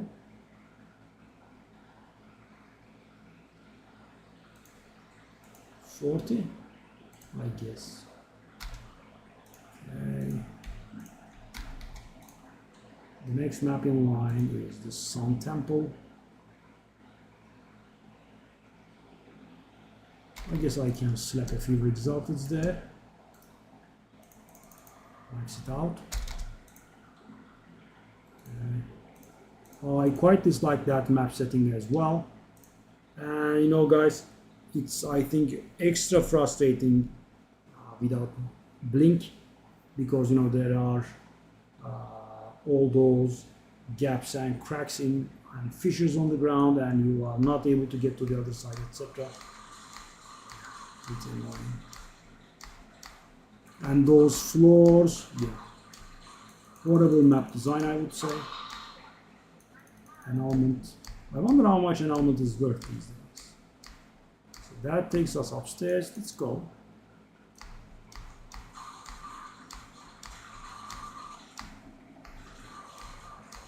I don't want to skip too much in this map because we actually have a decent enough map.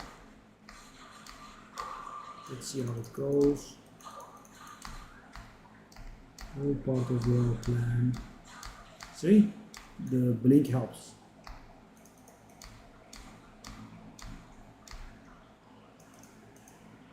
Okay, that's the boss already.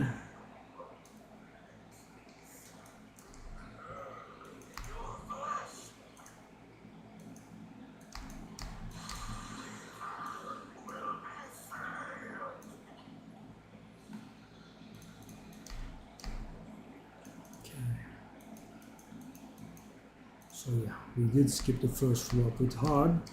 Let's get back to it and clear a little. We still cannot see the rares, I was going to say. Now we are. Okay, let's go. So the rare. Not being able to blink through walls is a little bit annoying, but at least we can blink past cracks. Blink, blink, blink.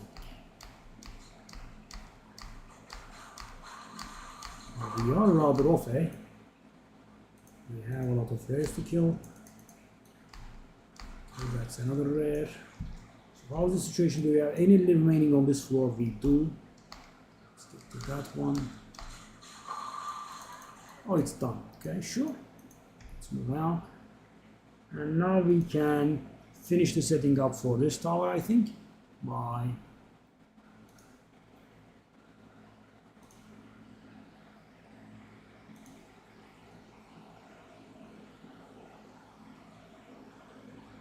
so you guys, if you have been watching the GGG stream from the get-go, you should have received the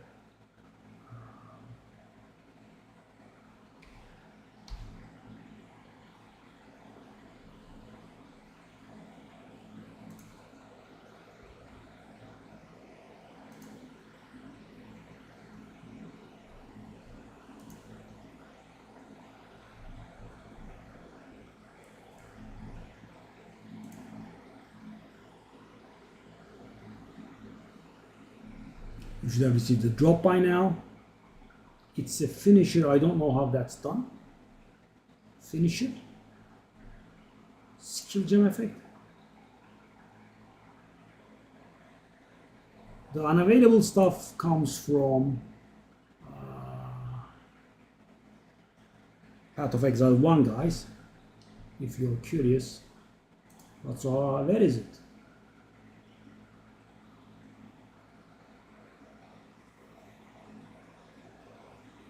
Korean God Helmet.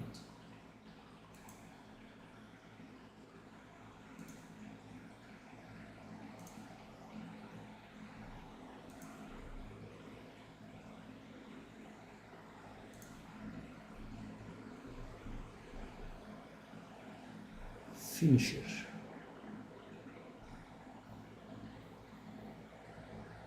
Or maybe later on.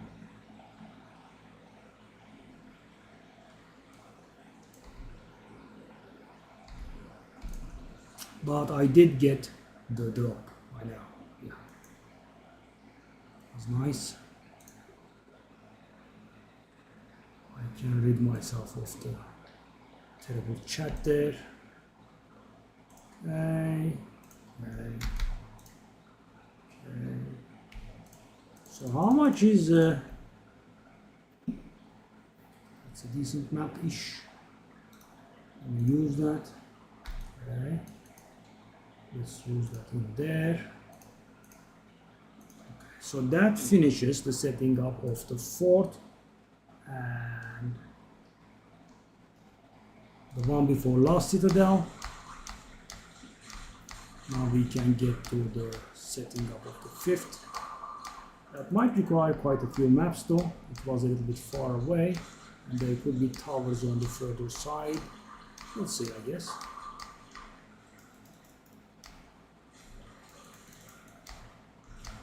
We just finished this map ASAP and already done.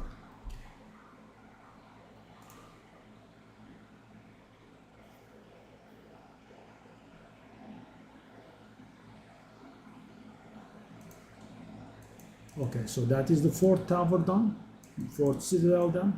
Oh my god, I have another orange. So guys, orange is much more valuable.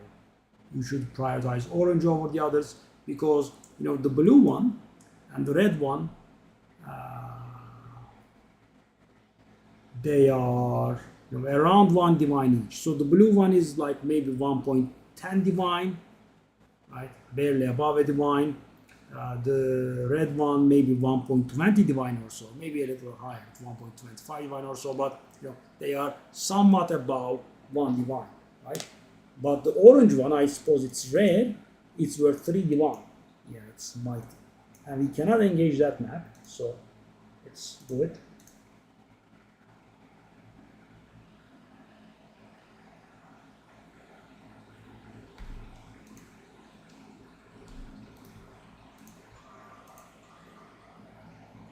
That's a pretty bad map, I would say.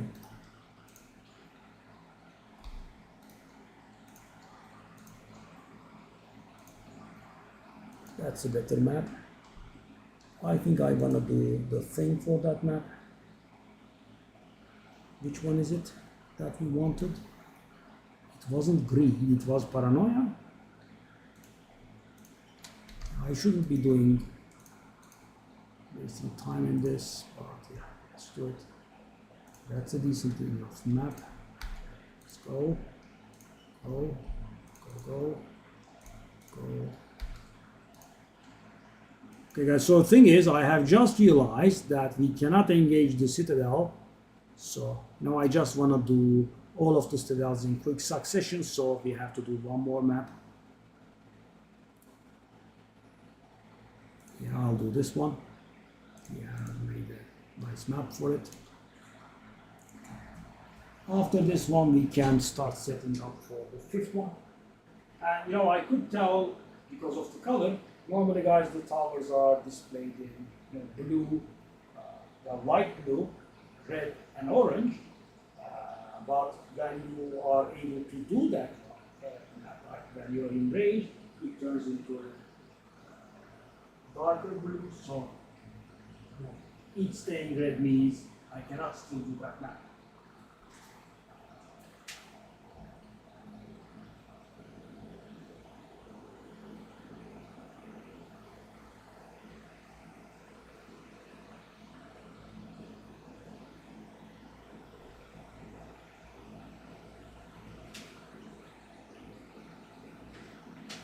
No, I love the changes coming. What I would have liked about the stream would be maybe, you know, ask for only 1 hour of watch time, because you know the real sweet juice was given in like 40 minutes, 2 hours. So I just had to keep it open. I guess that's the point. And, you know, I don't even know if I care about the finisher. But I still grabbed it, guys, because imagine at some point I do care about the finisher. How am I going to get it then, right? These are, one-time things. You get it or you don't, right? And, if it becomes important to you later on, right? Because you never know this kind of stuff. I mean, I'm not one for cosmetics, but I stayed there for 40 minutes. I guess I'll stay 80 more. But I would have liked if they stayed for 1 hour only. I didn't pay attention. It was valve factory again. Could be dangerous. Let's go.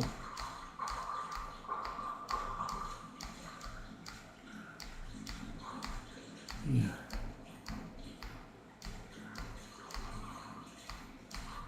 And guys, I think I could have gotten a level 99 character or something, because this will be my third 97, right? And thing is, I did it all without any XP maps at all, right? Almost. At all might be, not in the literal sense, but no, I didn't go for XP towers and XP maps,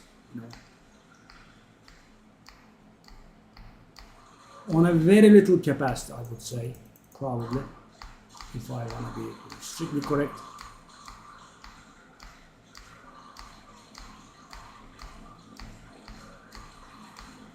Ooh. Why does breach drop so many tablets, guys? I do a single breach, right? And I get like 3 or 4 tablets every single time. It's so weird. You guys, I do a lot of rituals, but of course, rituals are wildly different. And I get like 1 tablet every 5 maps or so. Take a look at this. That's already 2, right? 3. It's, well, of course, we also clear at an insane speed, but still, guys, and this is by no means lucky, right? I mean, that's what I always get. This level 4-5, I think, would be the average. 4.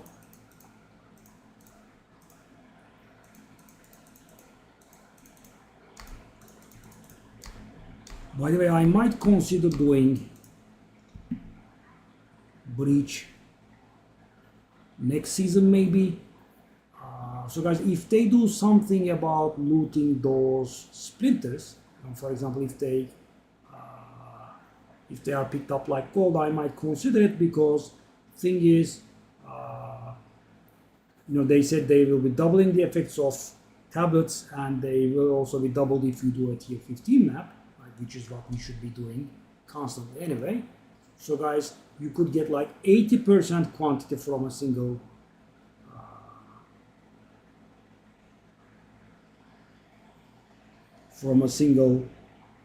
tower. I couldn't find the word. So if you get like 20% quantity from your atlas, and the atlas is going to change, so it could be possible, guys, that means 100% quantity. And you know what that means? Why is it important? It's important because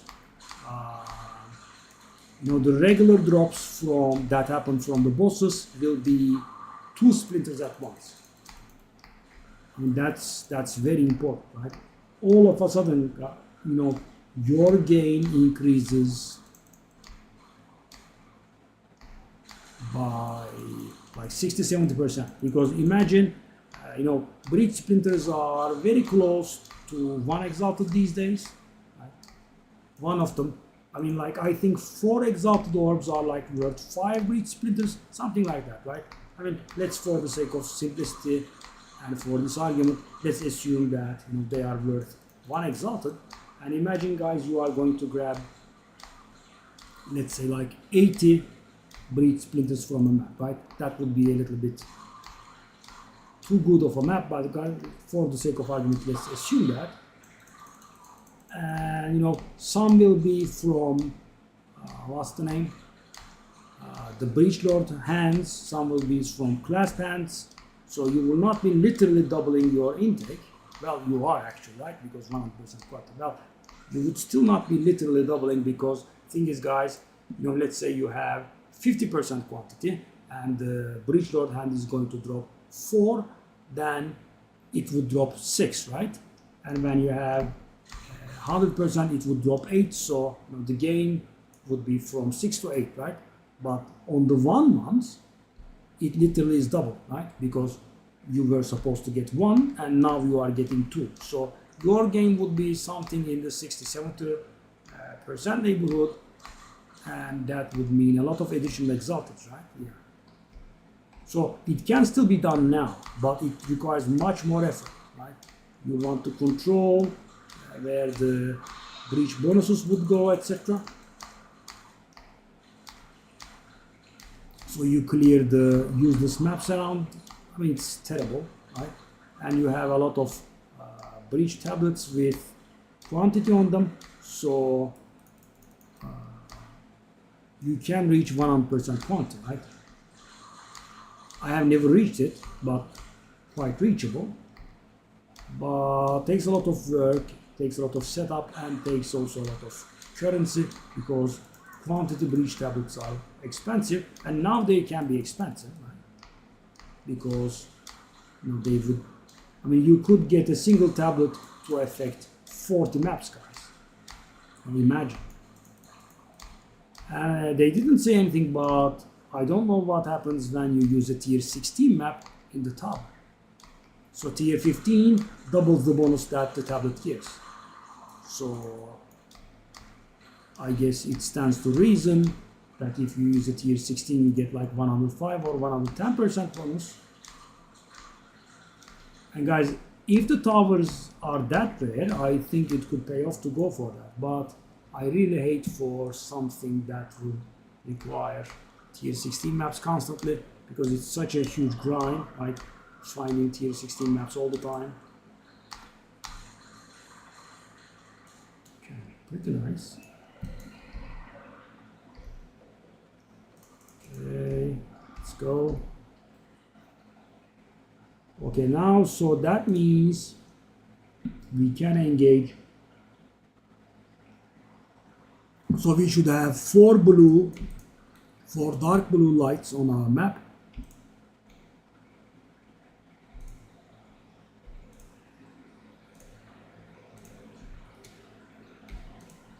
Hmm.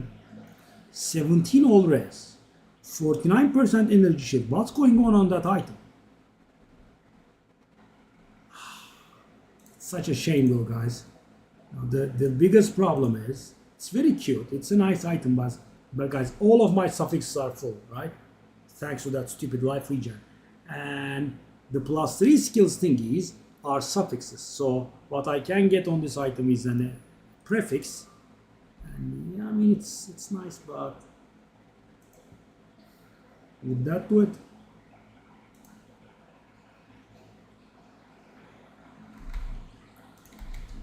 Yeah. Let me try for 20. Should be worth 20. Okay, let's take a look at those breach tablets, guys. So every single one that I roll quantity on has potential to be valuable. 167 mana. Is that the max tier possible? It is. Yeah. And there is also 16 all res. There is the mana regen. Accuracy and evasion. What are those garbage? So the thing is, guys, this has the potential to be valuable.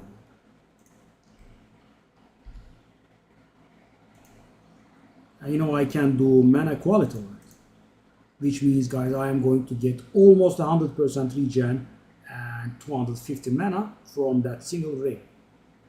But the rest is so bad. Is it worth it?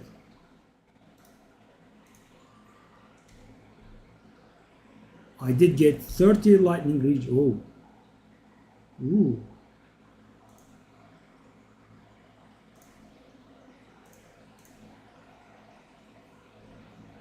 No, I think it could be worth it. Do we have mana modifiers? Which one?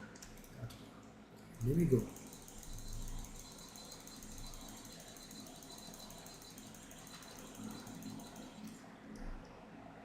So yeah, that was some investment, because let's take a look at the neural catalyst value.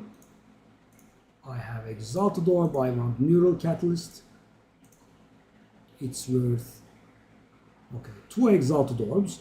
are worth 3 neural catalysts, and I spent like 40 here, which means I just spent 25 exalted on this.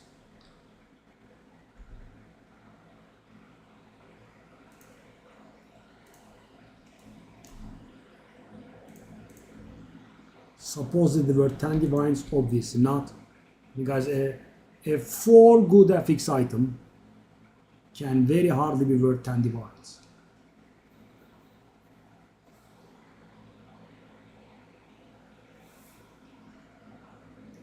I mean, accuracy does absolutely nothing, and the evasion also does almost nothing.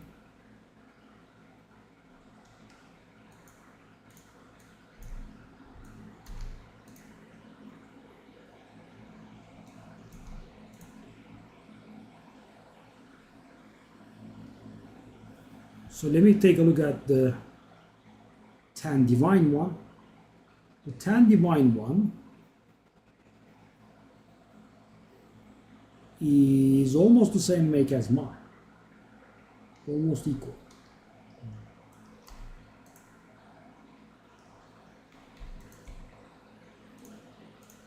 Eight divine one is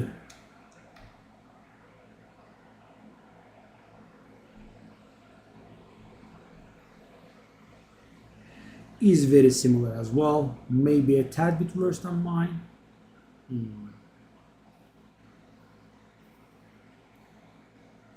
So guys, we really actually missed a grand lottery prize in here. So with just 4 good modifiers, this is worth multiple divines, right? And imagine if we had just one more good modifier. For example, guys, that accuracy rating could have been life, right?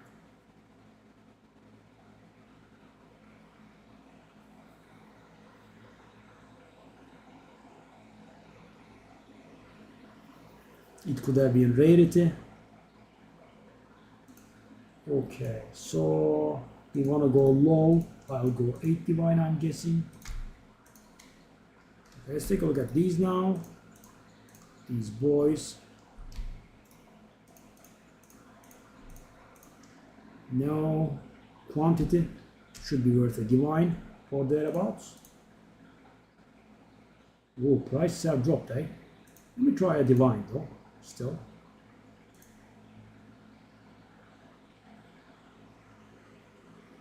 Okay, I'm gonna go 200 exalted for that one.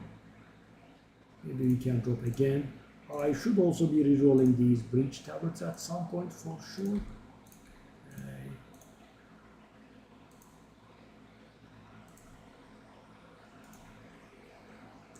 The ring looks valuable, eh?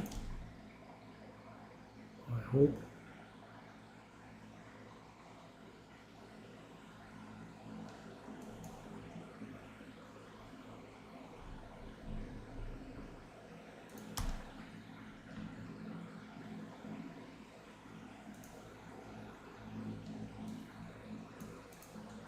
So, 1 Blu-ray, 2 Blu-rays, 3 Blu-rays, and 4 Blu-rays, right? We have 4. Guys, in all, nice one nifty screen.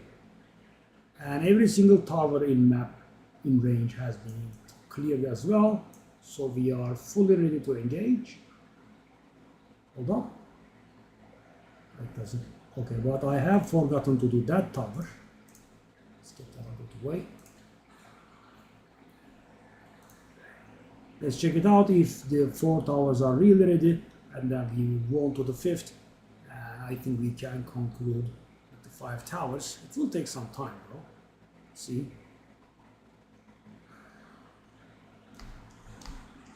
Okay, whoop. Kill me. So guys, I think getting 3 level 97s without pursuing XP too much, it would probably be equivalent to getting a 99 or so. If I've gotten a 99.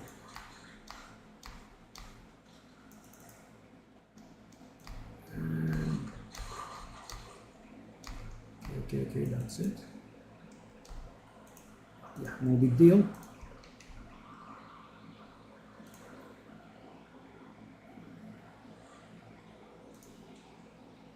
Okay, so this map is done. Every single tower in range has been cleared now, right? This one also looks done. This one also. And this one also as well. That is obviously very far. It's barely in range, I think. That's too far. Okay, so now we can move on to the 5th. So which kind of route we want to take? I can go a very expedition heavy route, right? This one. Or I can just go this one. This one is obviously faster because it has a hideout map in there. Those are really quick.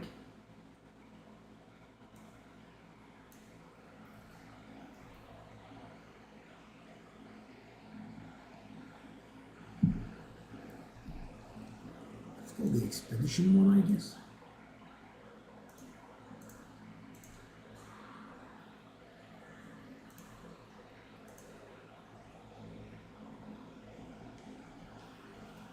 Okay.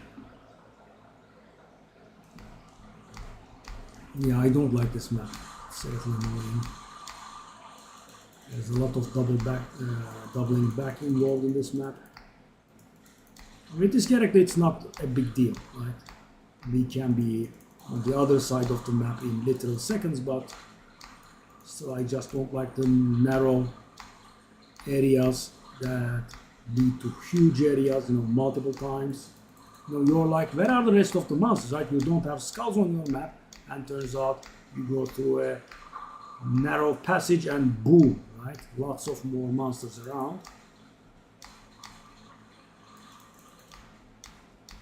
Okay.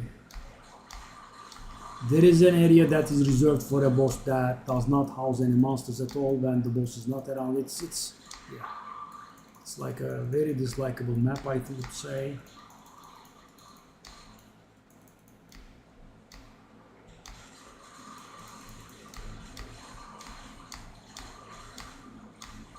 Right.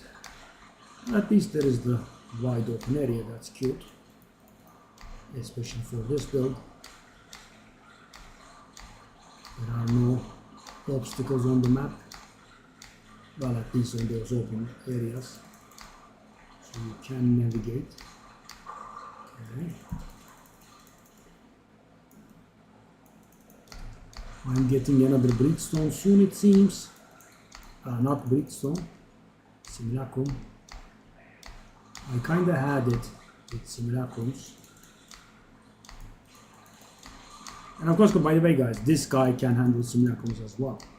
But she does take more effort. She just handles everything, actually, this one.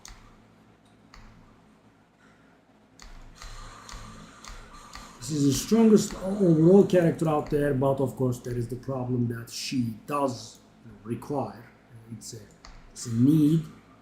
Temporalis, and Temporalis will not be obtained for some time in the season. And thing is, when it is obtained, I won't be able to obtain it, right? Considering it's going to be extremely expensive.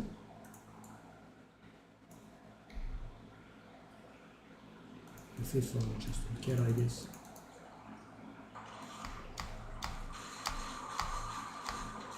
I haven't been getting logbooks in a while. So they are also bringing something called Recombine. You take 2 items for expedition, right? There is a crafting mechanic for expeditions now. I got the logbook out there. You recombine 2 items into another, and I think they are receiving random affixes. So I don't know how it works when they don't have full affixes. Maybe they are forced to have full affixes because the resultant item will receive the affixes from one of the parent items. Right?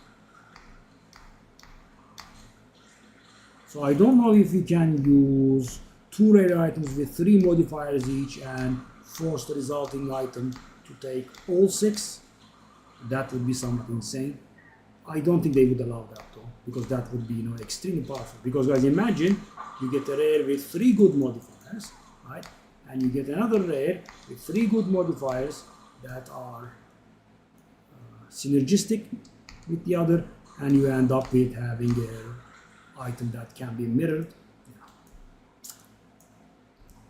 That does not sound reasonable. So, I mean, it's very nice, but I don't think they would allow it. Because guys, imagine finding one item with 3 good modifiers and finding another good item with 3 modifiers is thousands and thousands times easier compared to finding an item with 6 good modifiers, right? It would probably force you to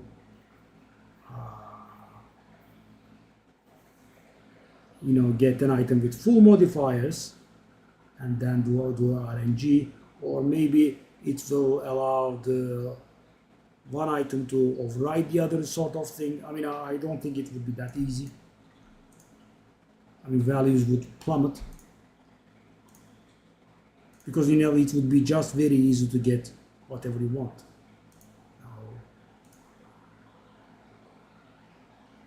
Cute stuff, but I don't think it's gonna work.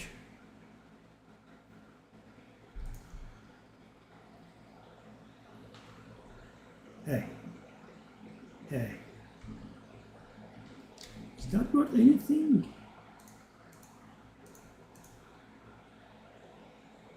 Probably not. Okay. Go. Oh, 10 maps. I don't know how that is valued. So 10 map expedition map. Okay. Increase the fate of remnants. Says a divine. Let's try. Also divine for the logbook. Okay.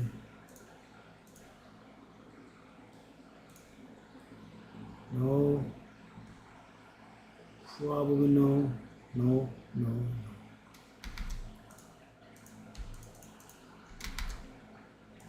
Okay, let's grab some maps now.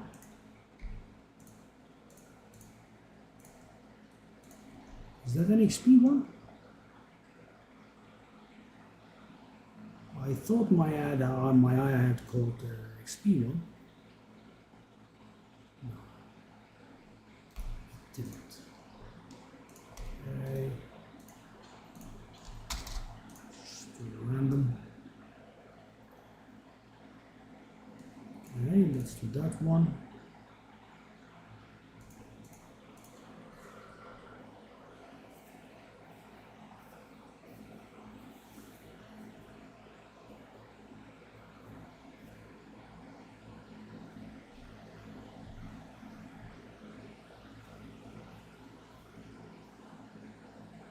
Prism of Belief dropped so much in value. I guess people are cashing out.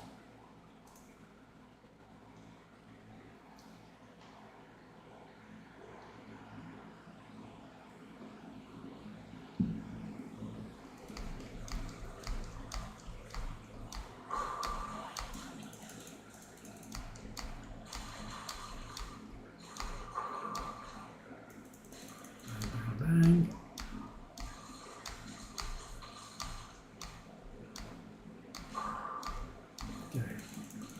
I want the map to be revealed a little bit more so I can see how many more maps we need.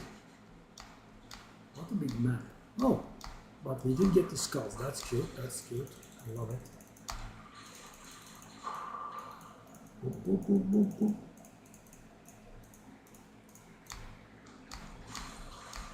Okay. I'll maybe come back to this point later on. The boss. Okay.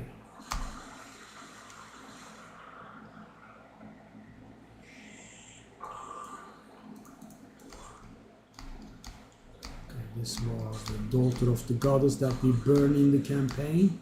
I mean son rather, not daughter. Okay. I guess we can do this. There is only one thing that we have to pay attention to, and that is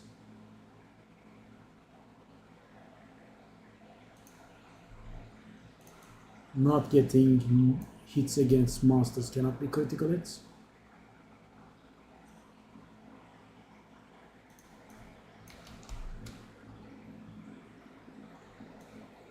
Okay.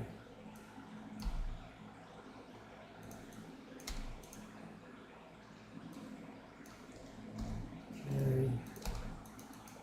Let's do it. Let's do this one.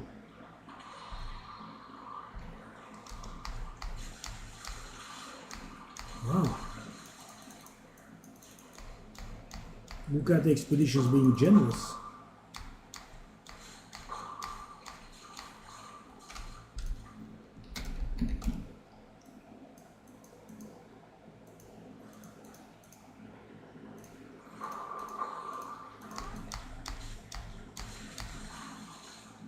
Okay, let's not make the poor fella wait too much.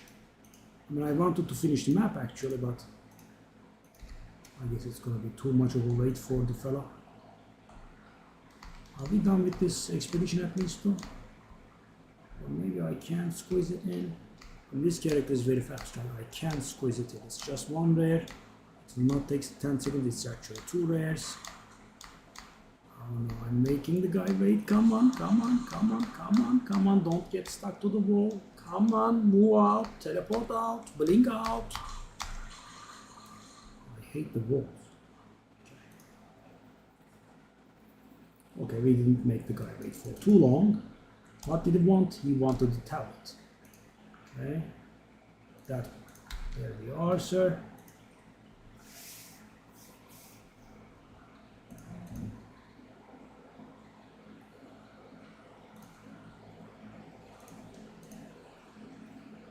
Okay, let's dump these.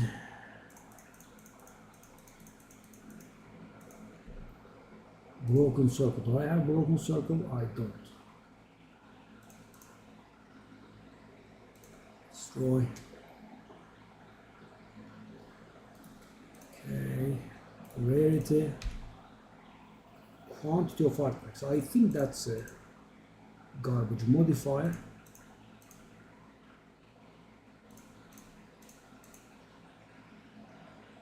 I'll try 100, but probably not worth it.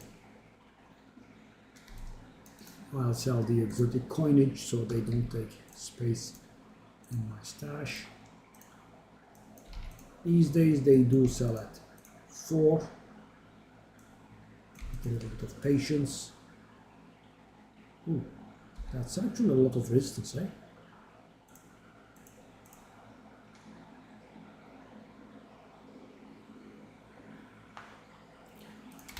I mean, let me roll 1 exalted on it.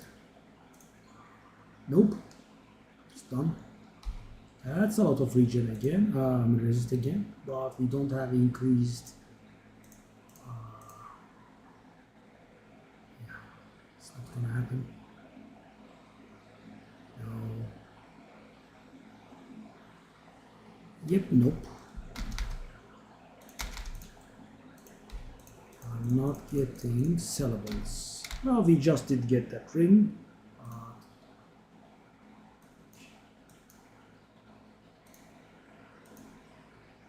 Oh, I made a mistake. There is actually no passage there. Oh, that's a shame. I just added another map. Right? So this map I just did for nothing.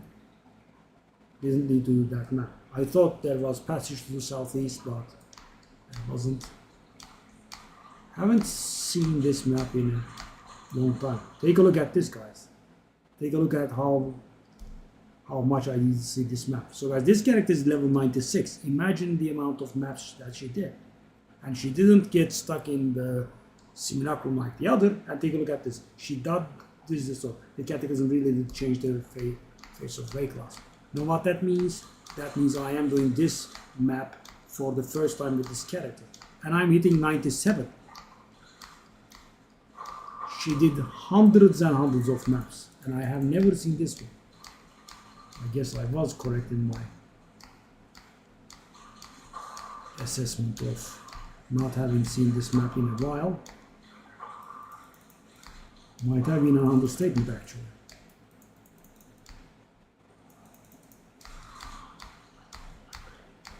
Okay.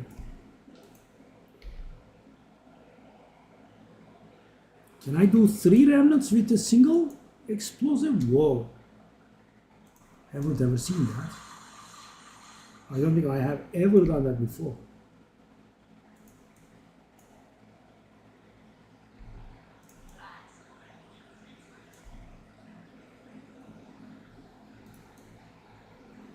Dang. Okay.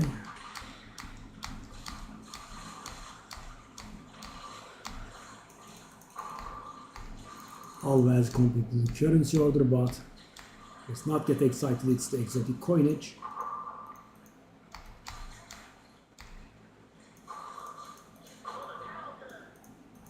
What a cag. I don't want to pick up those actually.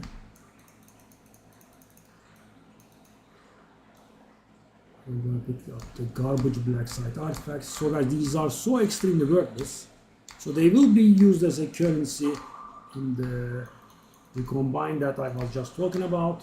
So I'm guessing they can gain some value, but the thing is, the cost was hefty, right? I mean, in the video they showed they were combining 2 crossbows and it costed 100 artifacts.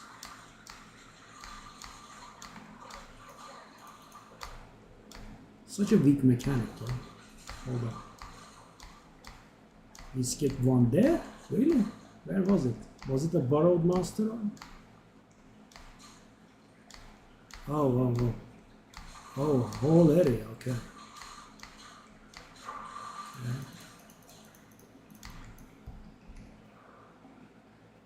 Okay.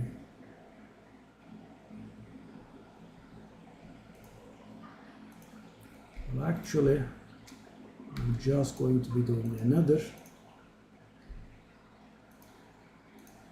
These 4 exalteds.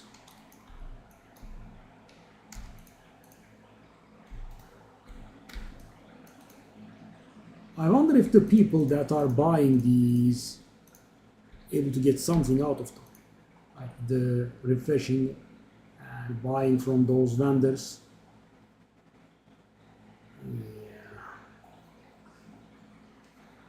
Yeah, I did lose a lot of maps by slacking like that. Okay.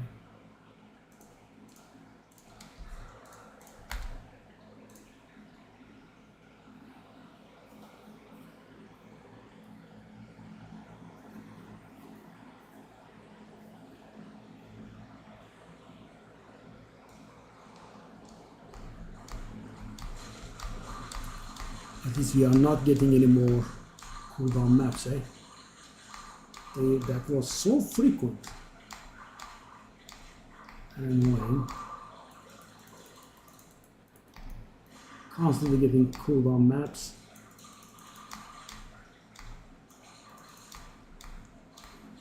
Alright.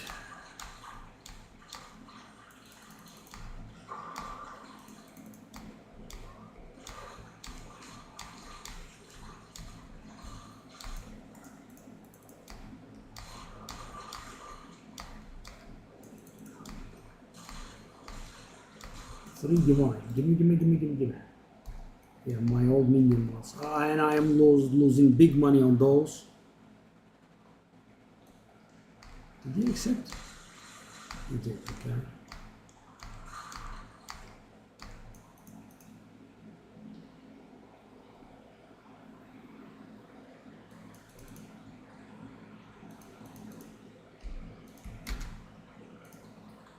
Sale is a sale, I guess.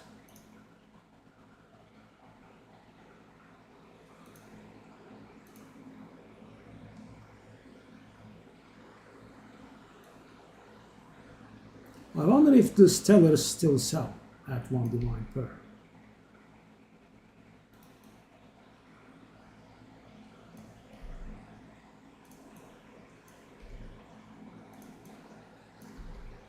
I mean, last I had gotten them, they were, but much slower. Because guys, normally when I was putting up a Stellar Amulet up for sale for 1 divine, you know, I would immediately receive like maybe 10 whispers.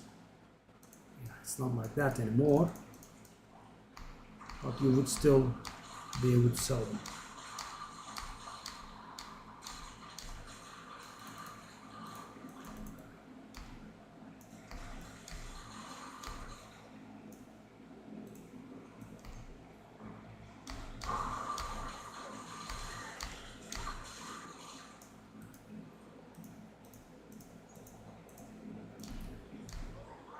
Okay.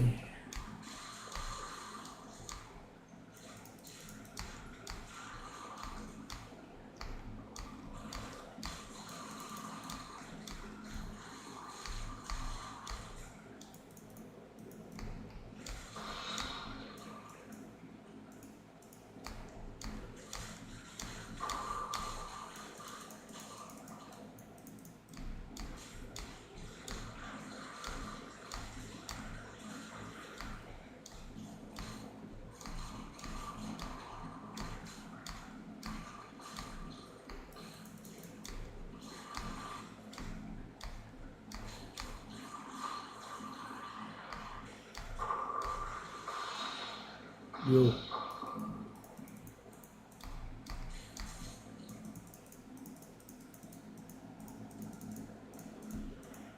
Am I full? Am I literally full? Wow. I do not have even a single space of inventory. Interesting. Okay, well, we are done. Let's move out. Okay, so we gained 10% today. Wow. Still doesn't go very fast. Still faster than the Simulacrum, of course. What's this then? No. No. No. No. Okay, I don't want to have any amount of exotic coinage at all. I'll just grab the 4 exalteds. Let's put these in. Okay.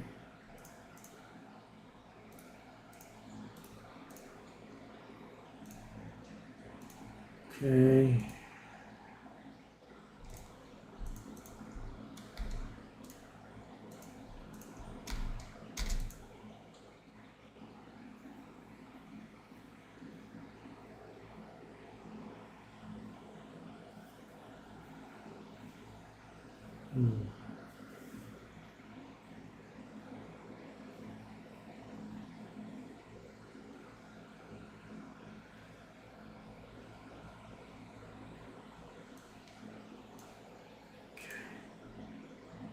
I have to do this one to get its tower.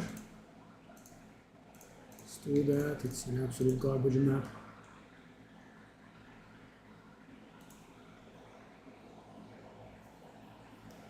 So as not being able to see ahead is getting on my nerves because I don't know the amount of maps that I need to do. I guess I'm just creating too big a farm. I should have maybe done one or two of the citadels that I made available.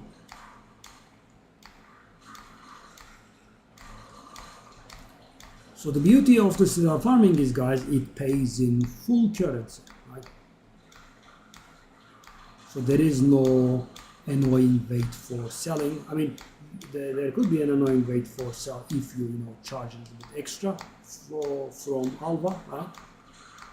But if you are content with the current rates, you are going to get paid in currency immediately, which is pretty good. Okay, that was fast at least. One more map down. Okay, we still cannot see. Really, buddy? Come on now.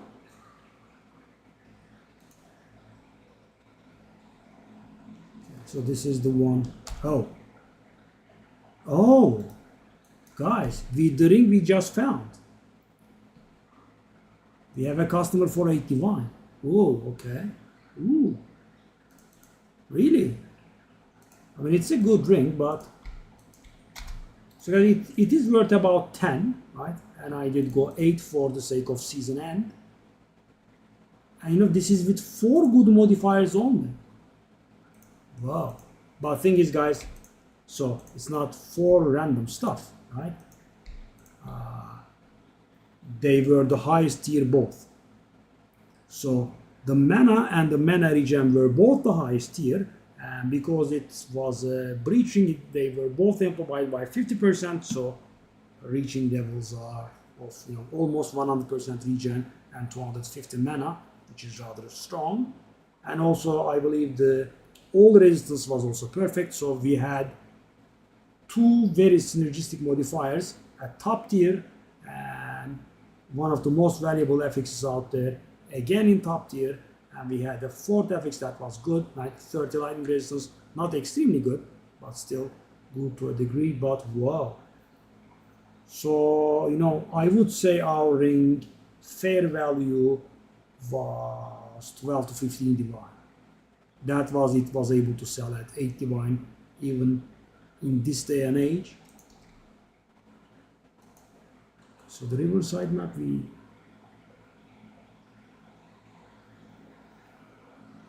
I had just started, right? Okay. Oh, nice. Okay. And guys, making some sales gives me a little bit of morale, so I can buy for the because I want to play 2 more characters before the season hits. Well, not exactly play. One of them, I'm just going to correct the build. Right, I have a bad jamling, which I want to be fixing, and I also want to do an invoker from scratch so I can learn quarter staves. Because guys, opening a trade and constantly buying and selling an item, I mean, it's somewhat annoying, if you know what I mean. It's not the right way to learn, I think. I think the right way to learn is to play the actual character, and of course, when that happens, that is a much more organic form of learning, so to speak, for lack of a better word. Right? You learn over time, and of course, the learning is then on a better scale, I would say.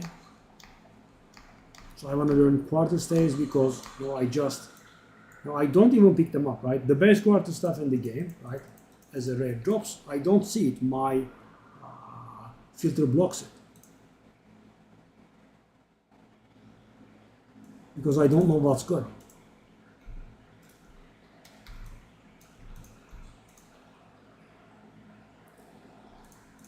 Hold up, that was 61%. Hold up. That's top tier. That's the top tier of a spirit roll allowed. So guys, it has all suffixes already determined, so there is no +5 coming from this item. So why do I keep it? I keep it because there is a hybrid roll that gives us spirit and mana. If I hit that, this item is going to exceed 220 spirit, and then it's going to be worth some divine still. Try it. I have one last chance. Couldn't do it. So the item right now is about 190 spirit. Yeah, I don't think it's worth anything.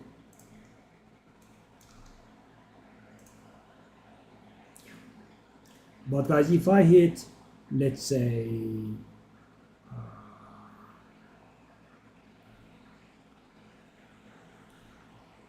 20 spirit and had gotten 180 spirit, that would have been corrupted into I believe like 216, yeah. Then it would have been worth a divine or so. But another problem is, guys, so this speaks to maybe some stormweavers, chronomancers, and autobombers, right? This type of scepter, high spirit, so you can do the reserved skill that you want to do, right? without caring for minions, but then you want some sort of intelligence, strength, or mana alongside with the very high spirit. But we can waste, I guess. Bang. Ooh, it destroyed the item. I mean, why did I try it, guys? Oh, I made a mistake. It was never gonna worth anything. Okay.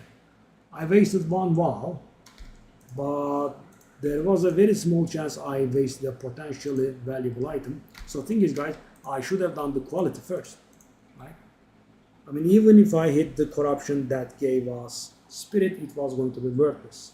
But if I did it beforehand, right, I did the quality, and I hit a spirit corruption, then we would have around 230 spirit, then it would have been, I think, like 1 or 2 divine, still not very valuable. Yeah. So the correct play would have been to not do that at all. For example, guys, take a look at this.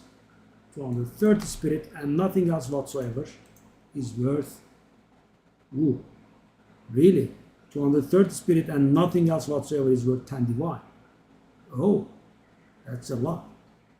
How much is 220? 1 divine. Oh, yeah, okay.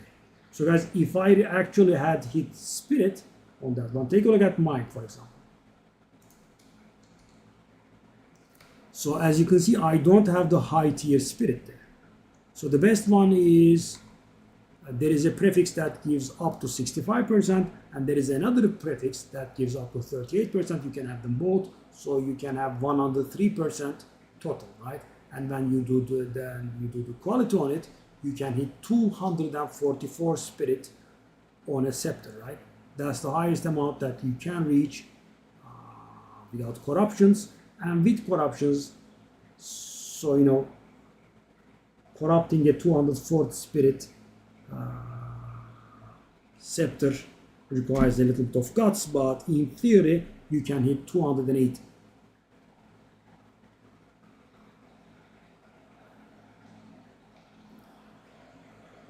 So guys, the mine has value because as you can see, I have 23 intelligence and 170 mana on it. So mine would be probably close to 10 divine these days. I don't know, I don't recall what I bought it for. I mean, let's just say 100 mana.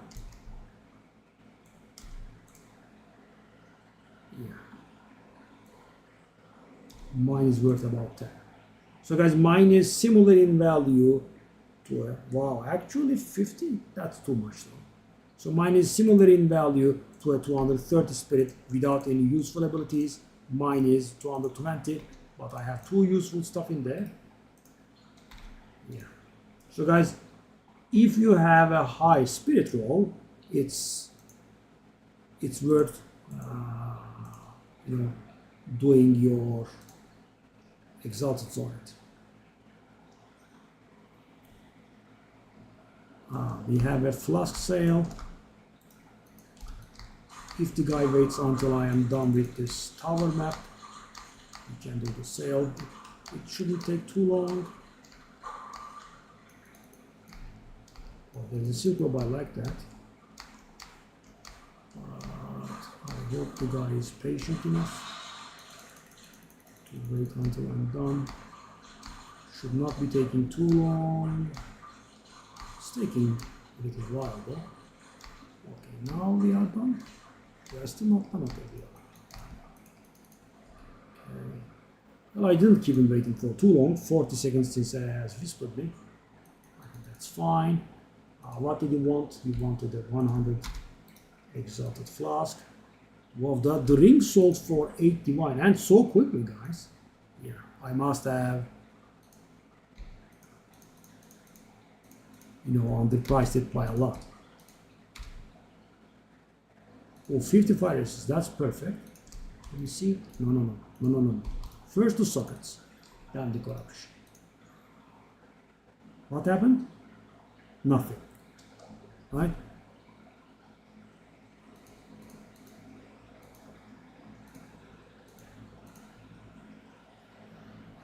I'm not gonna bother with a 10 exalted sale, I guess.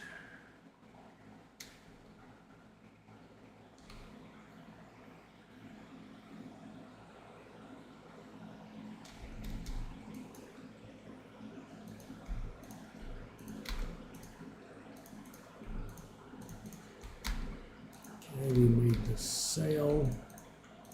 What is the final situation now? Okay, that cleared away the fog, thankfully. Is that? Oh. Oh, we need to clear a lot of maps. Maybe I clear all of these maps and we do all of these citadels tomorrow. Start with citadels and then move on to fixing the gambling maybe. Maybe start the leveling of the invoker. Can't be sure. So how many maps do we need now? 3 maps to get to here, right?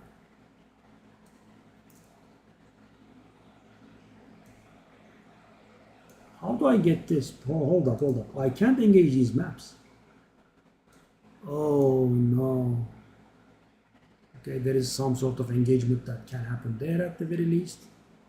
3 maps here. 4 maps here. 7.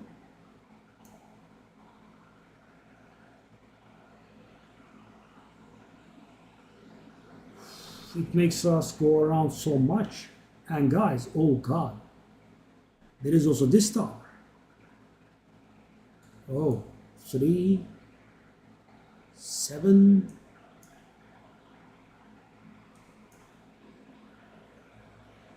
I mean, by not putting in the connection, so for example, there is no connection from here to there as well, right? It's making us do extra maps very frequently. 3 here, 7, 10. Wow, almost 20 maps for that single citadel. And the thing is, guys, we could not just say screw this and go for the one because it's a northern citadel, right? So all of that effort might be worth 3 divine at the end, which is probably worth it. 3 divine is something. So guys, we can definitely make it for 3 fragments, right? The 3 fragments are rather easy. I just put a good map in and it's done. But in order to reach 4 fragments from the boss, we need to go hard at it. And yeah. Wow. So nasty. There is no connection from here to there. At least we are somewhat close to approaching from the other angle. Okay, I think the correct move is to clear as much as we can today and then pick it up later on.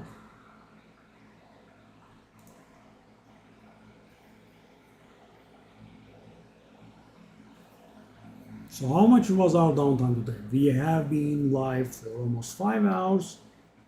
We lost 30 minutes to the patching, 40 minutes there.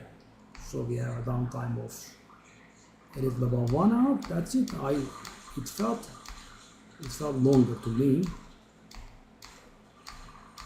So in about 3.5 hours then, we were able to gain 10% XP.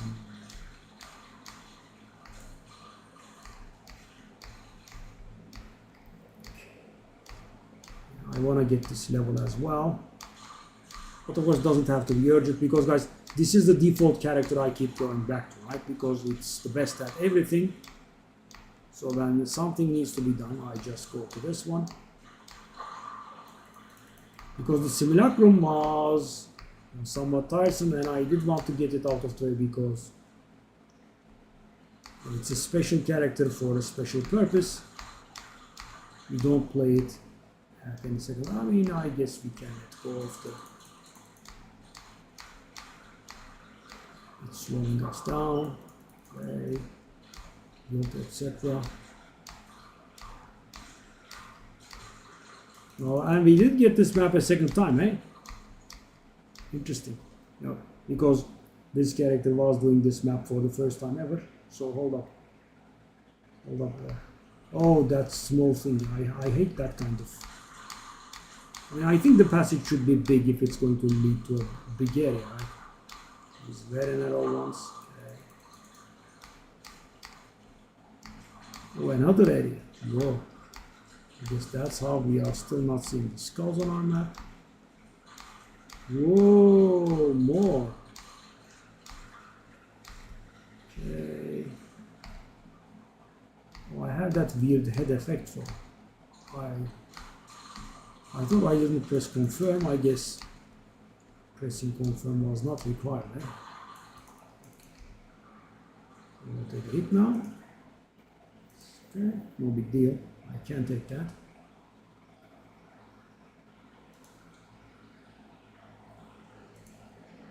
All right.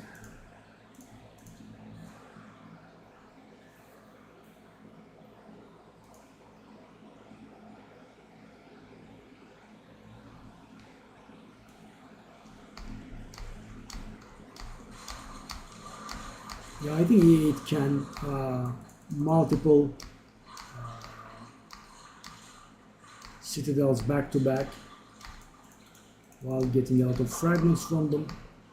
I think can make it for a YouTube video maybe. We do them. I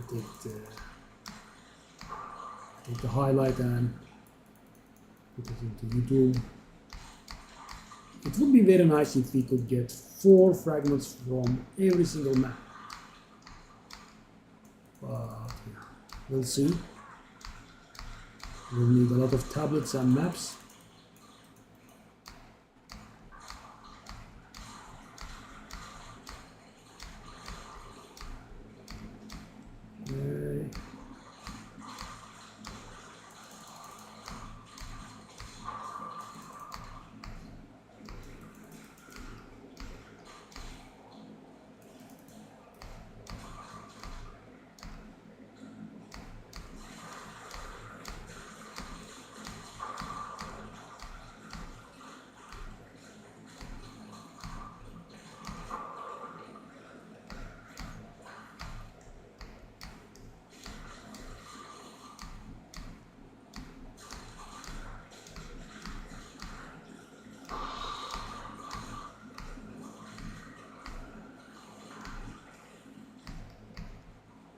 Some frame skips, etc. I really hope that they will fix the visual stuff about this Delirium, guys. So, you know, I don't have a really bad computer, but as you can see, the frame skips are, lighting is going extremely bad. Especially the breach spawns a lot of monsters. Its combination with Delirium is quite lethal to the computer. And as I said, this is not the Stone Age potato computer, right? I bought it last year, I think. It wasn't a very high-end one, but still it's a decent one. I mean, it should definitely not be suffering in Path of Exile like this. You know, I don't even play it at the higher settings. So guys, the NVIDIA software is suggesting that I play it on, you know, very high quality, right? And I'm like, no, thank you. Just give me frames, right? And, you know, I'm not one of those big FPS gamers at all. I just needed to not skip frames. You know, I gave up doing Delirium at some point because of this. It was getting very annoying. I think it was a little bit worse at some point.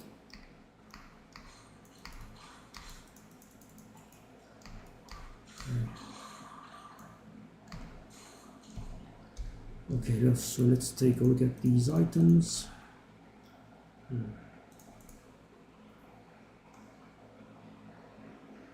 Yeah, I also hope they fix this. So this is not the end of the world, but can cause you to panic sometimes or maybe misplay. I wish they fixed this, you know, moonwalking monsters that are actually dead but don't seem dead.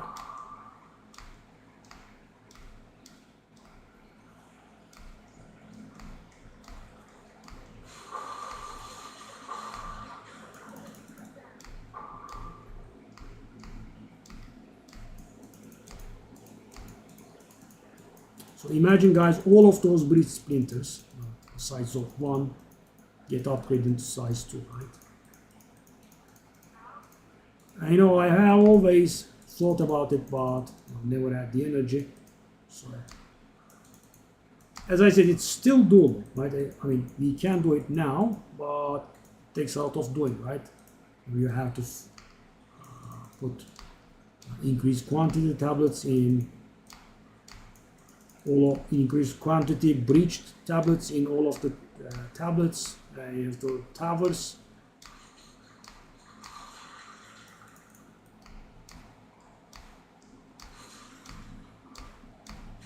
And you also have to control where the towers provide their bonuses, right? And that is done by doing a lot of the maps around the tower. So guys, you do a lot of maps around the tower, right? And then you go to the tower and you put the tablet in, and because the maps are done, you can control where the thing is will end up. So hold up, that has a potential to be valuable. The 27 mana makes me cry, but guys, high amounts of energy shield on helmet is valuable. Okay, let's just get this one first. Okay, these out of the way. Okay, hold up, let's do that one as well. That one out of the way too. What's that then?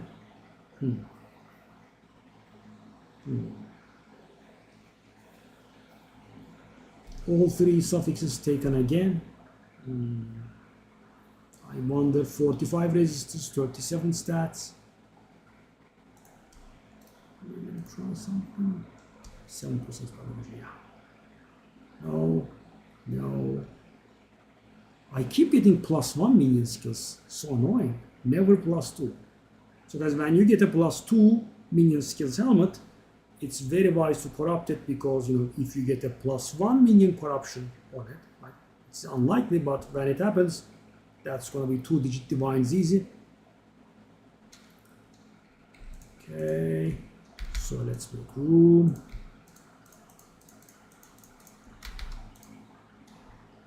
So we cannot increase the amount of energy, but we can get some more resist, which will increase the price. 18 only. Okay, I mean, guys, some degree, I guess.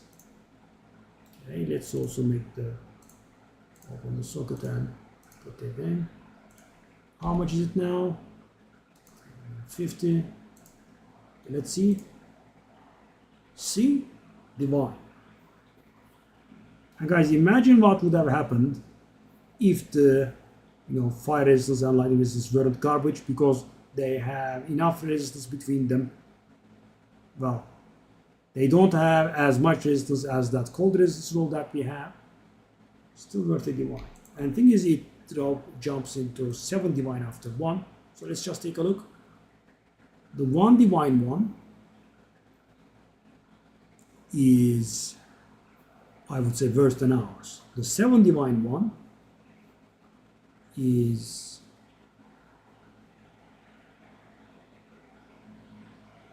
somewhat better than ours. Shall I corrupt it? It's an option.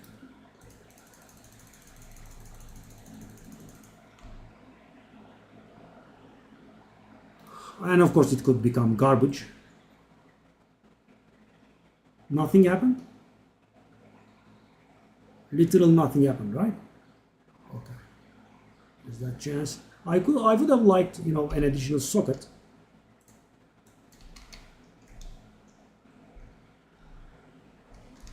An additional socket would have been cute. So guys, I don't take the mana into account when price checking, because it's so little. So when I include, the price will be bumped for unnecessarily, because 27 mana is kind of nothing. I mean, it is something maybe that increased the value by a tad bit, but that's about it. And I think it would make my price check unhealthy. So I'm gonna try 2 and knock the price off down to 1 later on. Okay, let's do this. Then we should have a clearer view of the map and determine how many more maps we actually need. Wow, this last one was pain in the ass though. Oh, okay. Wow, 10 seconds maybe? Shortest map ever. Okay, so the situation is 1, 2, 3, 4 for that tower. 5, 6 unknown for that one.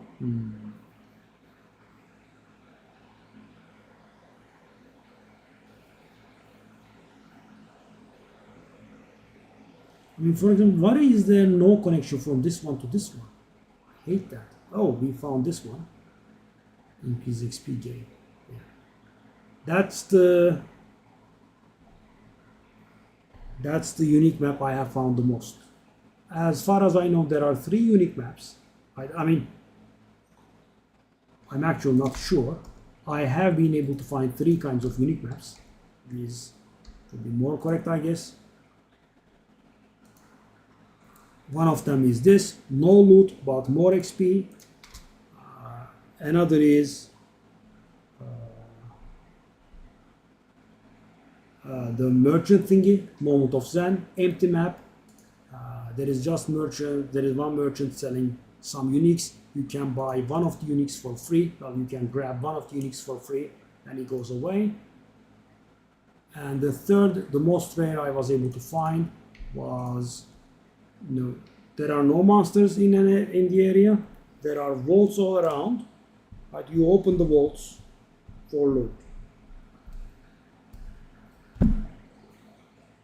I think I have had that just once.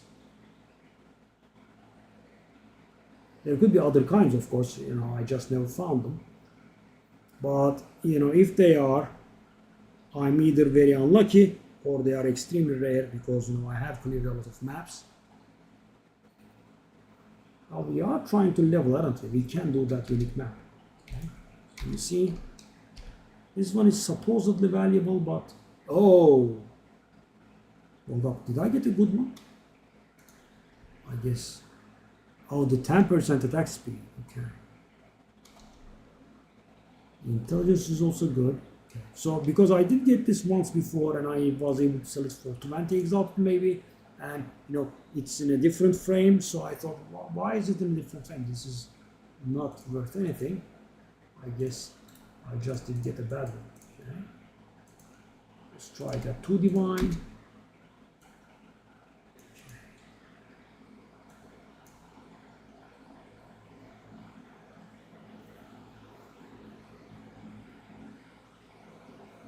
Well, nothing is going to happen from looking at the screen, I guess. I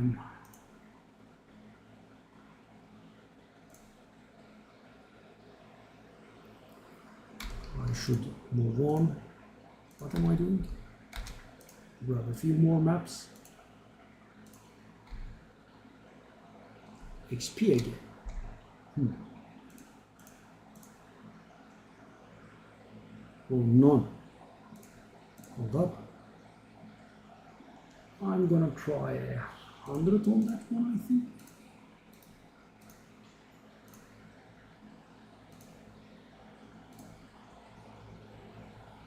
Okay. I'm not gonna grab the blue ones. Let me just grab some rares.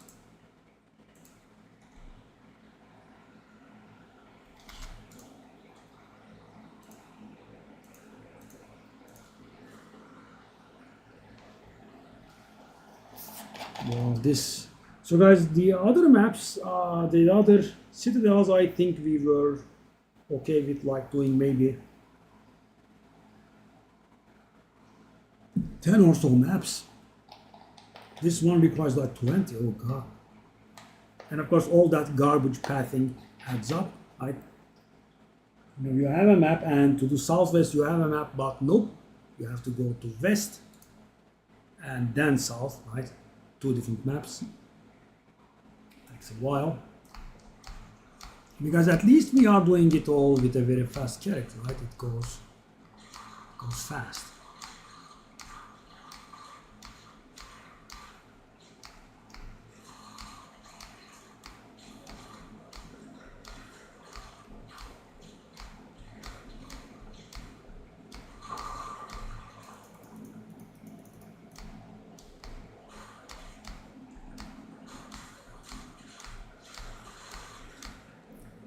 Okay.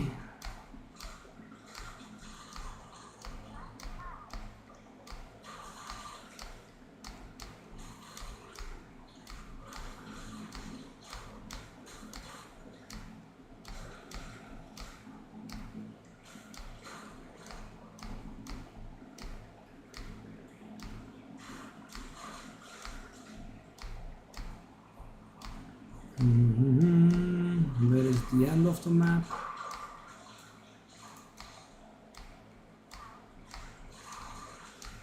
I mean, of course, there is no end of the map, but you know what I mean. How can I end the map? How can I finish the map? Is what I meant. Okay, corridors. Okay. Rails. Show me to the rails. So that 160 something spirit scepter. Wow, that had a lot of potential to have value. Okay. So what we can do is we can get to this checkpoint. We can teleport to that checkpoint that is close and off we go. Okay.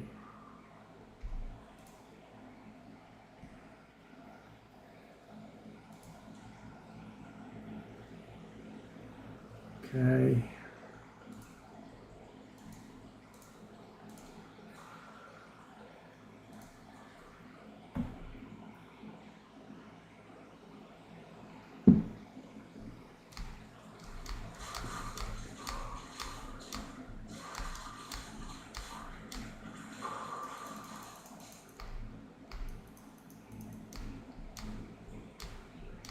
Okay, don't get stuck, please. I hate it.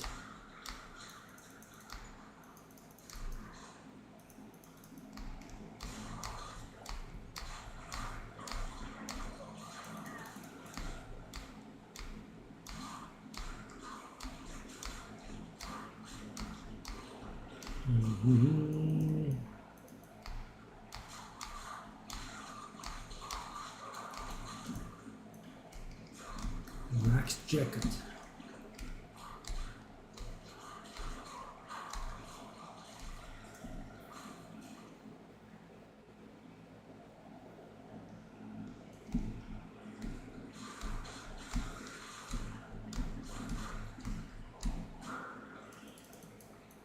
Okay, well, the last one is over there.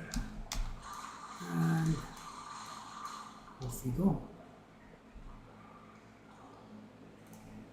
Okay, let me take that cosmetic effect off. I don't like that.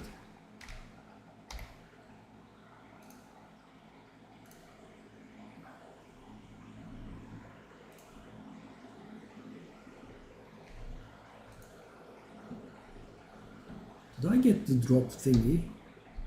I still don't see it. Maybe it arrives late. 40 spirit. This time around we have no room for... Yeah. 45% rarity. So guys, those are not up to snuff, that stuff. I mean, on helmets I have gotten relatively high rarity a few times. Even on low 50%, they are not worth anything. I guess high 50% or close to 60% will be worth something, but let's take a look at this, for example. Yeah, see? It's one example. I mean, I know it's missing 2 more affixes, but guys, what can I get to make this worth it, right? I mean, I need to definitely get an energy shield roll, and let's say I get a mana roll. Still not gonna be worth a lot, right? I mean, let's take a look at 55. Still not too much, see?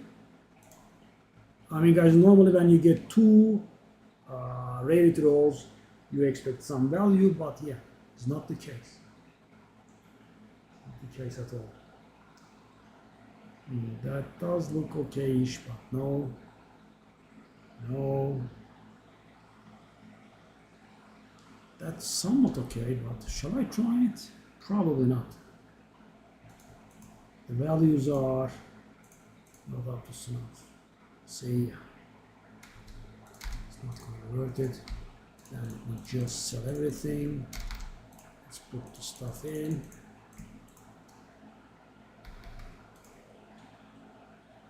Okay. For once, we don't need to do a tier 16 map in there. We have irradiation, which gives us +1 level.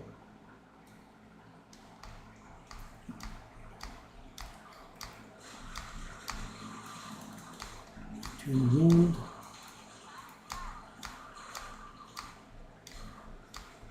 Alright.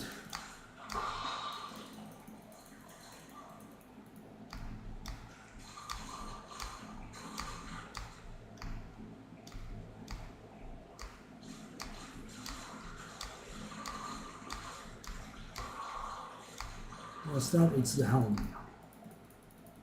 Black Sun Crest.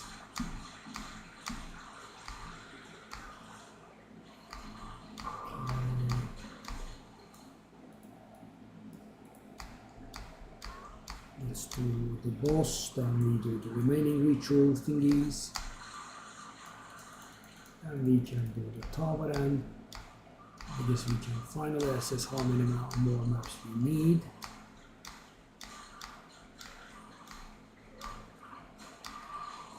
It's the second ritual.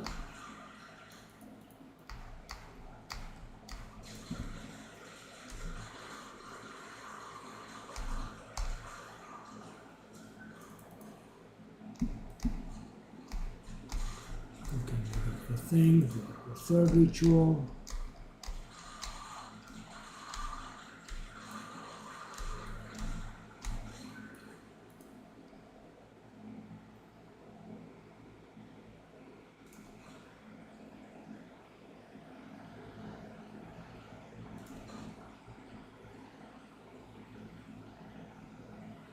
We got nothing. Okay.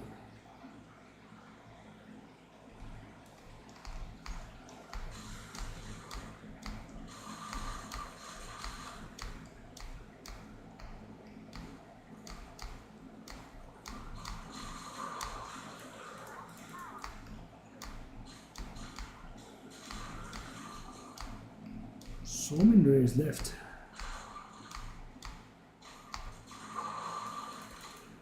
Hold up, we didn't do the last ritual site, did we? Where is it though? Oh, wow. Talk about getting stuck in a corner.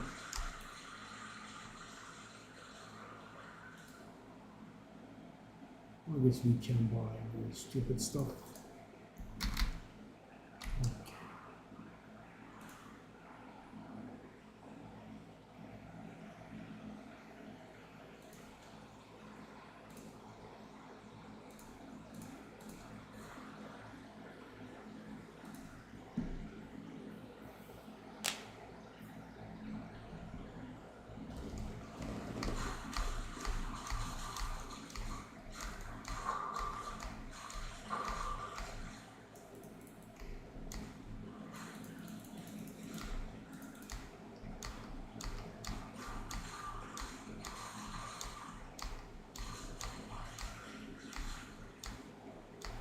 Okay, it's done.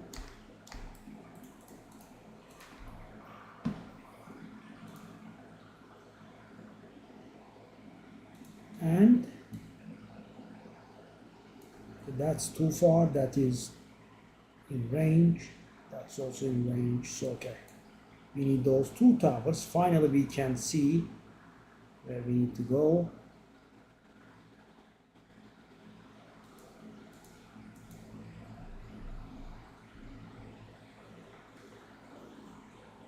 Okay.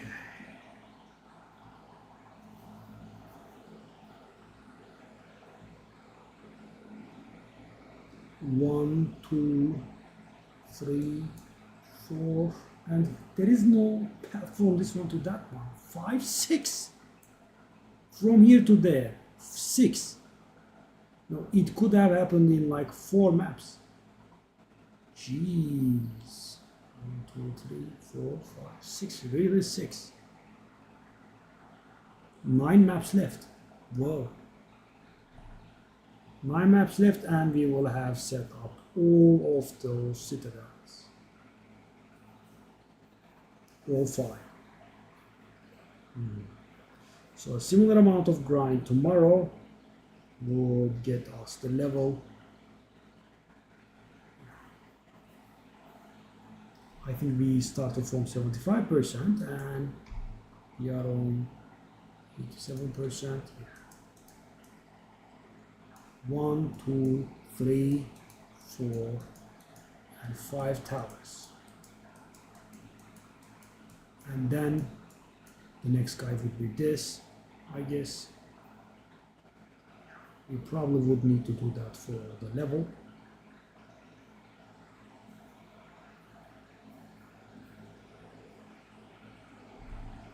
What is the divine count looking like? Looking better, but not progressing too fast.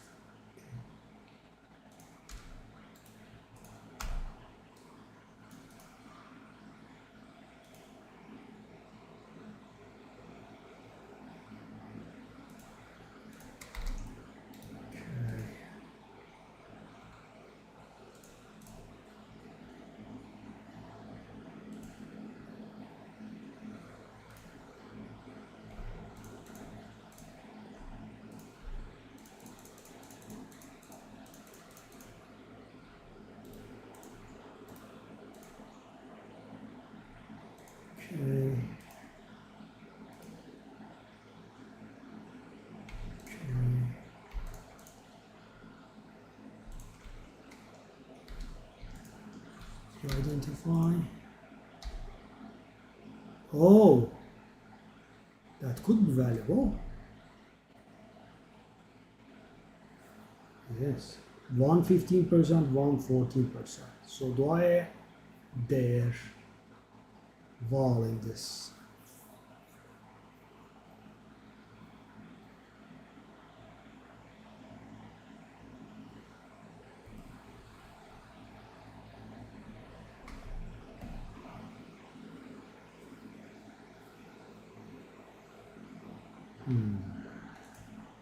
It's gonna make me cry, I'm sure. It's gonna waste the item.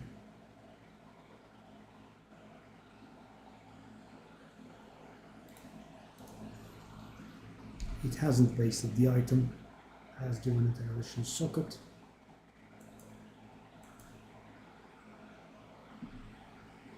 It's worth 1 divine now with 2 sockets. That's interesting. Really? So weird. So guys, even though the item is not wasted, it's worth much less now. Why?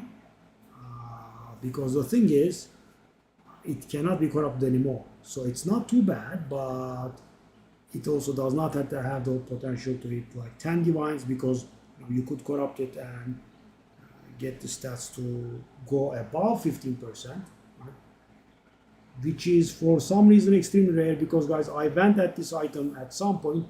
I bought like 20 or 30 of these, like good ones, and they never increased here.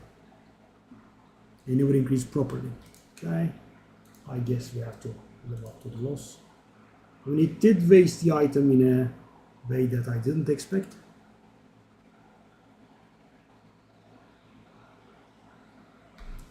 That's out of resistances, but it will not put, I'm afraid.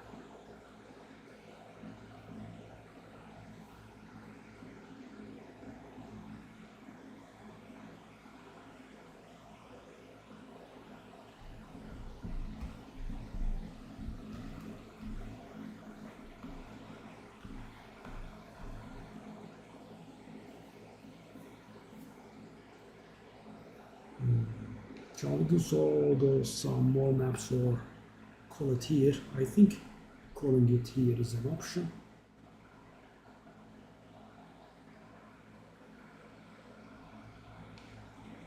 Squeeze in a map or two. Just do one more. See where we are.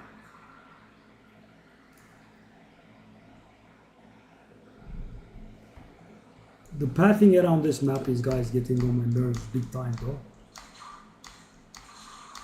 Now, there is a map I see that I can get to. Nope. You have to go to that direction and then the other to get it done. And guys, you know, it happens every once and then, no big deal. But you know, when it happens all the time around a single map, it's frustrating. You have to do like 4 or 5 extra maps because the pathing just does not allow southwest, but you have to do south and west separately. Well, at least we have the fastest character anyway, so it doesn't take as long as it would for other people. Imagine doing these places with the Infernalist or something. It would be absolute pain. Okay, the fella, the abandoned son, fallen son, abandoned son.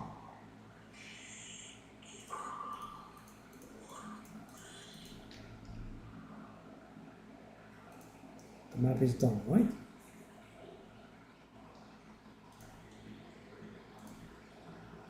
But that will need tier 16.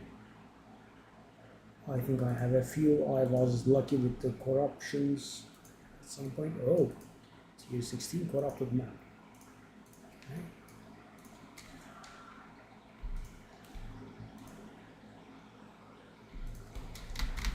Let's go.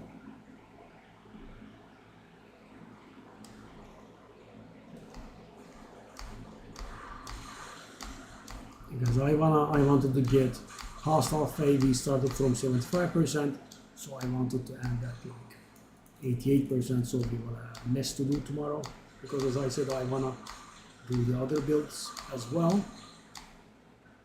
And so there won't be too much work, I think, for the Jamling because he's already leveled.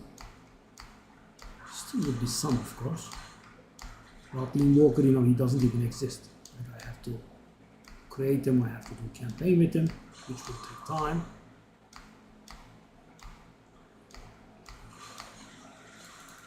This map does not look very proper for ritual. It's so cramped. Okay. Done.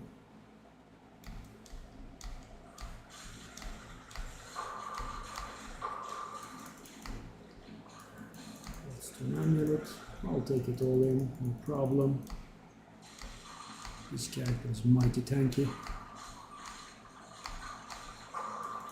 When it's fully proctorized, it's the tankiest character I have. And we have the mighty Infernalist. She's also very tanky, but she doesn't. She cannot overflow life and energy shield like this one. This can overflow life and energy shield both. Huge.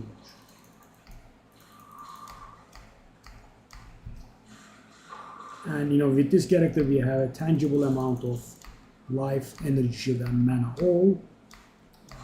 With the Infernalist we have a very good amount of life, almost no energy shield, and a decentish amount of mana. So normally the Infernalist is still ahead, right? And why am I counting mana? Because both characters have mind over matter, so our mana directly affects our survivability.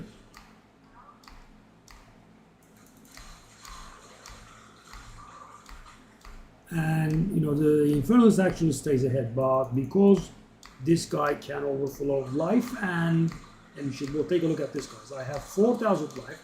I have 5,700 shield now. Yeah. And of course, I end up being tougher. Yes. we have a lot of garbage. What's that? Are they firing at me? Bang. Nothing worth anything. As usual. 249 widow hair. So if I corrupt that and the valve increases it,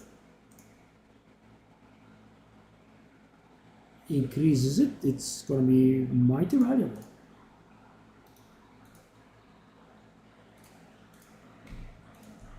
Interesting. Didn't expect that. 250 is perfect, guys, and as soon as this item exceeds 250s, it becomes valuable. Let me show you.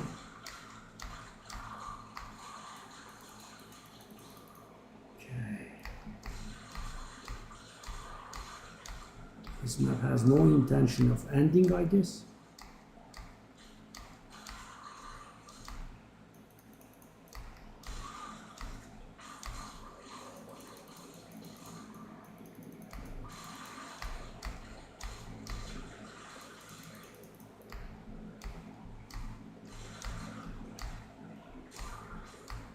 Still more skulls, guys. So, you know, that means we have more than 200 monsters left still. Okay, that's going to be some XP. Give me the thing. Give me the XP. More. Okay, now we do. Of course, that was a nice chance to be cleared there. Okay. And we have the skulls.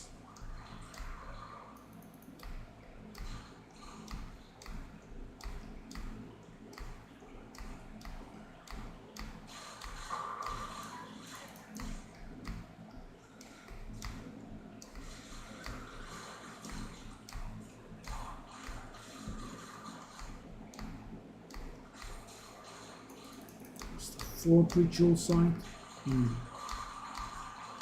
Unexpected. Because we have to be lucky, but thing is, because we are on 249, if we get any amount of increase, right? I think the minimum amount of increase is like 20, it's gonna be worth like 2-digit divines immediately. I have gotten the proper corruption with that item just once in my life. It was a low 200s one, I think. And I did get a good amount of increase, and it was bumped into 270s or so, and it was like 5 divine or something. I'm not very sure of the exact numbers, but take a look at this, guys. Even as it is, it's worth like a divine, right? And let's take a look at 255. Let's not take a look because it's not working. What's going on? Oh, I see. I mean, the add-on cannot say it, but it looks for uncorrupted items and it cannot find anything. And, you know, that's okay, but, you know, it doesn't tell me anything, so I have to, you know, figure that out myself. Let's try our luck. Double sockets and corruption. It didn't work, of course. So guys, let's take a look at this. 255. Oh, it's not worth anything. I thought the 255 would be worth something. Okay. And the item is worth on the 60s. Oh, those are not worth anything either. I see, interesting. 70s, I think that's the one I had. I had 271 or something. That's divine now? Okay. So that is divine. But take a look at how strangely it jumps. 280, it's going to be 2-digit divines. Almost. 90. 30 divine. 300, that's like 100. Yeah. 300 is just insane. Hundreds of divines, guys. And I don't know what's the cap. 305? Well, it doesn't exist, so it's above the cap.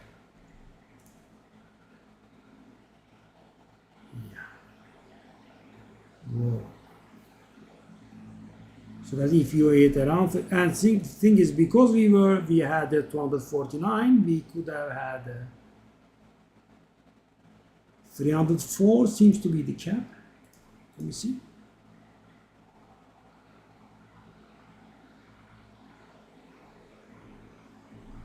No, 305 exists.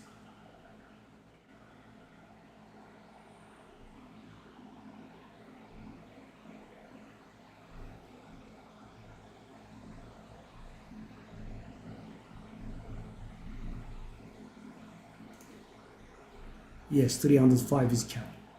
Wow.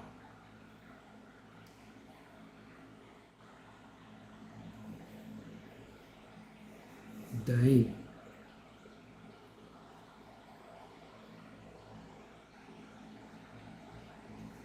But generally, guys, the idea is you hit 300, you are big. So we could have hit 304 with ours. Apparently, the warlord can increase the explicit by 55.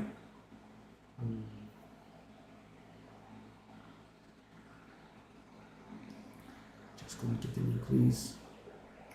So anyway, ours is worth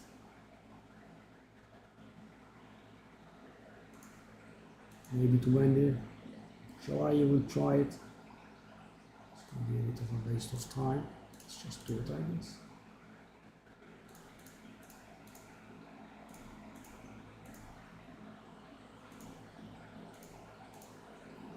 Curious.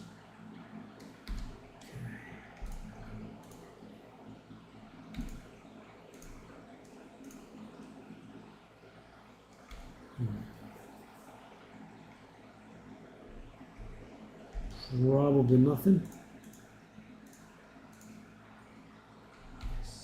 Oops. G. Okay, let's put the stuff up. And that was gonna be nice if it worked. But apparently we need to hit 270s to hit the divine neighborhood.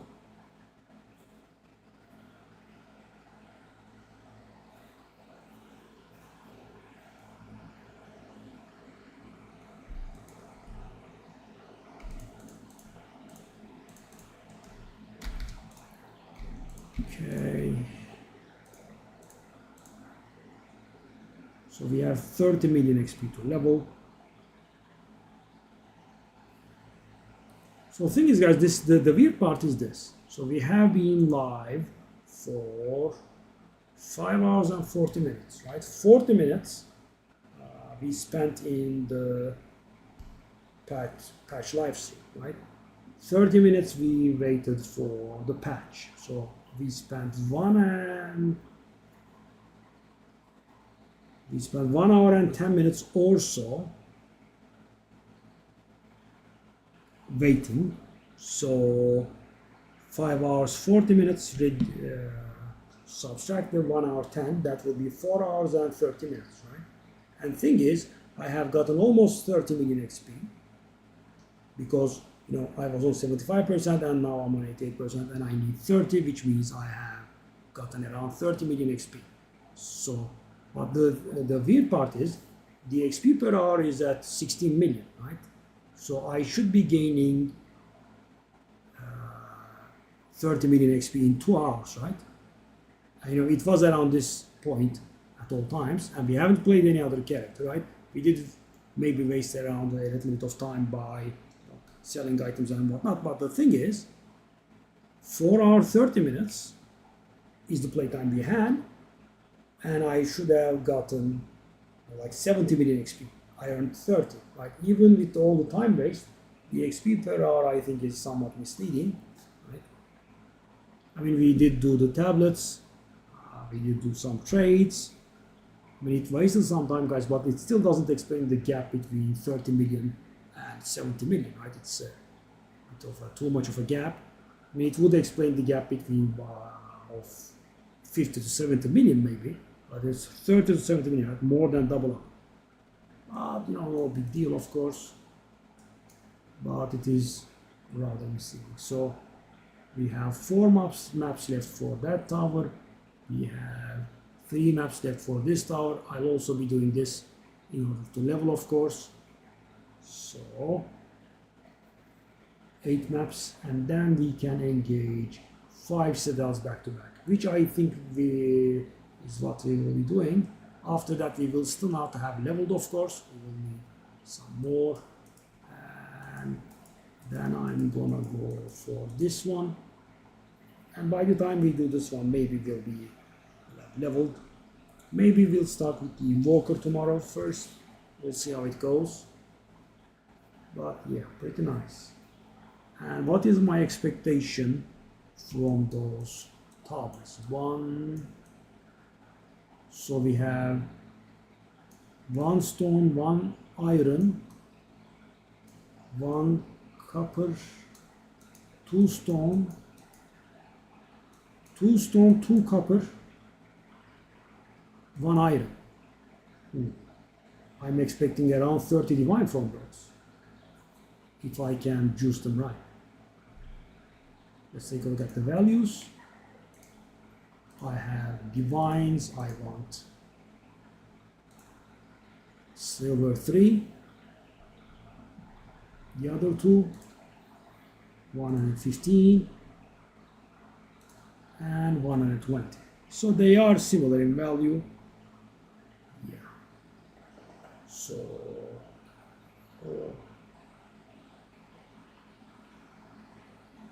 if I get 4 of each, I will have 8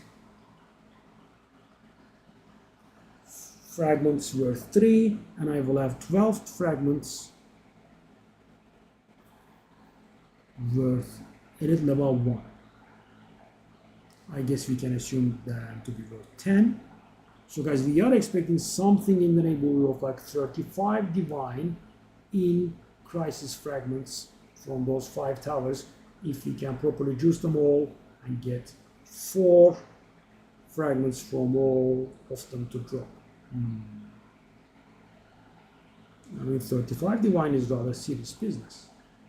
Very nice. Nice expected value. And of course there will be drops from the maps themselves. So the reason I came up with this is, guys, I wanted to level, and I was a little bit frustrated with not making any sales because, you know, it's the end of the season. So these can be directly converted to currency. So, and I wanted to do it 1500. I mean, even with those, we won't be hitting 1500, but we'll get close and we'll be making a few sales, I dare say. Might add up. We'll see. But I think actually we would be able to get there because I haven't converted these chaos orbs into divines. I can. They would be around 50 divines, so we would end up there. Yeah. So the goal would be achieved on a degree. We'll see if the Prism of Belief that I have sells. We can actually go for that distant goal of 2 mirrors. We'll see if this one sells. We can just go for a bunch of divines. It's also an option, I guess. Hey buddy, you do show up late, don't you? Yeah. How's it going? Yeah. What we did was we cleared up to 5 citadels. As you can see, 1, 2, 3, and 4. And I don't know if you had the opportunity to watch the videos, but you also need to do all of the towers around those maps. I think we discussed that, right? To stack up your thingies. So these 2 remain, right? Tomorrow we will clear to these 2, and then we are gonna do 5 citadels back to back. Hopefully, if I can get them right, they will be providing a yield of about 35 divine, and yeah, not bad. We did a bit of grind. We watched GGG stream, and the upcoming stuff is really nice. You know, I will not be a hater. Yeah, it's pretty nice. We have 8 days to go. Yeah. I mean, they are improving a lot of stuff. Pretty nice. We will be having much fewer towers overall, but the tablets will be stronger. The tier of the map that you put in the tower will also increase the effect, the tablet's effect. So they will receive a 100% buff naturally, and on top of that, you are going to get an additional 100%, which is multiplicative from the tier of the map that you put in the tower. So we can actually get towers that are affecting like 40 maps. Insane. Normally, we have up to 10 now. Now the 10 tablets will be 20 map tablets, and by putting a tier 16 map, tier 15 map in, you'll be able to increase the effect by 100%.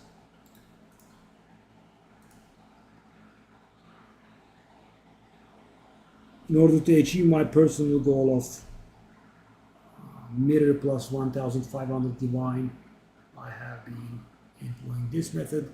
The stream, of course, has brought a few people back. That's nice.